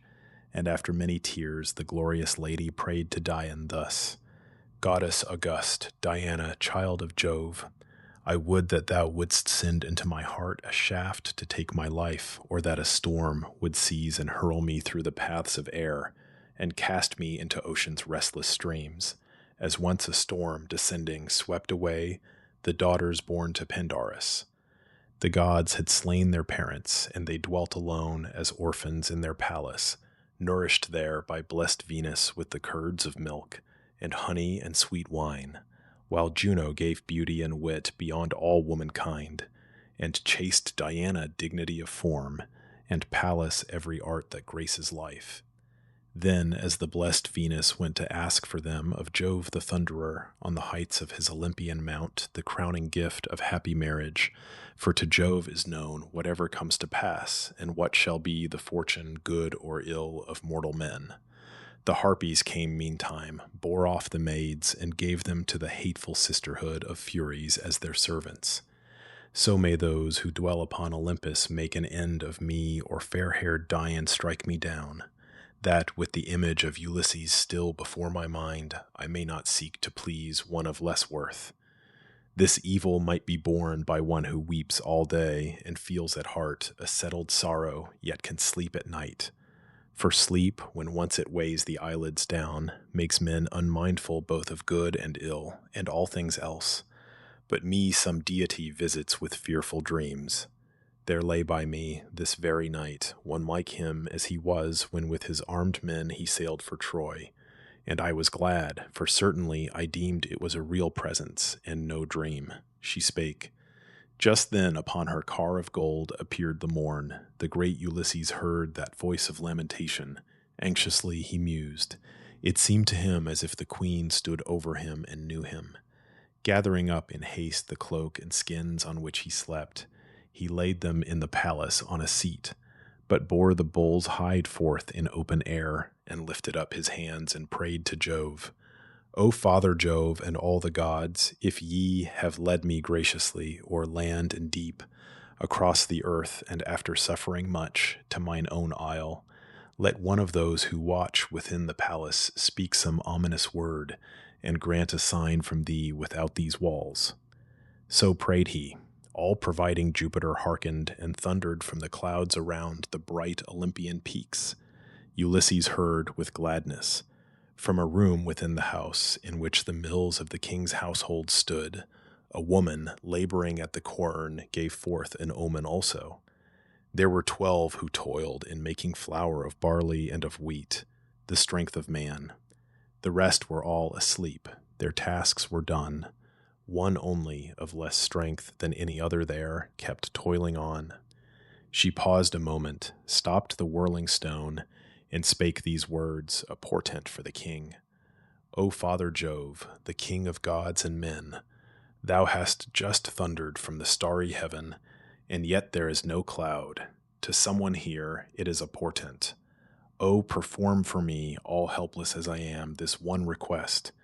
Let now the suitors in this palace take their last and final pleasant feast today. These men who make my limbs with constant toil in grinding corn for them, to lose their strength.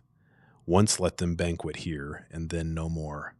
She spake. The omen of the woman's words and Jove's loud thunder pleased Ulysses well, and now he deemed he should avenge himself upon the guilty ones. The other maids of that fair palace of Ulysses woke and came together, and upon the hearth kindled a steady fire. Telemachus rose from his bed in presence like a god, put on his garments, hung his trenchant sword upon his shoulder, tied to his fair feet the shapely sandals, took his massive spear tipped with sharp brass, and, stopping as he reached the threshold, spake to Eurycleia thus: Dear nurse, have ye with honor fed and lodged our guest, or have ye suffered him to find a lodging where he might, without your care? Discerning as she is, my mother pays high honor to the worse among her guests, and sends the nobler man unhonored hence. And thus the prudent Eurycleia said, My child, blame not thy mother, she deserves no blame. The stranger sat and drank his wine, all that he would, and said, when pressed to eat, that he desired no more. And when he thought of sleep, she bade her maidens spread his couch. But he refused a bed and rugs like one inured to misery, and beneath the porch slept on an undressed bull's hide and the skins of sheep. And over him we cast a cloak. She spake. Telemachus, his spear in hand, went forth, his fleet dogs following him. He sought the council where the well-grieved Greeks were met. Meantime the noble Eurycleia, child of Ops, Pisinor's son, bespake the maids. Come, some of you at once, and sweep the floor, and sprinkle it, and on the shapely thrones spread coverings of purple tapestry. Let others wipe the tables with a sponge, and cleanse the beakers and the double cups, while others go for water to the fount, and bring it quickly. For not long today the suitors will be absent from these halls. They will come early to the general feast. She spake, the handmaids hearkened and obeyed, and 20 went to the dark well to draw the water, while the others busily bestirred themselves about the house. Then came the servants of the chiefs, and set themselves neatly to cleave the wood. Then also came the women from the well. The swineherd last came with 3 swine, the fattest of the herd. In that fair court he let them feed, and sought Ulysses, greeting him with courteous words. Hast thou, O stranger, found among these Greeks more reverence? Art thou still their mark of scorn? Ulysses the sagacious answered thus. O that the gods, Eumaeus, would avenge the insolence of those who meditate violent deeds, and make another's house their plotting place, and feel no touch of shame. So talked they with each other. Now appeared Melanthius, keeper of the goats. He brought goats for the suitors' banquet. They were choice beyond all others. With him also came 2 goatherds. In the echoing portico he bound his goats. He saw Ulysses there, and thus accosted him with railing words. Stranger, art thou still here, the palace pest, and begging still, and wilt thou ne'er depart? We shall not end this quarrel, I perceive, till thou hast tried the flavor of my fist. It is not decent to be begging here continually. The Greeks have other feasts. He spake. Ulysses answered not, but shook his head in silence, planning fearful things. Philoetius now, a master herdsman, came, and for the banquet of the suitors led a heifer that had never yeaned, and goats the fatlings of the flock. They came across the ferry, brought by those whose office is to bear whoever comes from shore to shore. He bound his animals in the sounding porch, and went, and standing by the swineherd, said, Who, swineherd, is the stranger newly come to this our palace? Of what parents born, and of what race, and where his native land? Unhappy seemingly, yet like a king in person.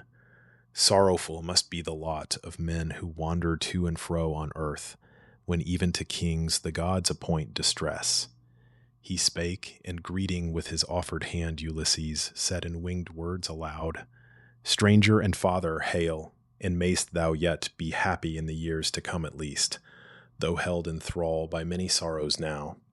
Yet thou, all-father Jove, art most austere of all the gods, not sparing even those who have their birth from thee, but bringing them to grief and pain.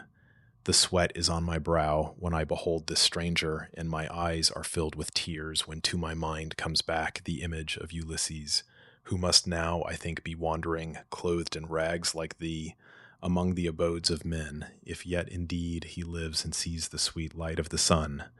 But if that he be dead, and in the abode of Pluto, woe is me for his dear sake.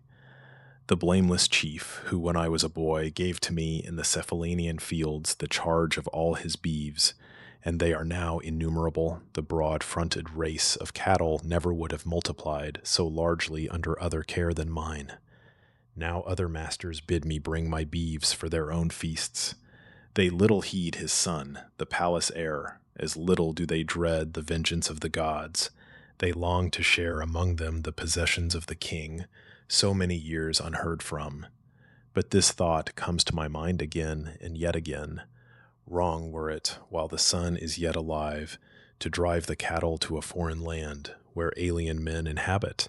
Yet 'tis worse to stay and tend another's beeves and bear this spoil. And long ago would I have fled to some large-minded monarch, since this waste is not to be endured, but that I think still of my suffering lord, and hope that yet he may return and drive the suitors hence.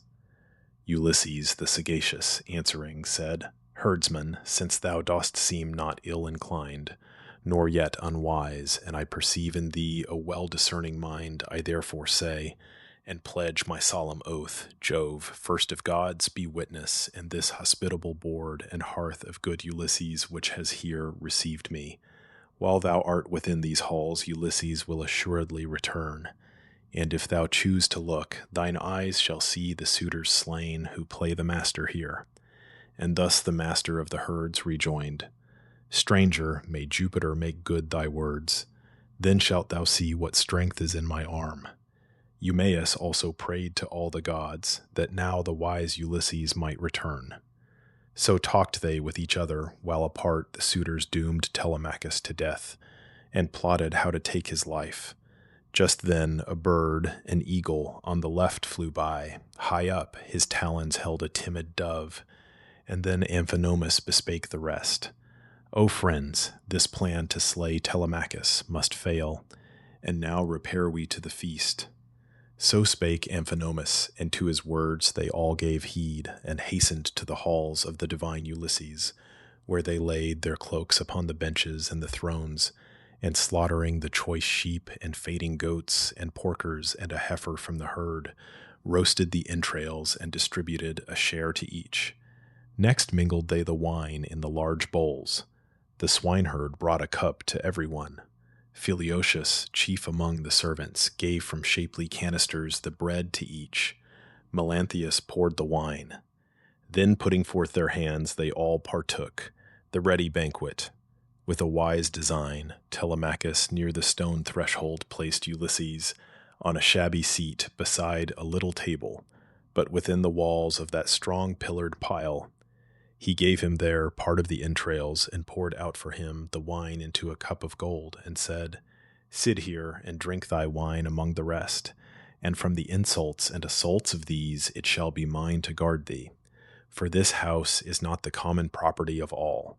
Ulysses first acquired it, and for me, and you, ye suitors, keep your tongues from taunts and hands from force, lest there be wrath and strife. He spake, the suitors, as they heard him, bit their pressed lips, wondering at Telemachus, who uttered such bold words. Antinous then, Eupetes' son, bespake his fellows thus, Harsh as they are, let us, O Greeks, endure these speeches of Telemachus.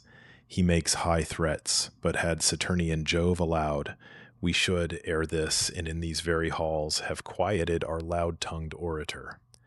So spake the suitor, but Telemachus heeded him not. Then through the city came the heralds with a hallowed hecatomb due to the gods. The long-haired people thronged the shady grove of Phoebus, archer god. Now when the flesh was roasted and was drawn from off the spits, and each was given his share, they held high festival. The men who served the banquet gave Ulysses, where he sat, a portion equal to their own, for so his own dear son Telemachus enjoined. Yet did not Pallas cause the haughty crew of suitors to refrain from stinging taunts, that so the spirit of Laertes' son might be more deeply wounded. One there was among the suitors a low-thoughted wretch. Ctesippus was his name, and his abode was Samos. Crusting in his father's wealth, he wooed the wife of the long-absent King Ulysses. To his insolent mates he said, Hear me, ye noble suitors, while I speak. This stranger has received an equal share, as is becoming, for it were not just nor seemly to pass by in such a feast the guests, whoe'er they may be, that resort to this fair mansion of Telemachus. I also will bestow on him a gift of hospitality, and he in turn may give it to the keeper of the bath, or any other of the menial train that serve the household of Ulysses here. So speaking, with his strong right hand he flung a bullock's foot, which from a canister hard by he plucked. Ulysses gently bowed his head and shunned the blow and grimly smiled. The missile struck the solid wall, and then Telemachus rebuked the suitor thus: Ctesippus, well hast thou escaped with life, not having hit the stranger, who himself shrank from the blow. Else had I pinned thee through with my sharp spear. Instead of wedding feast, thy father would have celebrated here thy funeral rites. Let no man in these halls bear himself insolently in my sight hereafter, for my reason now is ripe to know the right from wrong. I was of late a child, and now it is enough to bear that ye should slay our sheep, and drink our wine, and eat our bread, for what can one man do against so many? Cease this petty war of wrong and hatred, but if ye desire to take my life, 'tis well. 'Twere better so, and rather would I die by violence than live to see these most unmanly deeds. Guests driven away, and women servants hauled through these fair rooms by brutal wassailers. He ended, and the assembly all sat mute, till Agelaus spake, Damastor's son. O friends, let no man here with carping words gainsay what is so rightly said, nor yet insult the stranger more, nor one of those who serve the household of the godlike chief Ulysses in his palace. I would say this word in kindness to Telemachus and to his mother. May it please them both. While yet the hope was cherished in your hearts that wise Ulysses would return, no blame could fasten on the queen that she remained unwedded, and resisted those who came to woo her in the palace. Better so, had he come home again. Yet now 'tis clear he comes no more. Go then, Telemachus, and sitting by thy mother, bid her wed the noblest of her wooers, and the one who brings the richest gifts. And thou possess thy father's wealth in peace, and eat and drink at will, while she shall find another home. And thus discreet Telemachus replied, Nay, Agelaus, for I swear by Jove and by my father's sufferings who has died, or yet is wandering far from Ithaca, that I do nothing to delay the choice and marriage of my mother. I consent that she become the wife of whom she list, and him who offers most. But I should feel great shame to thrust her forth against her will, and with unfilial speeches. God forbid. He ended here, and Pallas, as he spake, to inextinguishable laughter moved the suitors. There they sat with wandering minds. They swallowed morsels foul with blood, their eyes were filled with tears, their hearts foreboded woe. Then spake the godlike Theoclymenos, Unhappy men, what may this evil be that overtakes you? Every brow and face, and each one's lower limbs are wrapped in night, and moans arise, and tears are on your cheeks. The walls and all the graceful cornices between the pillars are bedropped with blood. The portico is full. These halls are full of shadows, hastening down to Erebus amid the gloom. The sun is blotted out from heaven, and fearful darkness covers all. He spake, and loudly laughed. Eurymachus, the son of Polybus, in answer said, The stranger prattles idly. He is come from some far land. Conduct him through the door, young men, and send him to the marketplace, since all things here are darkened to his eyes. Then spake the godlike Theoclymenus, Eurymachus, from thee I ask no guide, for I have eyes and ears and 2 good feet, and in my breast a mind as sound as they, and by the aid of these I mean to make my way without. For clearly I perceive a coming evil, which no suitor here will yet escape, no one who in these halls of the great chief Ulysses treats with scorn his fellow man, and broods o'er guilty plans. He spake, and hastening from that noble pile, came to Piraeus, in whose house he found a welcome. All the suitors as he went looked at each other, and the more to vex Telemachus, kept laughing at his guests. And thus an insolent youth among them said, No man had ever a worse set of guests than thou, Telemachus. For what a wretch that wandering beggar is, who always wants his bread and wine and is unfit for work, and has no strength. In truth, a useless load upon the earth he treads. The other guest rises to play the prophet. If thou take my counsel, which I give thee for thy good, Let them at once be put on board a bark of many oars, and we will send them hence. To the Sicilians, they will bring a price. So talked the suitors, but he heeded not their words, and looking toward his father, held his peace, expecting when he would lay hands upon that insolent crew. Penelope, sage daughter of Icarius, took her place right opposite upon a sumptuous seat, and heard the words of every man who spake within the hall. They held that midday feast with laughter, a luxurious feast it was, and mirthful. Many victims had been slain to furnish forth the tables, but no feast could be more bitter than the later one, to which the goddess and that valiant man would bid the guilty crew of plotters soon. Book 21, The Bending of the Bow of Ulysses. Proposal of Penelope to the suitors to contend for her hand with the bow and arrows of Ulysses. Their ineffectual attempts to bend the bow. Management of Ulysses to obtain the bow, which he bends with ease and sends an arrow through the 12 rings set up in a row for the purpose.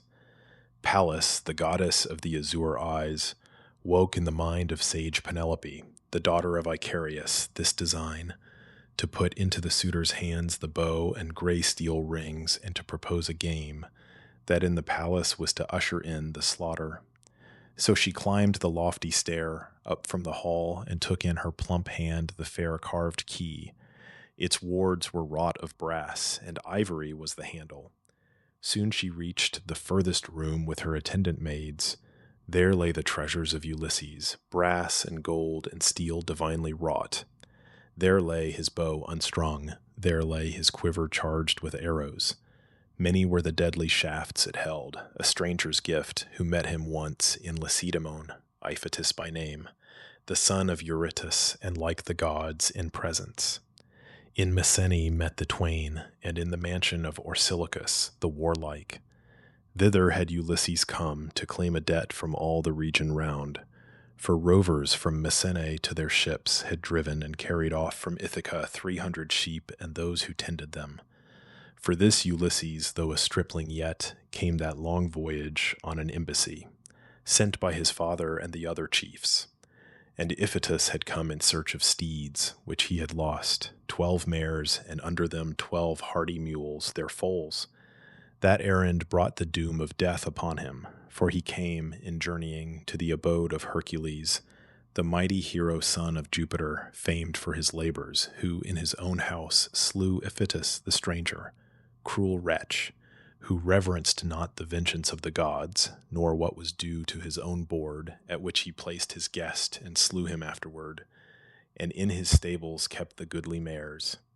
'Twas when this guest was seeking for his steeds, he met Ulysses, and bestowed on him the bow, which mighty Eurytus once bore, and dying in his lofty palace, left the weapon to his son. Ulysses gave in turn a trenchant sword and massive lance, a pledge of kindly hospitality, begun but not continued till they sat each at the other's table. For the son of Jove first took the life of him who gave the bow, the godlike son of Eurytus. That bow Ulysses, when he went to war in his black galleys, never took with him, but left it in his palace, to be kept in memory of a beloved friend, and only bore it in his own domain. Now when the glorious lady reached the room, and stood upon the threshold, wrought of oak, and polished by the workman's cunning hand, who stretched the line upon it, and set up its posts, and hung its shining doors, she loosed with a quick touch the thong that held the ring, put in the key, and with a careful aim struck back the sounding bolts. As when a bull roars in the field, such sound the beautiful doors, struck with the key, gave forth, and instantly they opened to her. Up the lofty floor she stepped, where stood the coffer that contained the perfumed garments. Reaching forth her hand, the queen took down the bow that hung within its shining case, and sat her down and laid the case upon her knees, and, drawing forth the monarch's bow, she wept aloud.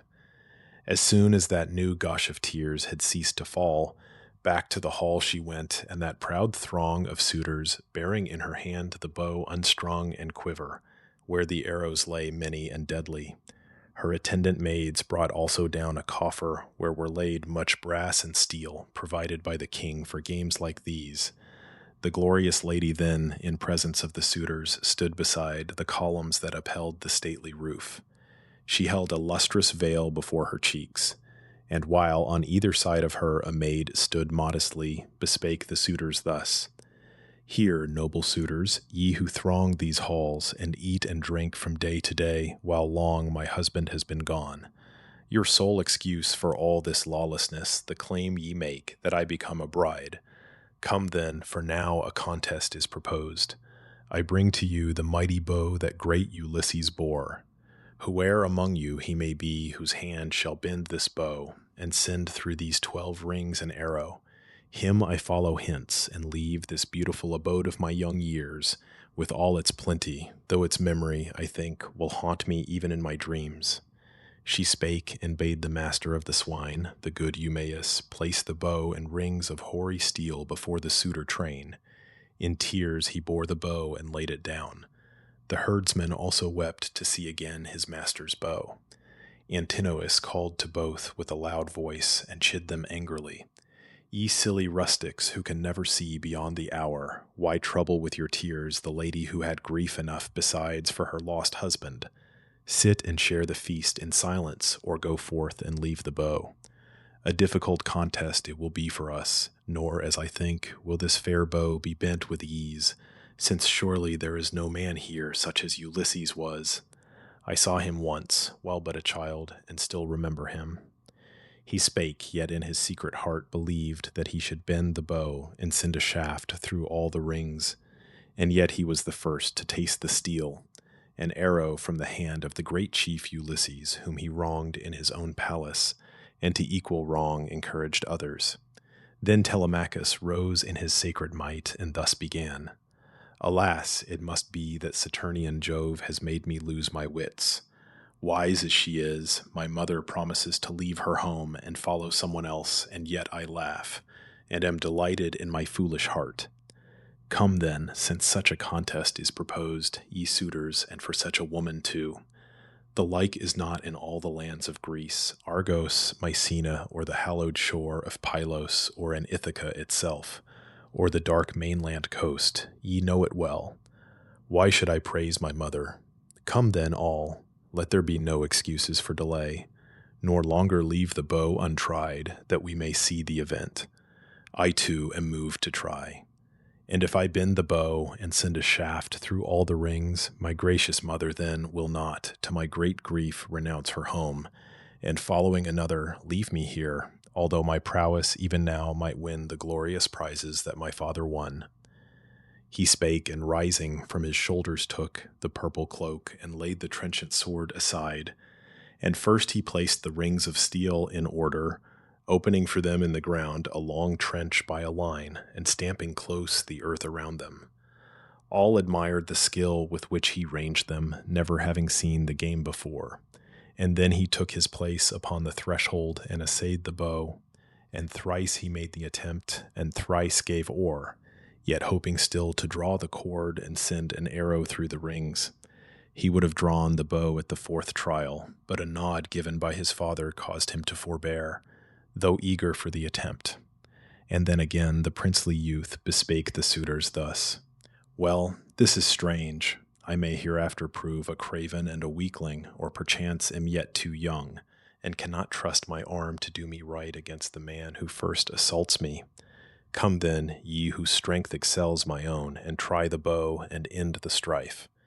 He spake, and setting down the bow to lean against the firm, smooth panels of the wall, and the swift shaft against the bow's fair curve, he took again his seat upon the throne, from which he rose, and then Eupathus' son, Antinous, to the crowd of suitors said: "Rise one by one, my friends, from right to left. Begin where he begins who pours the wine." So spake Antinous, and the rest approved.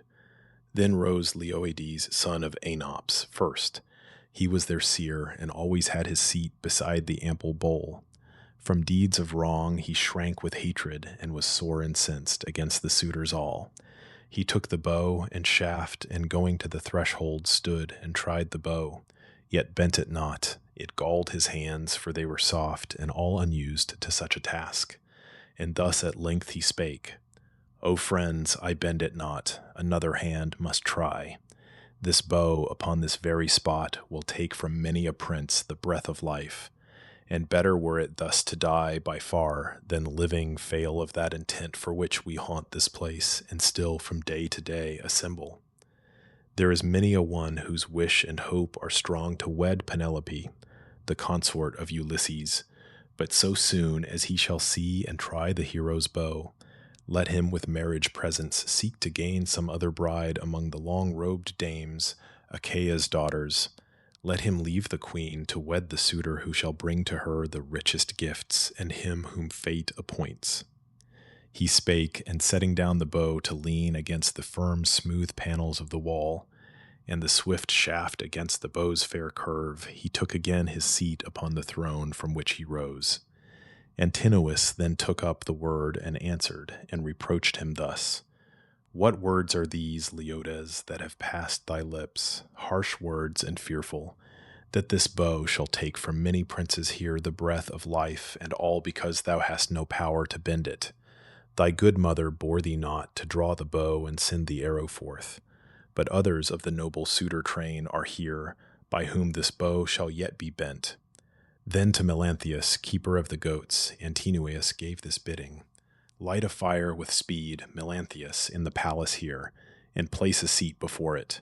Lay a fleece upon the seat, and bring us from within an ample roll of fat, that we young men by warming and anointing may make soft the bow, and draw the cord, and end the strife.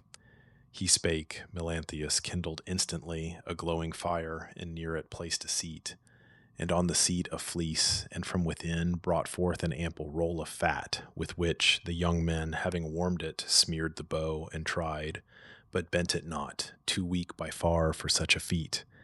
Antinous kept aloof, he and the godlike youth Eurycleia, two princes who in might excelled the rest. The herdsman of Ulysses meantime left the palace, and with him the swineherd went, and after them Ulysses. When they all were now without the gate and palace court, Ulysses spake to them, and blandly said, Herdsman and swineherd, shall I say to you somewhat, or shall I keep it back? My heart moves me to say it. Should Ulysses come, led by some god, and suddenly, what aid would he receive from you? Would ye take part with him or with the suitors? Frankly speak, and tell me what your hearts would bid you do. Then answered thus the keeper of the herds, O Father Jove, wouldst thou but grant my wish, and let some god conduct him hither, then shall it be seen what might is in these hands. So also did Eumaeus offer prayer to all the deities that speedily the wise Ulysses might return, and when the chief perceived in all its truth the thought and purpose of their hearts, he spake and said, Know then that I myself am he, at home again, returning in the 20th year, and after many sufferings, to the land that saw my birth. I know that I am come welcome to you alone of all my train of servants, since I hear no others pray for my return. Hear then what I engage shall be hereafter. If some god o'ercome for me these arrogant suitors, I will give to each of you a wife and lands, and build for each a house near mine, and ye shall be the friends and brothers of Telemachus thenceforth. And now, that ye may surely know and trust me, I will show a token here, a scar which once the white tooth of a boar made, when long since, on the Parnassian mount, I hunted with Autolycus' sons. Thus having said, he drew from the broad scar the covering rags. They looked and knew it well, and wept, and round Ulysses threw their arms, and kissed in that embrace the hero's head and shoulders, while Ulysses also kissed their heads and hands. The sun would have gone down upon their weeping but for him. He said, Cease now from tears, lest someone from the hall should see us and report of us within. Now let us enter, not in company, I first, and ye thereafter, one by one, and let the sign be this, the others all, the haughty suitors, will refuse to me the bow and quiver. When thou bearest it, my noble friend Eumaeus, through the halls, bring it and place it in my hands, and charge the women to make fast the solid doors. And then if any one of them should hear a groan or other noise of men within, let her not issue forth, but silently pursue her task. Meantime be it thy care, my good Philotius, with a key to lock the portals of the court and fix the chain. Thus having said, into that noble pile he passed again, and took the seat from which he lately rose, and afterward in turn entered the servants of the godlike chief. Eurymachus was busy with the bow, turning and warming it before the blaze on both its sides. He could not bend it thus. There came a deep sigh from his boastful heart, and greatly was he vexed, and sadly said, Alas, great cause of grief indeed is here for me and all. 'Tis not that I lament so much the losing of the bride, although that also vexes me. There yet remain many fair ladies of the Achaean stock, both in the sea-girt lands of Ithaca and other regions. Yet if we be found to fall in strength of arm so far below the great Ulysses that we cannot bend his bow, our sons will hear of it with shame. Eupaedes' son Antinous answered thus, Not so, Eurymachus, as thou thyself shouldst know. This day is held a solemn feast of Phoebus by the people, who would draw the bow today. Nay, lay it by in peace, and suffer all the rings to stand as now, for no man, as I think, will dare to come into the palace of Laertes' son and take them hence. Let him who bears the cup begin to serve the wine, that having poured part to the gods, we may lay down the bow, and with the morning let Melanthius come, the goatherd, bringing with him from the flock the choicest goats, that we may burn the thighs, an offering to the god of archery, Apollo. Then will we again essay the bow and bring the contest to an end. So spake Antinous, and they all approved. Then heralds came, and on the suitors' hands poured water. Youths filled up the cups with wine, beginning at the right, and gave to each his share. And when they all had poured apart, and each had drunk, the shrewd Ulysses thus with artful speech bespake the suitor train. Hearken, ye suitors of the illustrious queen, to what my heart is prompting me to say, but chiefly to Eurymachus I make my suit, and to Antinous, who so well have counselled to lay by the bow and trust the gods. Tomorrow Phoebus will bestow the needed strength on whomsoe'er he will. But let me take that polished bow and try among you, whether still the power that dwelt in these once pliant limbs abides in them, or whether happily it has passed from me amid my wanderings and a life of want. He spake, and all were vehemently moved with anger, for they feared that he would bend the bow, and thus Antinous railing spake, Thou worthless vagabond, without a spark of reason, art thou not content to sit and banquet with the proudest, where no part of all the feast escapes thee, hearing all that we are saying, which no other man, stranger and beggar, is allowed to hear? This good wine makes thee foolish, as wine oft makes those who swallow it too greedily, and drink not with due stint. It maddened once Eurycleia, the famed centaur, in the halls of the large-souled Pirithous. He had come among the Lapithae, and when inflamed with wine to madness, in those very halls did lawless deeds. The heroes were incensed. They rushed upon him, dragged him through the porch and out of doors, and there cut off his nose and ears, and he departed, frenzied still, and bearing in bewilderment of mind his punishment, whence war arose between centaurs and men. Yet surely he had brought the evil on himself when overcome with wine. Such fearful mischief, I foretell, will light on thee if thou shouldst bend this bow, nor canst thou hope for favor here among the people. We will send thee speedily in a black galley to King Achates, the enemy of humankind, from whom thou shalt find no escape. Drink then in peace thy wine, and seek no strife with younger men. Then spake the sage Penelope again, Truly, Antinous, it becomes thee not, nor is it just, to vex the stranger guests who seek the palace of Telemachus. Dost thou then think that, should this stranger bend, proud as he is of his great strength of arm, the mighty bow that once Ulysses bore, he leads me hence a bride? No hope of that is in his heart, and let no one of you who banquet here allow a thought like that to vex him. 'Tis a thing that cannot be. Then to the queen, Eurymachus, the son of Polybus, replied, We do not fear, sage daughter of Icarius, that this man will lead thee hence a bride. It cannot be. We fear the speech of men and women both. The very meanest of the Achaean race will say, Degenerate men are these who seek to wed the consort of a glorious chief, not one of whom can draw the bow he bore. And now there comes a wandering beggarman who draws the bow with ease and sends a shaft through all the rings of steel. Thus will they speak, and this will be to us a cause of shame. And then the sage Penelope rejoined, Eumaeus, it cannot be that those should earn the general praise who make the wealth of a most worthy man their spoil, and bring dishonor on his house. The stranger's frame is powerful and well knit. He claims to be of noble parentage. Now let him take the bow, and we will see the event. But this I promise, and will make my promise good. If he should bend it, if Apollo give to him that glory, he shall have from me a tunic and a cloak, fair garments both, and a keen javelin, his defense against both dogs and men, a two-edged sword besides, and sandals for his feet, and I engage to send him whither he desires to go. Then spake discreet Telemachus again, Mother, in all Achaia there is none who has more power than I can claim, to grant or to deny the bow to whom I will. No one of those who rule the rugged coast of Ithaca or isles where Irus breeds her mares may interpose to thwart my will, if on the stranger I bestow the bow to be his own, and bid him take it hence. Withdraw, O queen, into thy bower, direct thy household tasks, the distaff and the web, and bid thy maidens speed the work. The bow belongs to men, and most to me, for here, within these walls, the authority is mine. The queen, astonished, heard him and withdrew, but kept her son's wise sayings in her heart.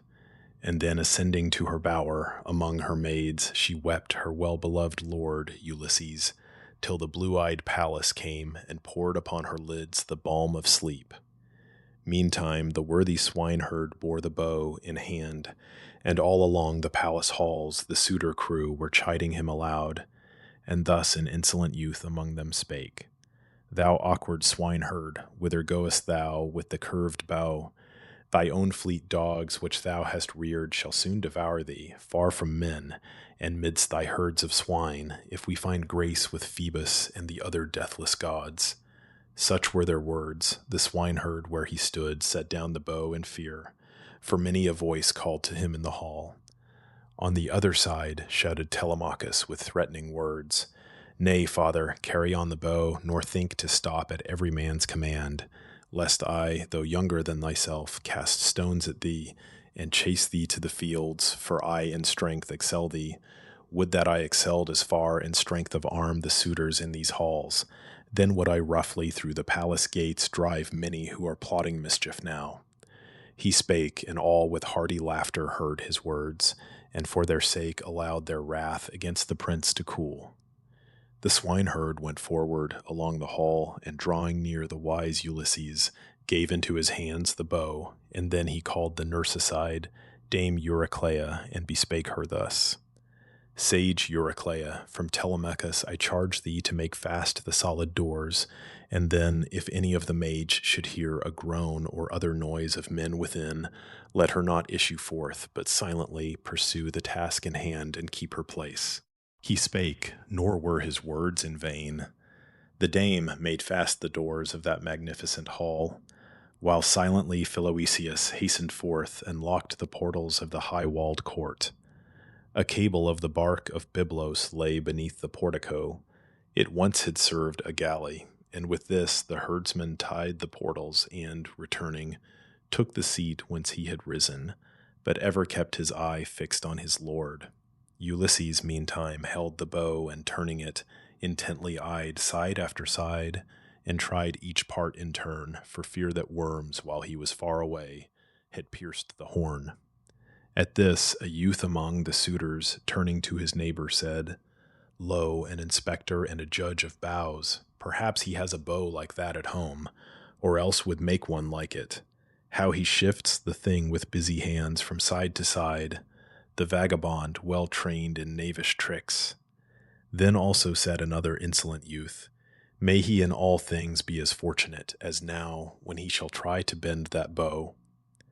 Such was their talk, but when the wary chief had poised and shrewdly scanned the mighty bow, then as a singer, skilled to play the harp, stretches with ease on its new fastenings a string, the twisted entrails of a sheep made fast at either end, so easily Ulysses bent that mighty bow.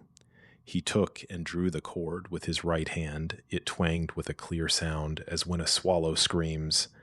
The suitors were dismayed, and all grew pale. Jove in loud thunder gave a sign from heaven.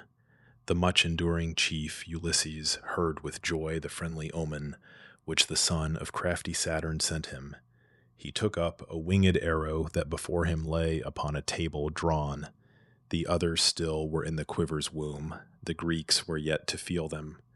This he set with care against the middle of the bow, and toward him drew the cord and arrow notch just where he sat, and aiming opposite let fly the shaft. He missed no ring of all. From first to last, the brass-tipped arrow threaded every one. Then to Telemachus Ulysses said, Telemachus, the stranger sitting here hath not disgraced thee. I have neither missed the rings, nor found it hard to bend the bow, nor has my manly strength decayed, as these who seek to bring me to contempt pretend. And now the hour is come when we prepare a supper for the Achaeans, while the day yet lasts, and after supper the delights of song and harp, which nobly grace a feast. He spake and nodded to Telemachus, his well-beloved son, who girded on his trenchant sword, and took in hand his spear, and armed with glittering brass for battle, came and took his station by his father's seat. Book 22, Death of the Suitors.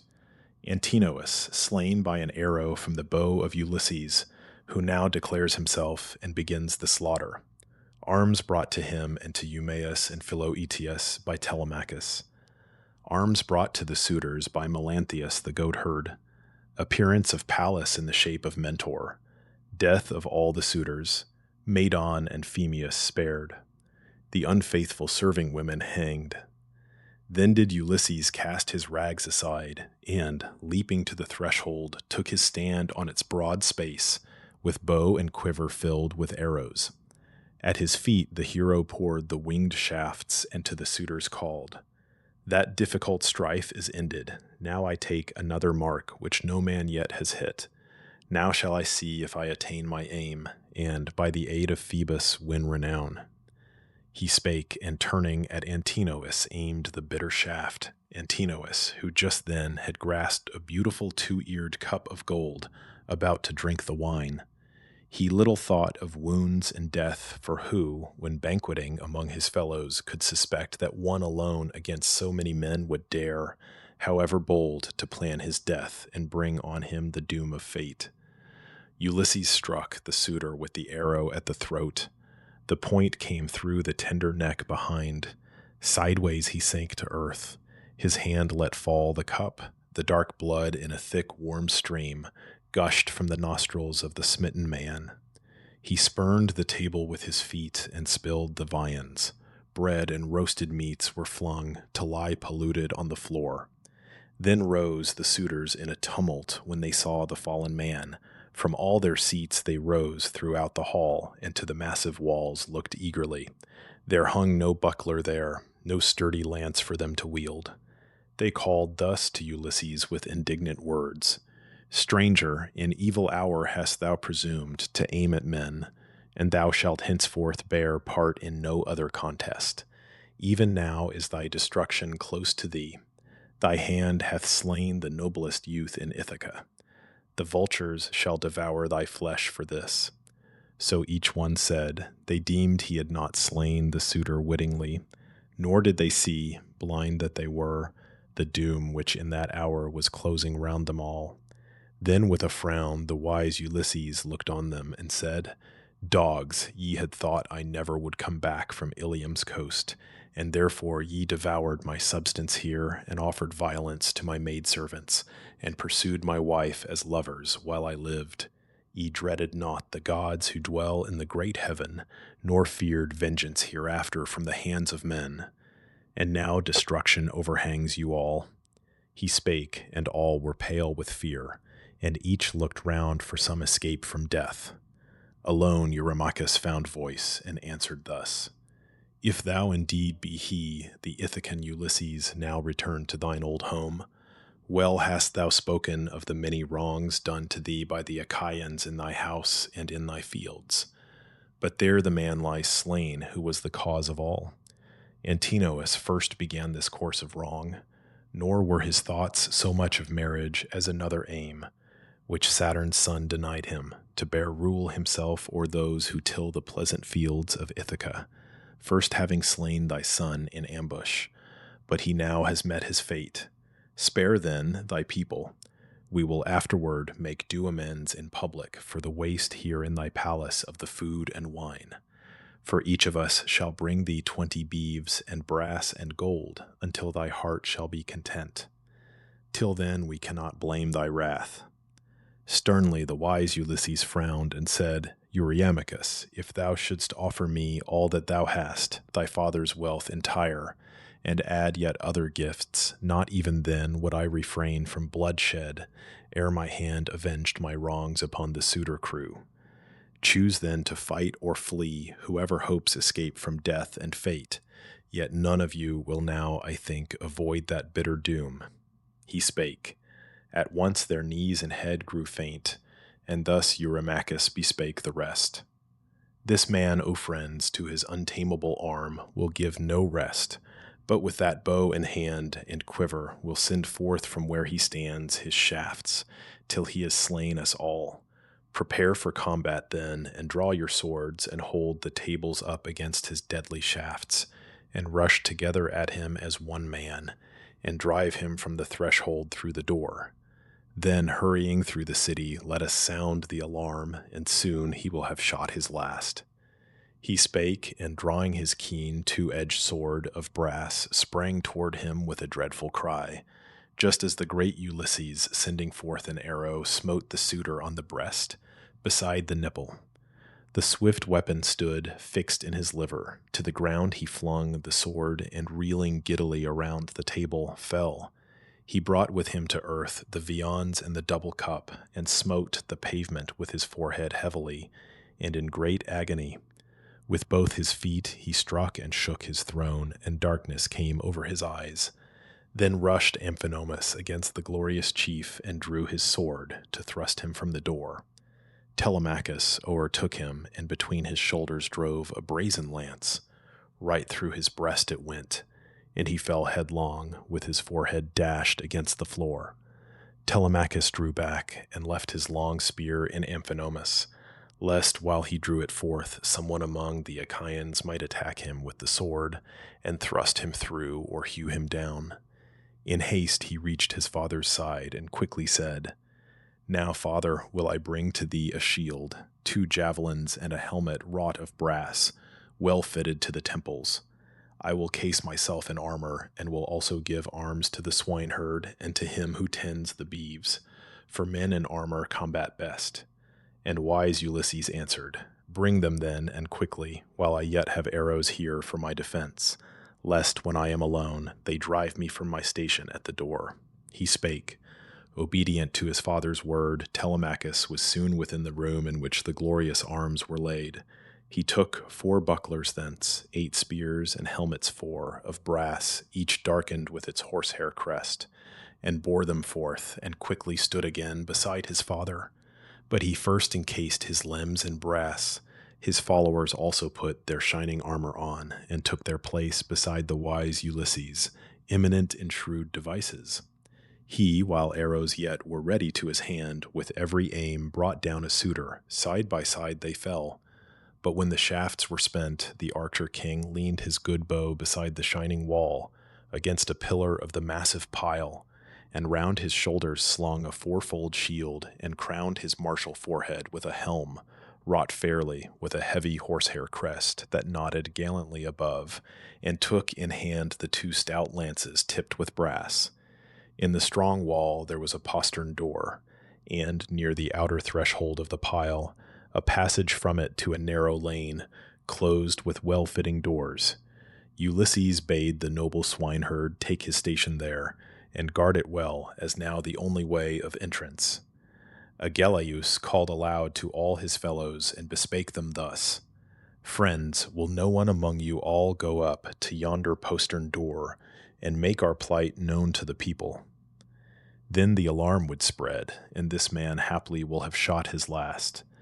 Melanthius, keeper of the goats, replied, Nay, noble Agellous, 'tis too near the palace gate. The entrance of the lane is narrow, and a single man, if brave, against us all might hold it. I will bring arms from the chamber to equip you all. For there within, and nowhere else I deem, Ulysses and his son laid up their arms.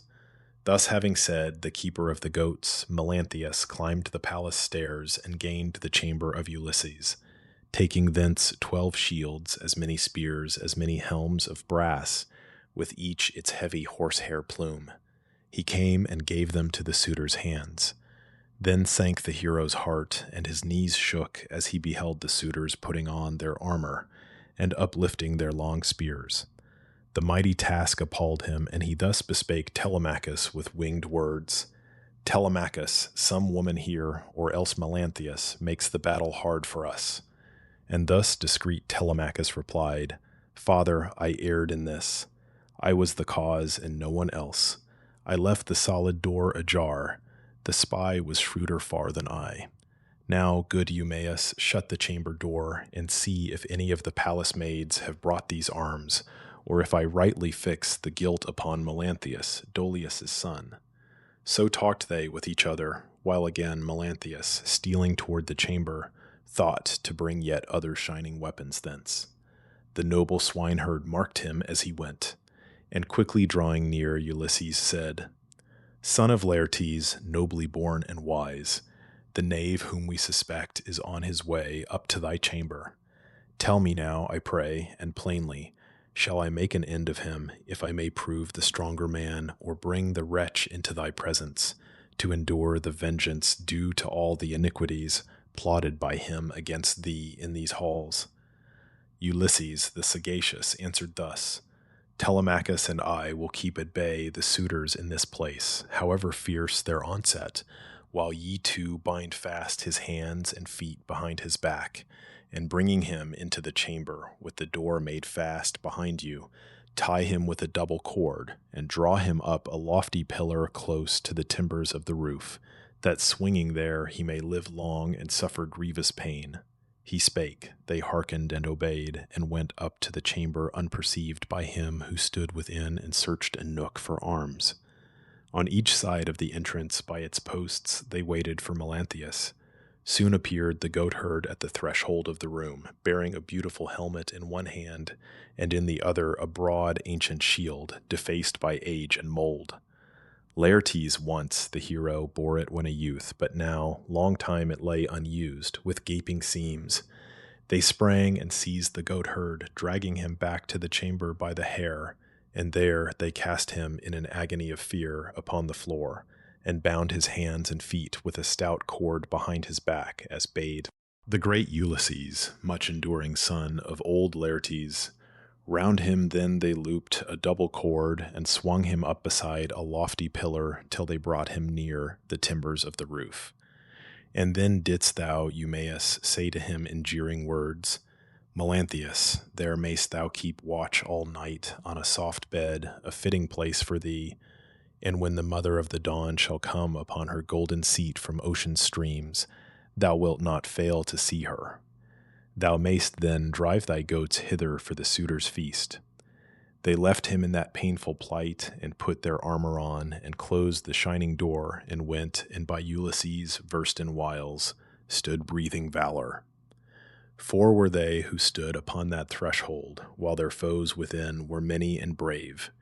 Then Pallas, child of Jove, drew near, like Mentor both in shape and voice.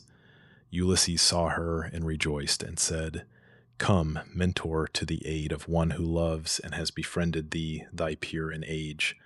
Thus said Ulysses, but believed he spake to Pallas, scatterer of hosts. Fierce shouts came from the suitors in the hall, and first thus Agellous railed, Damastor's son. Mentor, let not Ulysses wheedle thee to join him and make war on us, for this our purpose is, and it will be fulfilled. When by our hands the father and the son are slain, thou also shalt be put to death for this attempt, and thy own head shall be the forfeit. When we shall have taken thus thy life with our good weapons, we will seize on all thou hast, on all thy wealth within thy dwelling or without, and mingling it with the possessions of Ulysses, leave within thy palaces no son of thine or daughter living, and no virtuous wife of thine abiding here in Ithaca. He spake, and woke new anger in the heart of Pallas, and she chid Ulysses thus: Ulysses, thou art not in might of arm and courage what thou wert when waging war 9 years without a pause against the men of Troy for Helen's sake, the child of Jove, and many didst thou slay in deadly strife, and Priam's city with its spacious streets was taken through thy counsels. How is it that coming to thy own possessions here and thy own palace thou dost sadly find thy ancient valor fail thee in the strife against the suitors? Now draw near, my friend, and stand by me, and see what I shall do, and own that Mentor, son of Alcimus, amid a press of foes requites thy love. She spake, but gave not to Ulysses yet the certain victory, for she meant to put to further proof the courage and the might both of Ulysses and his emulous son. To the broad palace roof she rose, and sat in shape a swallow. Eurycleia now, Damastor's son, cheered on with gallant words his friends. So also did Amphimedon, Eurynomus, and Demoptolemus, Polyctor's son, Pacinder, and with these sagacious Polybus. These 6 excelled in valor all the suitors who survived, and they were fighting for their lives. The bow and the fleet shafts had smitten down their peers. Thus to his fellows Eurycleia spake: O friends, this man will now be forced to stay his fatal hand. See, Mentor leaves his side, after much empty boasting, and those 4 are at the entrance gate alone. Now aim at him with your long spears, not all at once. Let 6 first hurl their weapons, and may Jove grant that we strike Ulysses down and win great glory. For the others at his side we care but little if their leader fail. He spake, they hearkened. Eagerly they cast their lances. Pallas made their aim to err. One struck a pillar of the massive pile, one struck the paneled door, one ashen shaft, heavy with metal, rang against the wall. And when they had escaped that flight of spears hurled from the crowd, the much-enduring man, Ulysses, thus to his companions said: Now is the time, my friends, to send our spears into the suitor crowd, who, not content with wrongs already done us, seek our lives. He spake, and aiming opposite, they cast their spears. The weapon which Ulysses flung slew Demoptolemus. His son struck down Euryades, the herdsman smote to death Pisander, and the swineherd Elatus. These at one moment fell and bit the dust of the broad floor. Back flew the suitor crowd to a recess, and after them the 4 rushed on and plucked their weapons from the dead. Again the suitors threw their spears, again did Pallas cause their aim to err. One struck a pillar of the massive pile, and one the paneled door, another ashen shaft heavy with metal rang against the wall. Yet did the weapon of Amphimedon strike lightly on the wrist Telemachus. The brass just tore the skin. Xerxes grazed the shoulder of Eumaeus with his spear. Above the shield, the spear flew over it and fell to earth. Then they who stood beside the sage Ulysses, versed in wiles, once more flung their keen spears. The spoiler of walled towns, Ulysses, slew Eurynomus. His son struck down Amphimedon. The swineherd took the life of Polybus. The herdsman smote Xerxes, driving through his breast the spear, and called to him and gloried o'er his fall. O son of Polytherses, prompt to rail, beware of uttering in thy foolish pride big words hereafter. Leave it to the gods, mightier are they than we. See, I repay the hospitable gift of a steer's foot, which once the great Ulysses from thy hand received as he was passing through this hall. Thus spake the keeper of the horned herd. Meantime Ulysses slew Damastor's son with his long spear in combat hand to hand. Telemachus next smote Evenor's son, Leocritus. He sent the brazen spear into his bowels, through his body passed the weapon, and he fell upon his face. His forehead struck the floor. Then Pallas held on high her fatal aegis. From the roof she showed it, and their hearts grew wild with fear. They fled along the hall as flees a herd of kine, when the swift gadfly suddenly has come among them and has scattered them in springtime, when the days are growing long. Meantime, like falcons with curved claws and beaks, that coming from the mountain summits pounce upon the smaller birds and make them fly close to the fields among the snares they dread, and seize and slay, nor can the birds resist or fly, and at the multitude of prey the fowlers' hearts are glad. So did the four smite right and left the suitors hurrying through the palace hall, and fearful moans arose, as heads were smitten by the sword, and all the pavement swam with blood. Leodes then sprang forward to Ulysses, clasped his knees, and supplicated him with winged words. I come, Ulysses, to thy knees, respect and spare me.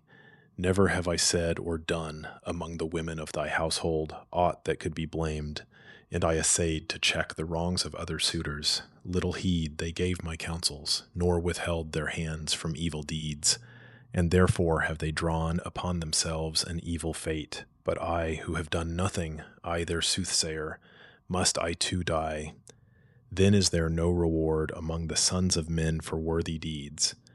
Ulysses the sagacious frowned and said, If then in truth thou wert as thou dost boast, a soothsayer among these men, thy prayer within these palace walls must oft have been, that far from me might be the blessed day of my return, and that my wife might take with thee her lot, and bring forth sons to thee, and therefore shalt thou not escape from death. He spake, and seizing with his powerful hand a falchion lying near, which from the grasp of Agelaus fell when he was slain, just at the middle of the neck he smote Leodes while the words were on his lips, and the head fell and lay amid the dust. Eumaeus, the son of Terpius, skilled in song, alone escaped the bitter doom of death. He, by constraint, had sung among the train of suitors, and was standing now beside the postern door, and held his sweet-toned lyre, and pondered whether he should leave the hall, and sit before the altar of the great Hercean Jove, where with Laertes once Ulysses oft had burned the thighs of beeves, or whether he should fling himself before Ulysses as a suppliant at his knees. This to his thought seemed wisest, to approach Laertes' son and clasp his knees. He placed his sweet harp on the floor, between the cup and silver-studded seat, and went and clasped the hero's knees, and said in winged words, I come, Ulysses, to thy knees, respect and spare me. It will be a grief to thee, hereafter, shouldst thou slay a bard who sings for gods and men alike. I taught myself this art, some god has breathed into my mind songs of all kinds, and I could sing to thee as to a god. Oh, seek not then to take my life. Thy own dear son Telemachus will bear me witness that not willingly, nor for the sake of lucre did I come, to sing before the suitors at their feasts, and in thy palace, but was forced to come, by numbers and by mightier men than I. He ceased. Telemachus the mighty heard, and thus bespake his father at his side, Refrain, smite not the guiltless with the sword, and be the herald, Medon also spared, who in our palace had the care of me through all my childhood, if he be not slain already by Philoetius, or by him who tends the swine, or if he have not met thyself when thou wert ranging through the hail. He spake, and the sagacious Medon heard, as crouching underneath a throne he lay, wrapped in the skin just taken from a steer, to hide from the black doom of death. He came from where he lay, and quickly flung aside the skin, and springing forward, clasped the knees of the young prince, and said in winged words, Dear youth, behold me here, be merciful, speak to thy father, that he put not forth his sword to slay me, eager as he is for vengeance, and incensed against the men who haunt these halls to make his wealth a spoil, and in their folly hold thyself in scorn. He spake, the sage Ulysses smiled and said, Be of good cheer, since this my son protects and rescues thee. Now mayst thou well perceive, and say to other men how much more safe is doing good than evil. Go thou forth, out of this slaughter to the open court, thou and the illustrious bard, and sit ye there, while here within I do what yet I must. He spake, they moved away and left the hall, and by the altar of almighty Jove sat looking round them, still in fear of death. Meantime, Ulysses passed with searching look o'er all the place, to find if yet remained a single one of all the suitor crew alive and skulking from his bitter doom. He saw that all had fallen in blood and dust, many as fishes on the shelving beach, drawn from the hoary deep by those who tend the nets with myriad meshes, poured abroad upon the sand, while panting to return to the salt sea they lie, till the hot sun takes their life from them. So the suitors lay heaped on each other. Then Ulysses took the word, and thus bespake Telemachus. Go now, Telemachus, and hither call the nurse, Dame Eurycleia. I would say somewhat to her that comes into my thought. So spake the chief. Telemachus obeyed the word, and smote the door, and called the nurse. Come hither, ancient dame, who hast in charge to oversee the women and their tasks.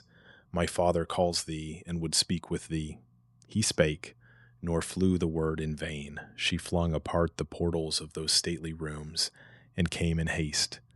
Before her went the prince. Among the corpses of the slain they found Ulysses, stained with blood and grimed with dust, as when a lion who has just devoured a bullock of the pasture moves away, a terror to the sight, with breast and cheeks all bathed in blood.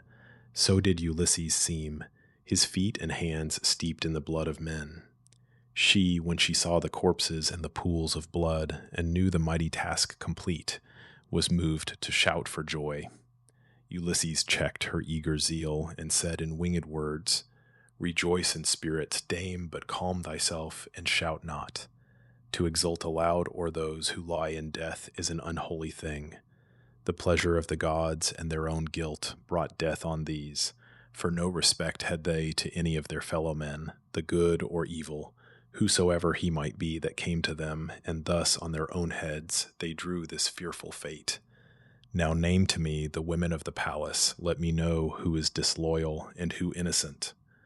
Then thus the well-beloved nurse replied, My son, I will declare the truth. There dwell here in thy palace 50 serving maids, whom we have taught to work, to comb the fleece, and serve the household. 12 of these have walked the way of shame. To me they give no heed, nor to Penelope herself. Thy son has just now grown to manhood, and the queen has never suffered him to rule the maids. But let me now, ascending to her room, the royal bower, apprise thy wife, to whom some deity has sent the gift of sleep. Ulysses, the sagacious, answered thus, Wake her not yet, but go and summon all the women who have wrought these shameful deeds. He spake. The matron through the palace went to seek the women and to bid them come. Meanwhile, Ulysses called Telemachus, the herdsman and the swineherd, to his side, and thus commanded them with winged words. Begin to carry forth the dead, and call the women to your aid, and next make clean, with water and with thirsty sponges, all the sumptuous thrones and tables. When ye thus have put the hall in order, lead away the serving maids, and in the space between the kitchen vault and solid outer wall, smite them with your long swords till they give up the ghost and lose the memory evermore of secret meetings with the suitor train. He spake, the women came, lamenting loud with many tears, and carried forth the dead, leaning upon each other as they went, and placed them underneath the portico of the walled court. Ulysses gave command, hastening their task, as all unwillingly they bore the corpses forth. With water next, and thirsty sponges in their hands, they cleansed the sumptuous thrones and tables. Then the prince Telemachus with shovels cleared the floor, the herdsman and the swineherd aiding him, and made the women bear the rubbish forth. And now, when all within was once again in seemly order, they led forth the maids from that fair pile into the space between the kitchen vault and solid outer wall, a narrow space from which was no escape. And thus discreet Telemachus began, I will not take away these creatures' lives by a pure death, these who so long have heaped reproaches on my mother's head and mine, and played the wanton with the suitor crew. He spake, and made the hawser of a ship fast to a lofty shaft. The other end he wound about the kitchen vault. So high he stretched it that the feet of none who hung on it might touch the ground. As when a flock of broad-winged thrushes or wild pigeons strike a net within a thicket as they seek their perch, and find unwelcome durance there. So hung the women with their heads a row, and cords about their necks, that they might die a miserable death. A little while, and but a little, quivered their loose feet in air. They led Melanthius from the hall and through the porch, cut off his nose and ears, wrenched out the parts of shame, a bloody meal for dogs, and in their anger from the trunk lopped hands and feet. Then, having duly washed their feet and hands, they came into the hall, and to Ulysses they had done their work, and then to the dear nurse Ulysses said, "Bring sulphur, dame, the cure of noxious air, and fire, that I may purge the hall with smoke. And go and bid Penelope come down with her attendant women, and command that all the handmaids of the household come." And thus in turn Dame Eurycleia spake, "Well hast thou said, my son, but suffer me to bring thee clothes, a tunic and a cloak, nor with those rags on thy broad shoulders stand in thine own palace. It becomes thee not." Ulysses the sagacious answered thus, "First let a fire be kindled in this hall." He spake, and Eurycleia, the dear nurse, obeyed, and brought the sulphur and the fire. Ulysses steeped in smoke the royal pile, both hall and court. The matron, passing through the stately palace of Ulysses, climbed the stair to find and summon all the maids. And forth they issued, bearing in their hands torches, and crowding round Ulysses, gave glad greeting, seized his hands, embraced him, kissed his hands and brow and shoulders. The desire to weep for joy overcame the chief. His eyes o'erflowed with tears. He sobbed. He knew them all. Book 23, Ulysses and Penelope after the slaughter. Descent of Penelope to the hall. Her doubts of the identity of Ulysses removed by evident tokens given by Ulysses. Her transport at their removal. His narrative of his adventures. Departure of Ulysses with his son, the herdsman and the swineherd, to the country. Up to the royal bower the matron went with an exulting heart to tell the queen that her beloved husband was within. With knees that faltered not and quick light step she went, and standing by her mistress said, "Awake, Penelope, dear child, and see with thine own eyes what thou hast pined for long. Ulysses has returned, thy lord is here, though late, and he has slain the arrogant crew of suitors, who disgraced his house and made his wealth a spoil, and dared insult his son." And thus discreet Penelope replied, "The gods, dear nurse, have made thee mad, for they have power to change the wisest men to fools, and make the foolish wise, and they have warped thy mind once sound. How canst thou mock me thus, amidst my sorrows, with such idle tales? Why wake me from the pleasant sleep that closed my lids so softly? Never have I slept so sweetly since Ulysses went from me to that bad city which no tongue should name. Go then, return into the lower rooms. Had any of my women save thyself brought such a message to disturb my sleep, I would have sent her back into the hall with angry words. Thy years are thy excuse." But Eurycleia, the dear nurse, rejoined, "Nay, my dear child, I mock thee not. Most true it is that thy Ulysses has returned, and here he is at home, as I have said. The stranger whom they scoffed at in the hall is he, and long Telemachus has known that he was here, but wisely kept from all his father's secret till he should avenge old Acharn." So she ended, and her mistress, overjoyed, sprang from her couch, embraced the aged dame, and wept, and said to her in winged words, "Tell me, dear nurse, and truly, if indeed Ulysses have returned as thou hast said, how smote he those proud suitors, he alone, and they so many, gathered in the hall?" And thus the well-beloved nurse replied, "I saw it not, nor knew of it.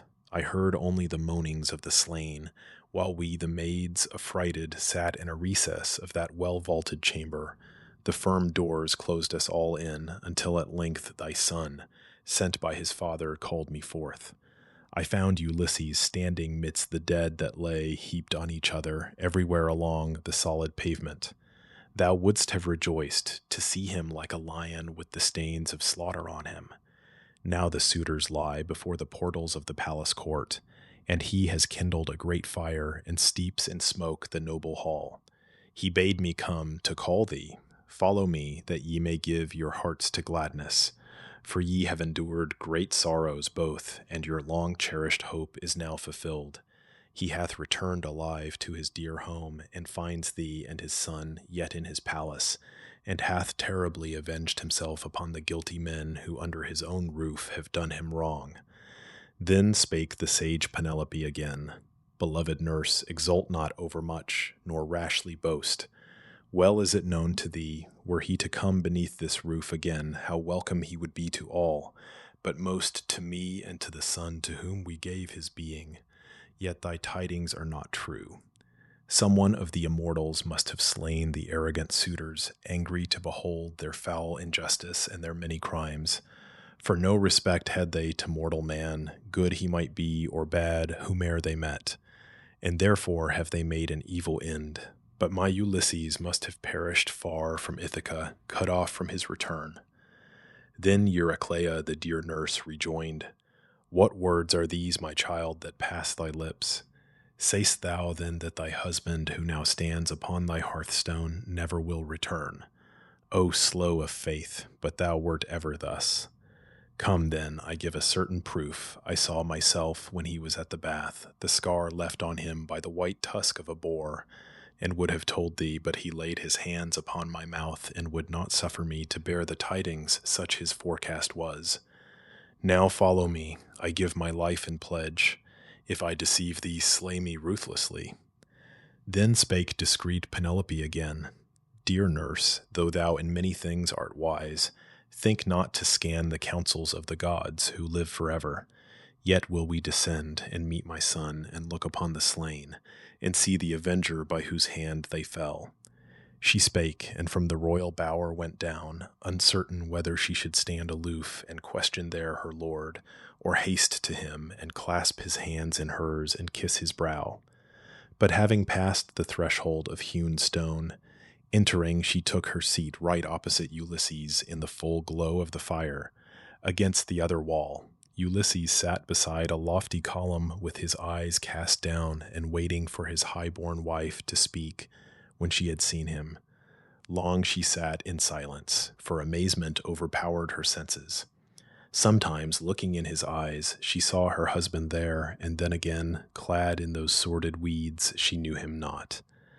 Then spake Telemachus and chid her thus, Mother, unfeeling mother, hard of heart, art thou, how else couldst thou remain aloof?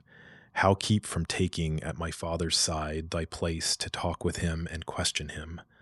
No other wife could bring herself to bear such distance from a husband just returned after long hardships in the 20th year of absence to his native land and her. Mother, thy heart is harder than a stone. And thus the sage Penelope replied, Dear child, my faculties are overpowered with wonder, and I cannot question him, nor even speak to him, nor fix my looks upon his face. But if it be indeed Ulysses, and he have returned, we soon shall know each other. There are tokens known to both of us, to none but him and me. She ended, and the much-enduring chief Ulysses, smiling at her words, bespake Telemachus at once in winged words. Suffer thy mother, O Telemachus, to prove me. She will know me better soon. My looks are sordid, and my limbs are wrapped in tattered raiment. Therefore does she think meanly of me, and cannot willingly believe that I am he. But let us now consider what most wisely may be done. He who hath slain among a tribe of men a single one with few to avenge his death, flees from his kindred and his native land. But we have slain the champions of the realm, the flower of all the youth of Ithaca. Therefore I pray thee think what shall be done. And then discreet Telemachus replied, Look thou to that, dear father, for they say that thou of all mankind wert wont to give the wisest counsels. None of mortal birth in this was deemed thy peer. We follow thee with cheerful hearts, nor will our courage fail, I think, in aught that lies within our power. Ulysses the sagacious answered thus, Then will I tell thee what I deem most wise. First take the bath, and then array yourselves in tunics. Bid the palace maidens choose fresh garments. Let the godlike bard who bears the clear-toned harp be leader, and strike up a melody to prompt the festive dance. that all may say who hear it from without, whether the passers-by or dwellers near. It is a wedding. Else throughout the land the rumor of the slaughter we have wrought among the suitors may have spread before we reach our wooded farm and there consult, beneath the guidance of Olympian Jove. He spake, they hearkened and obeyed. They took the bath and then they put their garments on. The maids arrayed themselves, the godlike bard took the curved harp and woke in all the love of melody and of the graceful dance. The spacious pile resounded to the steps of men and shapely women in their mirth, and one who stood without was heard to say, "Someone, no doubt, has made the long-wooed queen his bride at last, a worthless woman she, who could not, for the husband of her youth, keep his fair palace till he came again." Such words were said, but they who uttered them knew little what had passed. Eurycleia, the matron of the palace, meantime took magnanimous Ulysses to the bath, in his own dwelling, smoothed his limbs with oil, and threw a gorgeous mantle over him and tunic. Pallas on the hero's head shed grace and majesty. She made him seem taller and statelier, made his locks flow down in curls like blossoms of the hyacinth. As when a workman skilled in many arts and taught by Pallas and Minerva twines a golden border round the silver mass, a glorious work. So did the goddess shed grace o'er his face and form, so from the bath he stepped, like one of the immortals, took the seat from which he rose, right opposite Penelope, and thus addressed the queen. "Lady, the dwellers of the Olympian heights have given thee an impenetrable heart beyond all other women. Sure I am, no other wife could bring herself to bear such distance from a husband just returned after long hardships, in the 20th year of absence to his native land and her. Come, nurse, prepare a bed, where by myself I may lie down. An iron heart is hers." To this the sage Penelope replied, "Nay, sir, 'tis not through pride or disregard, or through excess of wonder that I act thus toward thee. Well do I remember thee, as thou wert in the day when thy good ship bore thee from Ithaca. Bestir thyself, Dame Eurycleia, and make up with care a bed without the chamber, which he framed with his own hands. Bear out the massive bed, and lay upon it seemly coverings, fleeces, and mantles for his nightly rest." She spake to try her husband, but displeased Ulysses answered thus his virtuous queen, "O woman, thou hast said unwelcome words. Who hath displaced my bed? That task were hard for long-experienced hands, unless some god had come to shift its place. No living man, even in his prime of years, could easily have moved it. For in that elaborate work there was a mystery. It was I myself who shaped it, no one else. Within my court there grew an olive tree with full-leaved boughs, a tall and flourishing tree. Its massive stem was like a column. Round it I built up a chamber with cemented stones until the walls were finished. Then I framed a roof above it and put on the well-glued doors close-fitting. Next I lopped the full-leaved boughs, and cutting off the trunk above the root, smoothed well the stump with tools, and made of it a post to bear the couch. I bored the wood with wimbles, placed on it the frame, and carved the work till it was done, inlaying it with silver, gold, and ivory. I stretched upon it thongs of ox-hide brightly dyed in purple. Now, O wife, I cannot know whether my bed remains as then it was, or whether someone from the root has hewn the olive trunk and moved it from its place." He spake, and her knees faltered, and her heart was melted as she heard her lord recount the tokens all so truly.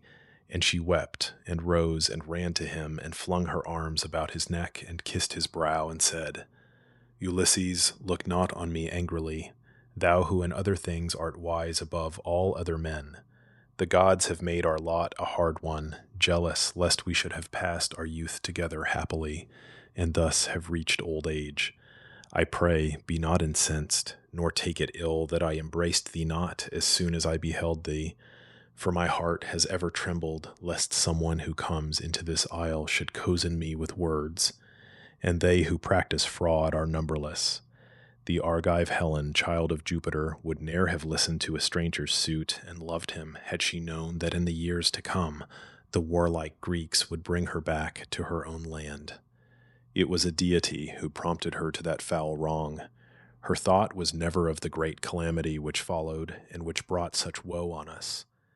But now, since thou, by tokens clear and true, hast spoken of our bed, which human eye has never seen save mine and thine, and those of one handmaiden only, Actorus, her whom my father gave me when I came to this thy palace, and who kept the door of our close chamber, thou hast won my mind to full belief, though hard it was to win. She spake, and he was moved to tears. He wept, as in his arms he held his dearly loved and faithful wife, as welcome as the land to those who swim the deep, of whose stout bark Neptune has made a wreck amidst the waves, tossed by the billow and the blast, and few are those who from the hoary ocean reach the shore, their limbs all crested with the brine. These gladly climb the sea beach and are safe. So welcome was her husband to her eyes, nor would her fair white arms release his neck, and there would rosy-fingered morn have found both weeping. But the blue-eyed Pallas planned that thus it should not be. She stayed the night when near its close, and held the golden morn long in the ocean deeps, nor suffered her to yoke her steeds that bring the light to men. Lampus and Phaethon, swift steeds that bear the morning on her way. Ulysses then, the man of forecast, thus bespake his queen. Not yet, O wife, have we attained the close of all our labors. One remains which yet I must achieve, toilsome and measureless in difficulty. For so prophesied the spirit of Tiresias on the day when to the abode of Pluto I went down to ask the seer concerning the return of my companions and my own. But now seek we our couch, dear wife, that softly laid we may refresh ourselves with welcome sleep. Then spake in turn the sage Penelope, whenever thou desirest it, thy couch shall be made ready, since the gods vouchsafe to bring thee back into thy pleasant home and to thy native land. But now that thou hast spoken of it, and some deity is prompting thee, declare what this new task may be. Hereafter I shall hear of it, no doubt, nor were it worse to know it now. Ulysses the sagacious answered thus, Dear wife, why wilt thou ask? Why press me thus? Yet will I tell thee truly, nor will keep aught from thee, though thou wilt not gladly hear, nor I relate. Tiresias bade me pass through city after city, till I found a people who know not the sea, nor eat their food with salt, who never yet beheld the red proud galley, nor the shapely oars, which are the wings of ships. And this plain sign he gave, nor will I keep it back from thee, that when another traveler whom I meet shall say it is a winnowing fan I bear on my stout shoulder, there he bade me plant the oar upright in earth, and offer up to monarch Neptune there a ram, a bull, and sturdy boar, and then, returning home, burn hallowed hecatombs to all the gods who dwell in the broad heaven, each one in turn. At last will death come over me, afar from ocean, such a death as peacefully shall take me off in a serene old age, amid a people prosperous and content. All this, the prophet said, will come to pass. And then the sage Penelope rejoined, If thus the immortals make thy later age the happier, there is hope that thou wilt find escape from evil in the years to come. So talked they with each other. Meantime went Eurycleia, attended by the nurse, and in the light of blazing torches, dressed with soft fresh drapery abed, and when their busy hands had made it full and high, the aged dame withdrew to take her rest in her own chamber, while Eurycleia, who kept the royal bower, upheld a torch, and thither led the pair, and when they both were in the chamber, went her way. They took their place delighted in the ancient bed. The prince, the herdsman, and the swineherd ceased meantime to tread the dance, and bade the maids cease also, and within the palace rooms, dark with night's shadow, sought their place of rest. Then came the time of pleasant mutual talk, in which that noblest among women spake of wrongs endured beneath her roof from those who came to woo her, an insatiate crew, who made of beeves and fatlings of the flock large slaughter and drained many a wine cask dry. Then nobly born Ulysses told what woes his valor brought on other men, what toils and suffering he had borne. He told her all, and she delighted heard him, nor did sleep light on her eyelids till his tale was done. And first he told her how he overcame the people of Ciconia, how he passed thence to the rich fields of the race who feed upon the lotus, what the Cyclops did, and how upon the Cyclops he avenged the death of his brave comrades, whom the wretch had pitilessly slaughtered and devoured, and how he came to Aeolus and found a friendly welcome, and was sent by him upon his voyage. Yet 'twas not his fate to reach his native land. A tempest caught his fleet, and far across the fishy deep bore him away, lamenting bitterly. And how he landed at Telemachus among the Laestrygonians, who destroyed his ships and warlike comrades, he alone in his black ship escaping. Then he told of Circe, her deceit and many arts, and how he went to Pluto's dismal realm in his good galley to consult the soul of him of Thebes, Tiresias, and beheld all his lost comrades and his mother, her who brought him forth and trained him when a child, and how he heard the Sirens afterward, and how he came upon the wandering rocks, the terrible Charybdis and the crags of Scylla, which no man had ever passed in safety, how his comrades slew for food the oxen of the sun, how Jupiter the Thunderer, with a bolt of fire from heaven, smote his swift bark, and how his gallant crew all perished, he alone escaped with life, and how he reached Ogygia's isle he told, and met the nymph Calypso, who desired that he would be her husband, and long time detained and fed him in her vaulted grot, and promised that he ne'er should die, nor know decay of age through all the days to come. Yet moved she not the purpose of his heart.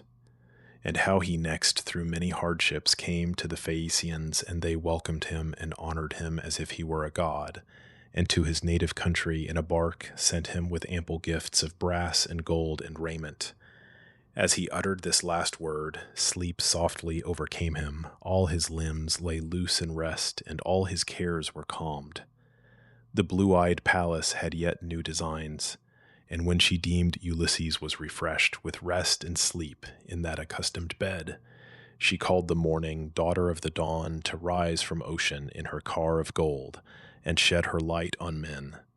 Ulysses rose from his soft couch, and thus enjoined his spouse, O wife, enough of misery have we borne already, thou in weeping for my long, unhappy absence, I for years withheld by Jupiter and all the other gods from my return to this dear land, although I pined for home. Now, since upon this couch we take the place so earnestly desired, take thou the charge of all that I possess here in the palace. For the herds and flocks which those high-handed suitors have devoured, I shall seize many others as a spoil.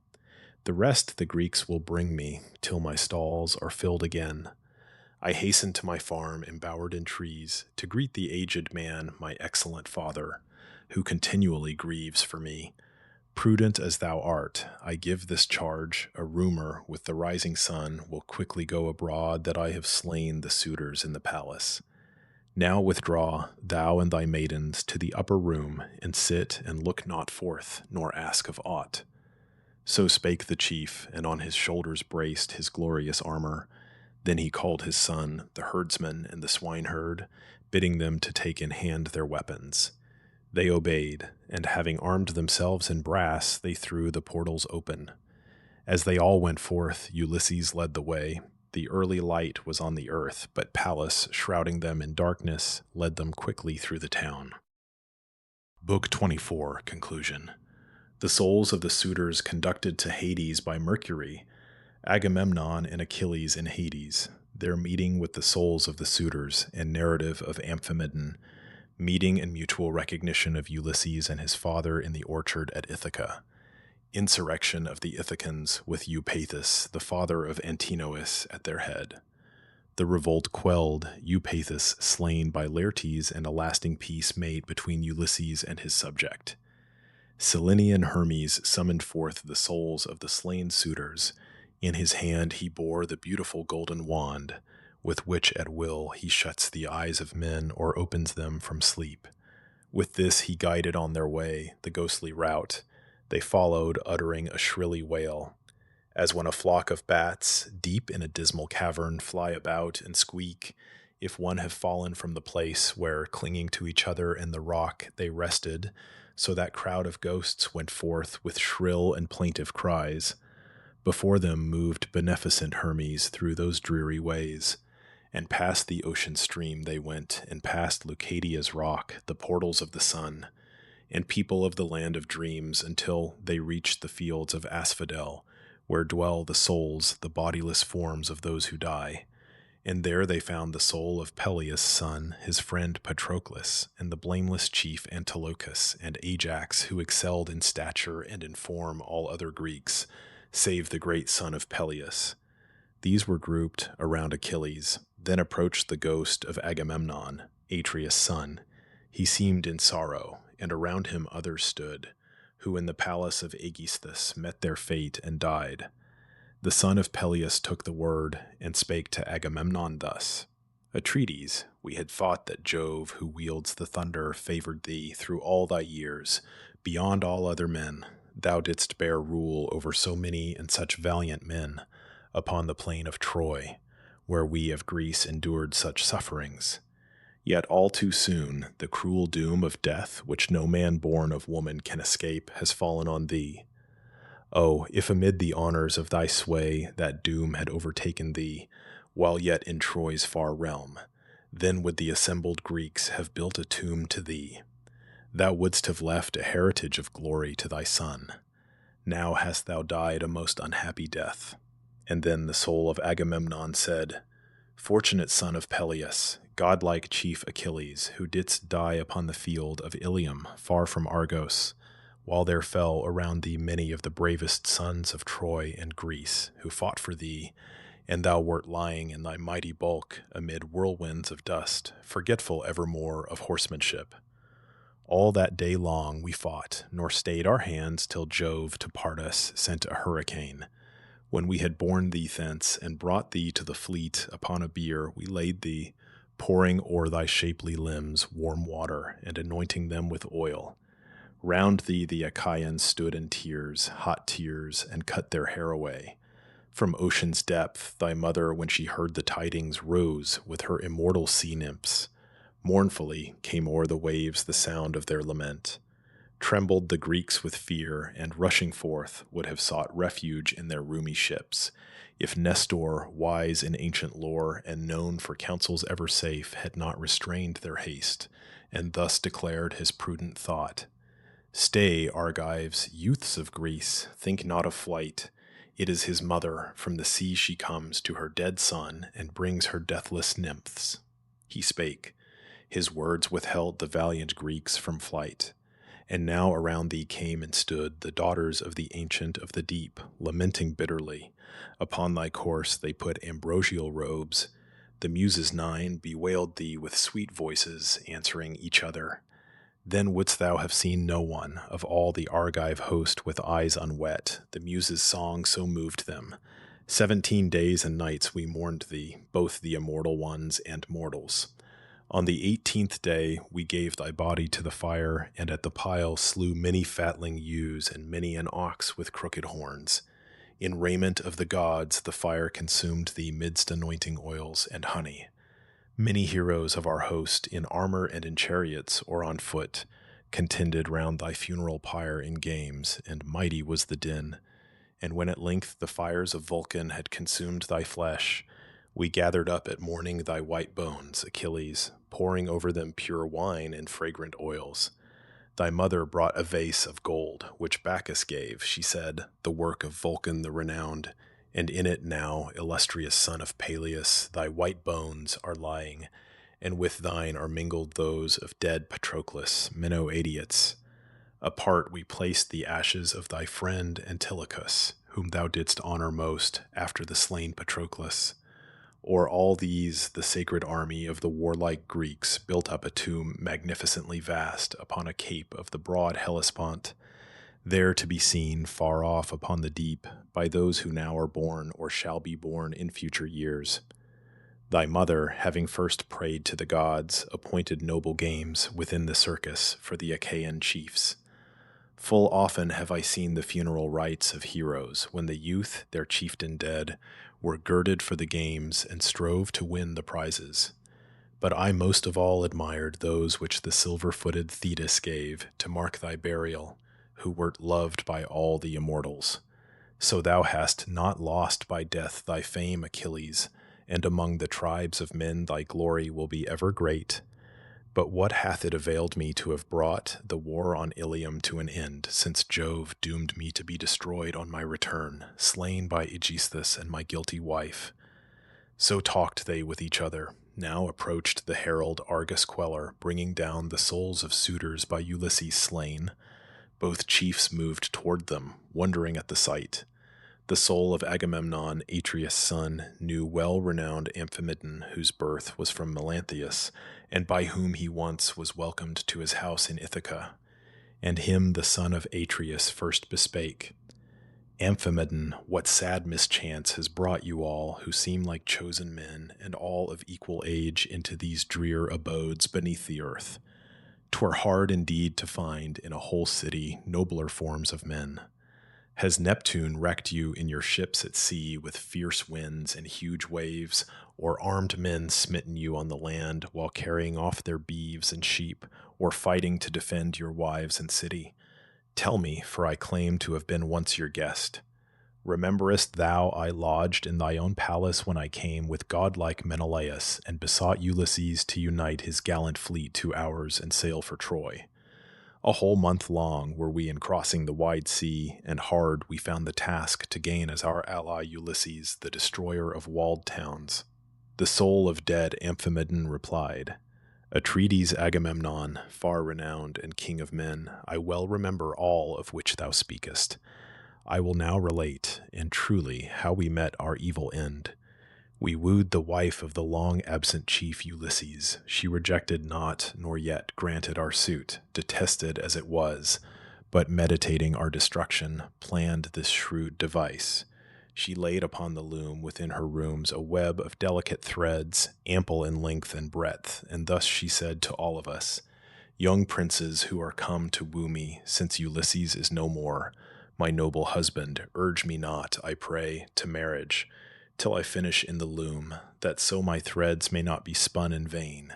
A funeral vesture for the hero chief Laertes when his fatal hour shall come, with death's long sleep, else some Achaean dame might blame me, should I leave without a shroud him who in life possessed such ample wealth. Such were her words, and easily they won upon our generous minds. So went she on, weaving that ample web, and every night unraveled it by torchlight. 3 full years she practiced thus, and by the fraud deceived the Grecian youths. But when the hours had brought the 4th year round, a woman who knew all revealed the mystery, and we ourselves saw her unraveling the ample web. Thenceforth constrained, and with unwilling hands she finished it. And when at length she showed the vesture she had woven, the broad web that she had bleached to brightness like the sun's or like the moon's, some hostile deity, brought back Ulysses to a distant nook of his own fields and to his swineherd's lodge. And thither also came in his black ship his son returning from the sandy coast of Pylos. Thence the twain, when they had planned to slay the suitors, came within the walls of the great city, first Telemachus, and after him Ulysses with his guide the swineherd. He was clad in sordid weeds and seemed a wretched beggar, very old, propped on a staff. In that disguise of rags none knew him, as he suddenly appeared. Not even the oldest of us all. Harsh words and blows we gave him. He endured them all a while with patience, smitten and reviled in his own palace. Moved at length by Jove, he and his son Telemachus bore off the shining weapons from the hall to lie in a far chamber, and barred all the doors. Then, prompted by her husband's craft, the queen proposed a game of archery, with bow and rings of hoary steel, to all of us ill-fated suitors. This drew on our death. Not one of us could bend that sturdy bow. None had the strength. But as it passed from us into Ulysses' hands, we loudly chid the bearer and forbade him, but in vain. Telemachus alone with stern command bade him deliver it. When in his hands the much-enduring chief Ulysses took the bow, he drew the string with ease and sent a shaft through all the rings. He sprang and stood upon the threshold. At his feet he poured the winged arrows, cast a terrible glance around him, and laid King Antinous dead, then sent the fatal shafts at those who stood before him. Side by side they fell and died. Some god we saw was with them as they rushed upon us mightily, and chased us through the palace, slaying us on every side. And fearful were the groans of dying men, as skulls were cloven and the pavement swam with blood. Such, Agamemnon, was the fate by which we perished. Now our bodies lie neglected at the palace, for not yet our kindred, dwelling in our homes, have heard the tidings, nor have come to cleanse our wounds from the dark blood, and lay us on the bier with tears, such honors as are due the dead. In turn the soul of Agamemnon spake, Son of Laertes, fortunate and wise Ulysses, thou by feats of eminent might and valor dost possess thy wife again, and nobly minded is thy blameless queen, the daughter of Icarius, faithfully remembering him to whom she gave her troth while yet a virgin. Never shall the fame of his great valor perish, and the gods themselves shall frame, for those who dwell on earth, sweet strains in praise of sage Penelope. Not such was she who treacherously slew the husband of her youth, she of the house of Tyndarus. Her name among mankind shall be the hateful burden of a song, and great is the dishonor it has brought on women, even the faithful and the good. So talked they with each other, standing there in Pluto's realm beneath the vaulted earth. Meantime Ulysses, hastening from the town, came to the fair fields of Laertes, tilled with care. Laertes, after years of toil, acquired them. There his dwelling stood, a shed encircled it, where ate and sat and slept the servants of the household, who fulfilled his slightest wish. An old Sicilian dame was there, who waited in that distant spot on her old master with assiduous care.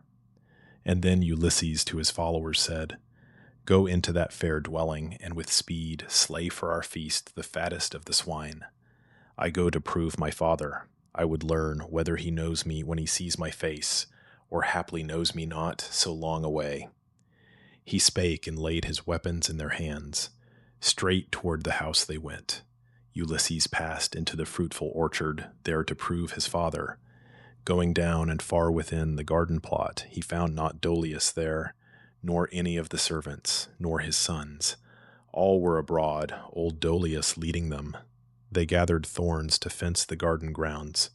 There, delving in that fertile spot, around a newly planted tree, Ulysses saw his father only, sordidly arrayed in a coarse tunic, patched and soiled. He wore patched greaves of bullock's hide upon his thighs, a fence against the thorns, and on his hands gloves, to protect them from the prickly stems of bramble, and upon his head a cap of goatskin. There he brooded o'er his grief. Him when the much-enduring chief beheld, wasted with age and sorrow-worn, he stopped beside a lofty pear-tree's stem and wept, and pondered whether he should kiss and clasp his father in his arms and tell him all, how he had reached his native land and home, or question first and prove him. Musing thus, it pleased him to begin with sportive words, and thus resolved, divine Ulysses drew near to his father, stooping at his task, and loosening the hard earth about a tree, and thus the illustrious son accosted him. O aged man, there is no lack of skill in tending this fair orchard, which thy care keeps flourishing. No growth is there of fig, vine, pear, or olive, or of plants that grow in borders that has missed thy friendly hand. Yet let me say, and be thou not displeased, thou art ill cared for, burdened as thou art with years, and squalid, and in mean attire. It cannot be that for thy idleness thy master treats thee thus, nor is there seen aught servile in thy aspect, in thy face or stature. Thou art rather like a king. Thou seemest one who should enjoy the bath and banquet, and lie soft, for this befits old men like thee. Now say, and tell me true, who may thy master be, whose orchard this which thou dost tend? And more than this, declare, for much I long to know if I am come to Ithaca, as I just now was told by one who met me as I came, a man not overwise, who would not stop to tell what I desired to learn, nor bear to hear my questions when I asked him if a guest of mine were living yet in health or dead and in the realm of Pluto. Let me speak of him, and mark me well, I pray. I lodged once in my native land a man who came into my house, and never stranger yet more welcome was than he. He was by birth of Ithaca, he said, Laertes' son, and grandson of Arceisius. Him I led beneath my roof, and hospitably lodged, and feasted in the plenty of my home, and gave such gifts as might become a host. 7 talents of wrought gold, a silver cup all over rough with flowers, 12 single cloaks, 12 mats, 12 mantles passing beautiful, and tunics 12, and chosen by himself 12 graceful damsels skilled in household arts. And then his father answered, shedding tears, Thou art indeed, O stranger, in the land of which thou dost inquire, but wicked men and lawless now possess it.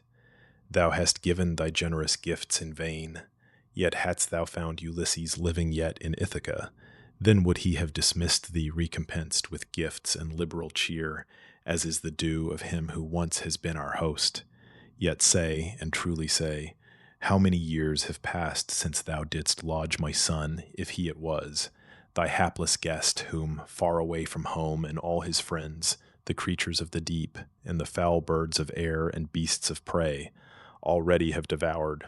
No mother mourned his death and wrapped him in his shroud, nor I, his father, nor did chaste Penelope, his consort nobly dowered, bewail the man she loved upon his bier with eyes dissolved in tears, as fitting was, an honor due to those who die.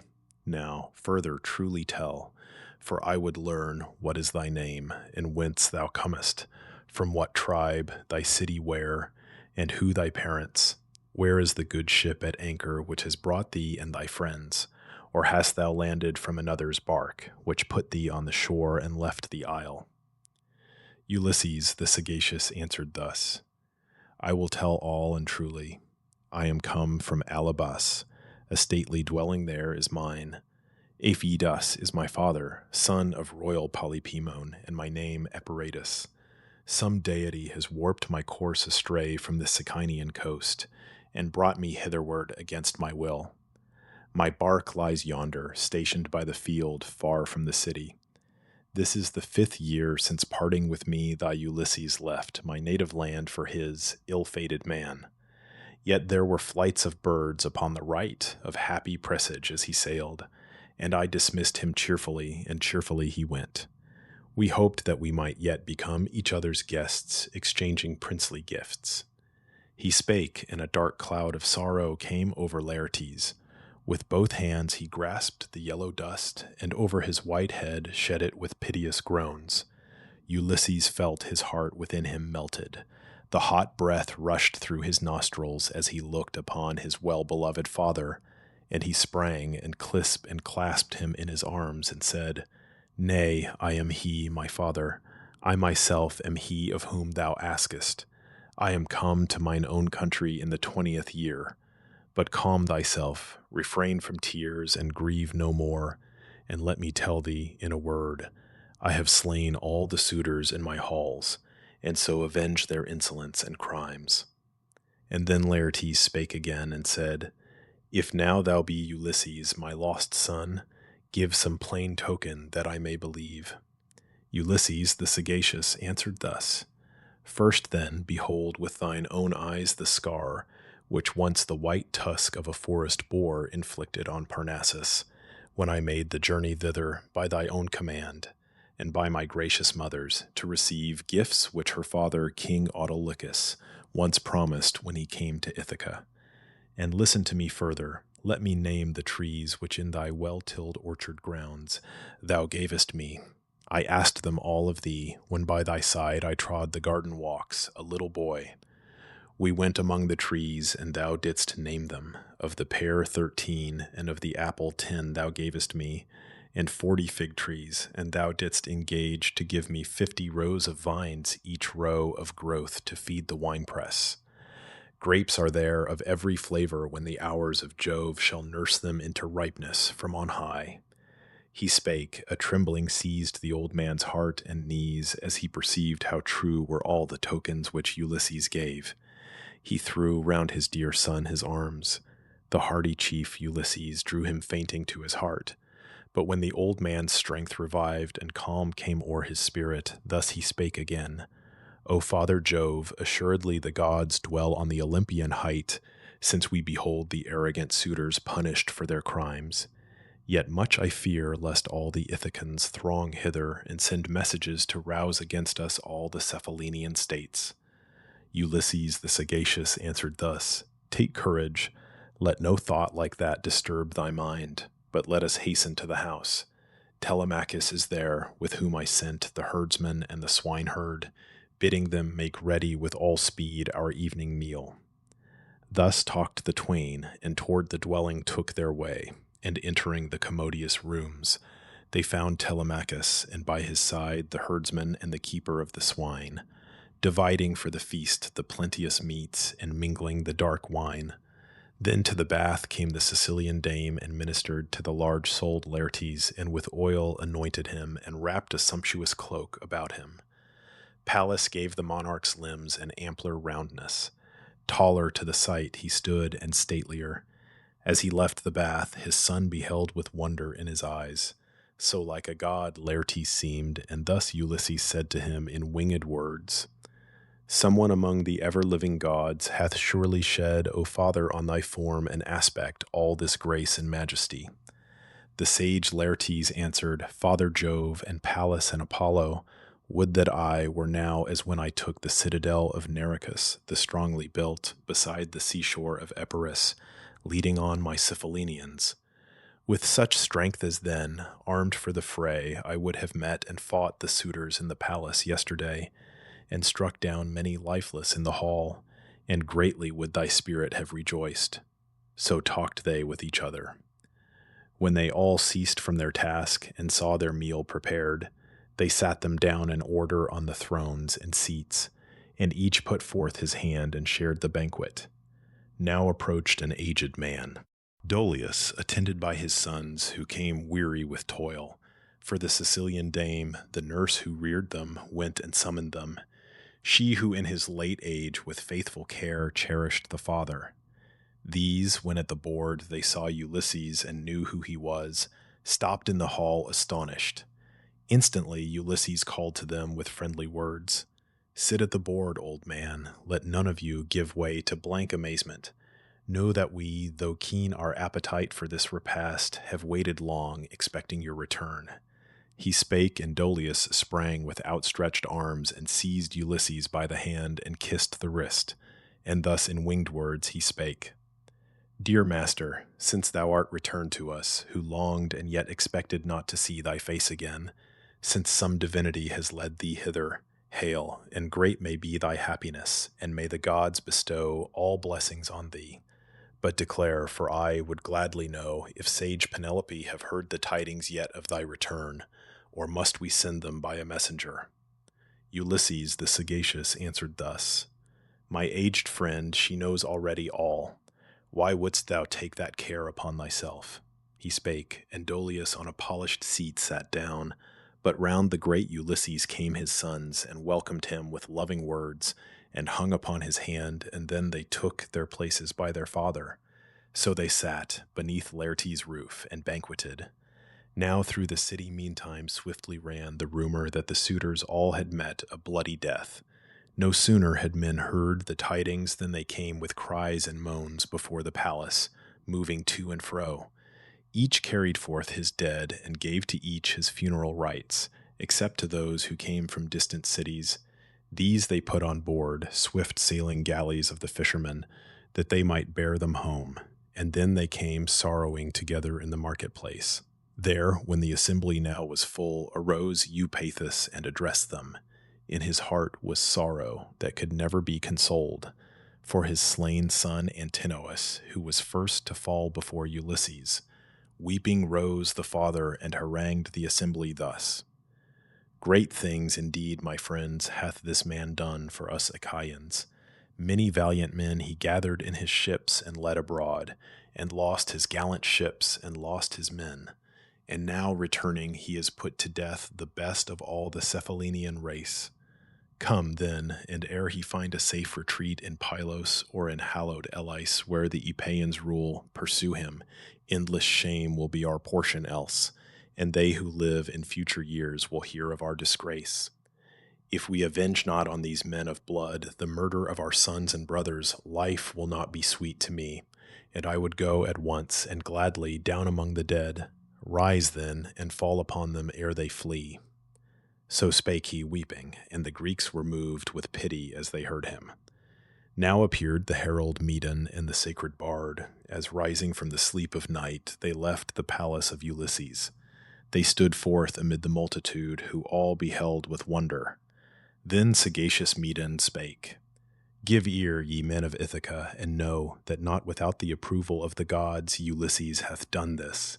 I saw myself one of the immortals taking part with him in all things like to Mentor. Now the gods standing before Ulysses strengthened him for combat, and now drove the routed band of suitors through the hall. In heaps they fell. He spake, and all who heard were pale with fear. The aged hero Halitherses, son of Mastor, then came forward. He alone knew what was past and what was yet to come, and, wisely judging, to the assembly said, Hear now my words, ye men of Ithaca. Through your own wrong all this has come to pass. To me ye would not hearken, nor obey, when Mentor, shepherd of the people, spake. On the mad doings of your sons ye put no curb, nor checked the guilty insolence that dared to waste the substance and insult the consort of a man of eminent worth, who, so they thought, would never more return. Now be it as I counsel. Let us not go forth to draw down evil on our heads. He spake, but more than half the assembly rushed abroad with shouts. The others kept their place together. Ill the augur's speech had pleased the most. Euaetes had persuaded them. They flew to arms, and when they had put on the glittering brass, they mustered in close ranks before the spacious city. At their head Euaetes led them on, who madly deemed himself the avenger of his slaughtered son. Yet he from that encounter never more was to return, his fate o'ertook him there. Then Pallas thus addressed Saturnian Jove, Our father, son of Saturn, king of kings, tell me, I pray, the purpose of thy heart, yet unrevealed. Shall there be cruel war and deadly combats, or wilt thou ordain that these shall henceforth dwell in amity? And cloud-compelling Jove made answer thus, My child, why ask me? Was it not with thee a cherished purpose that returning home Ulysses amply should avenge himself upon the suitors? Do then as thou wilt, yet this, as the most fitting, I advise. Now that the great Ulysses has avenged his wrongs, let there be made a faithful league with oaths, and let Ulysses ever reign. And we will cause the living to forget their sons and brothers slain, and all shall dwell in friendship as they heretofore have dwelt, and there shall be prosperity and peace. He spake, and eager as she was before, encouraged by his words, the goddess plunged down from the summits of the Olympian mount. Now when they all had feasted to the full, the much-enduring chief, Ulysses, said, Go, one of you, and see if they are near. He spake, a son of Dolius at his word went forth, and coming to the threshold, stopped. He saw them all at hand, and instantly bespake Ulysses thus, with winged words, They are upon us, we must arm at once. He spake, they rose, and quickly were in arms. 4 were Ulysses and his friends, and 6 the sons of Dolius. Old Laertes then and Dolius put on armor with the rest, gray-headed as they were, for now their aid was needed. When they all had clad themselves in shining brass, they threw the portals wide and sallied forth, Ulysses at their head. Now Pallas, daughter of almighty Jove, drew near them.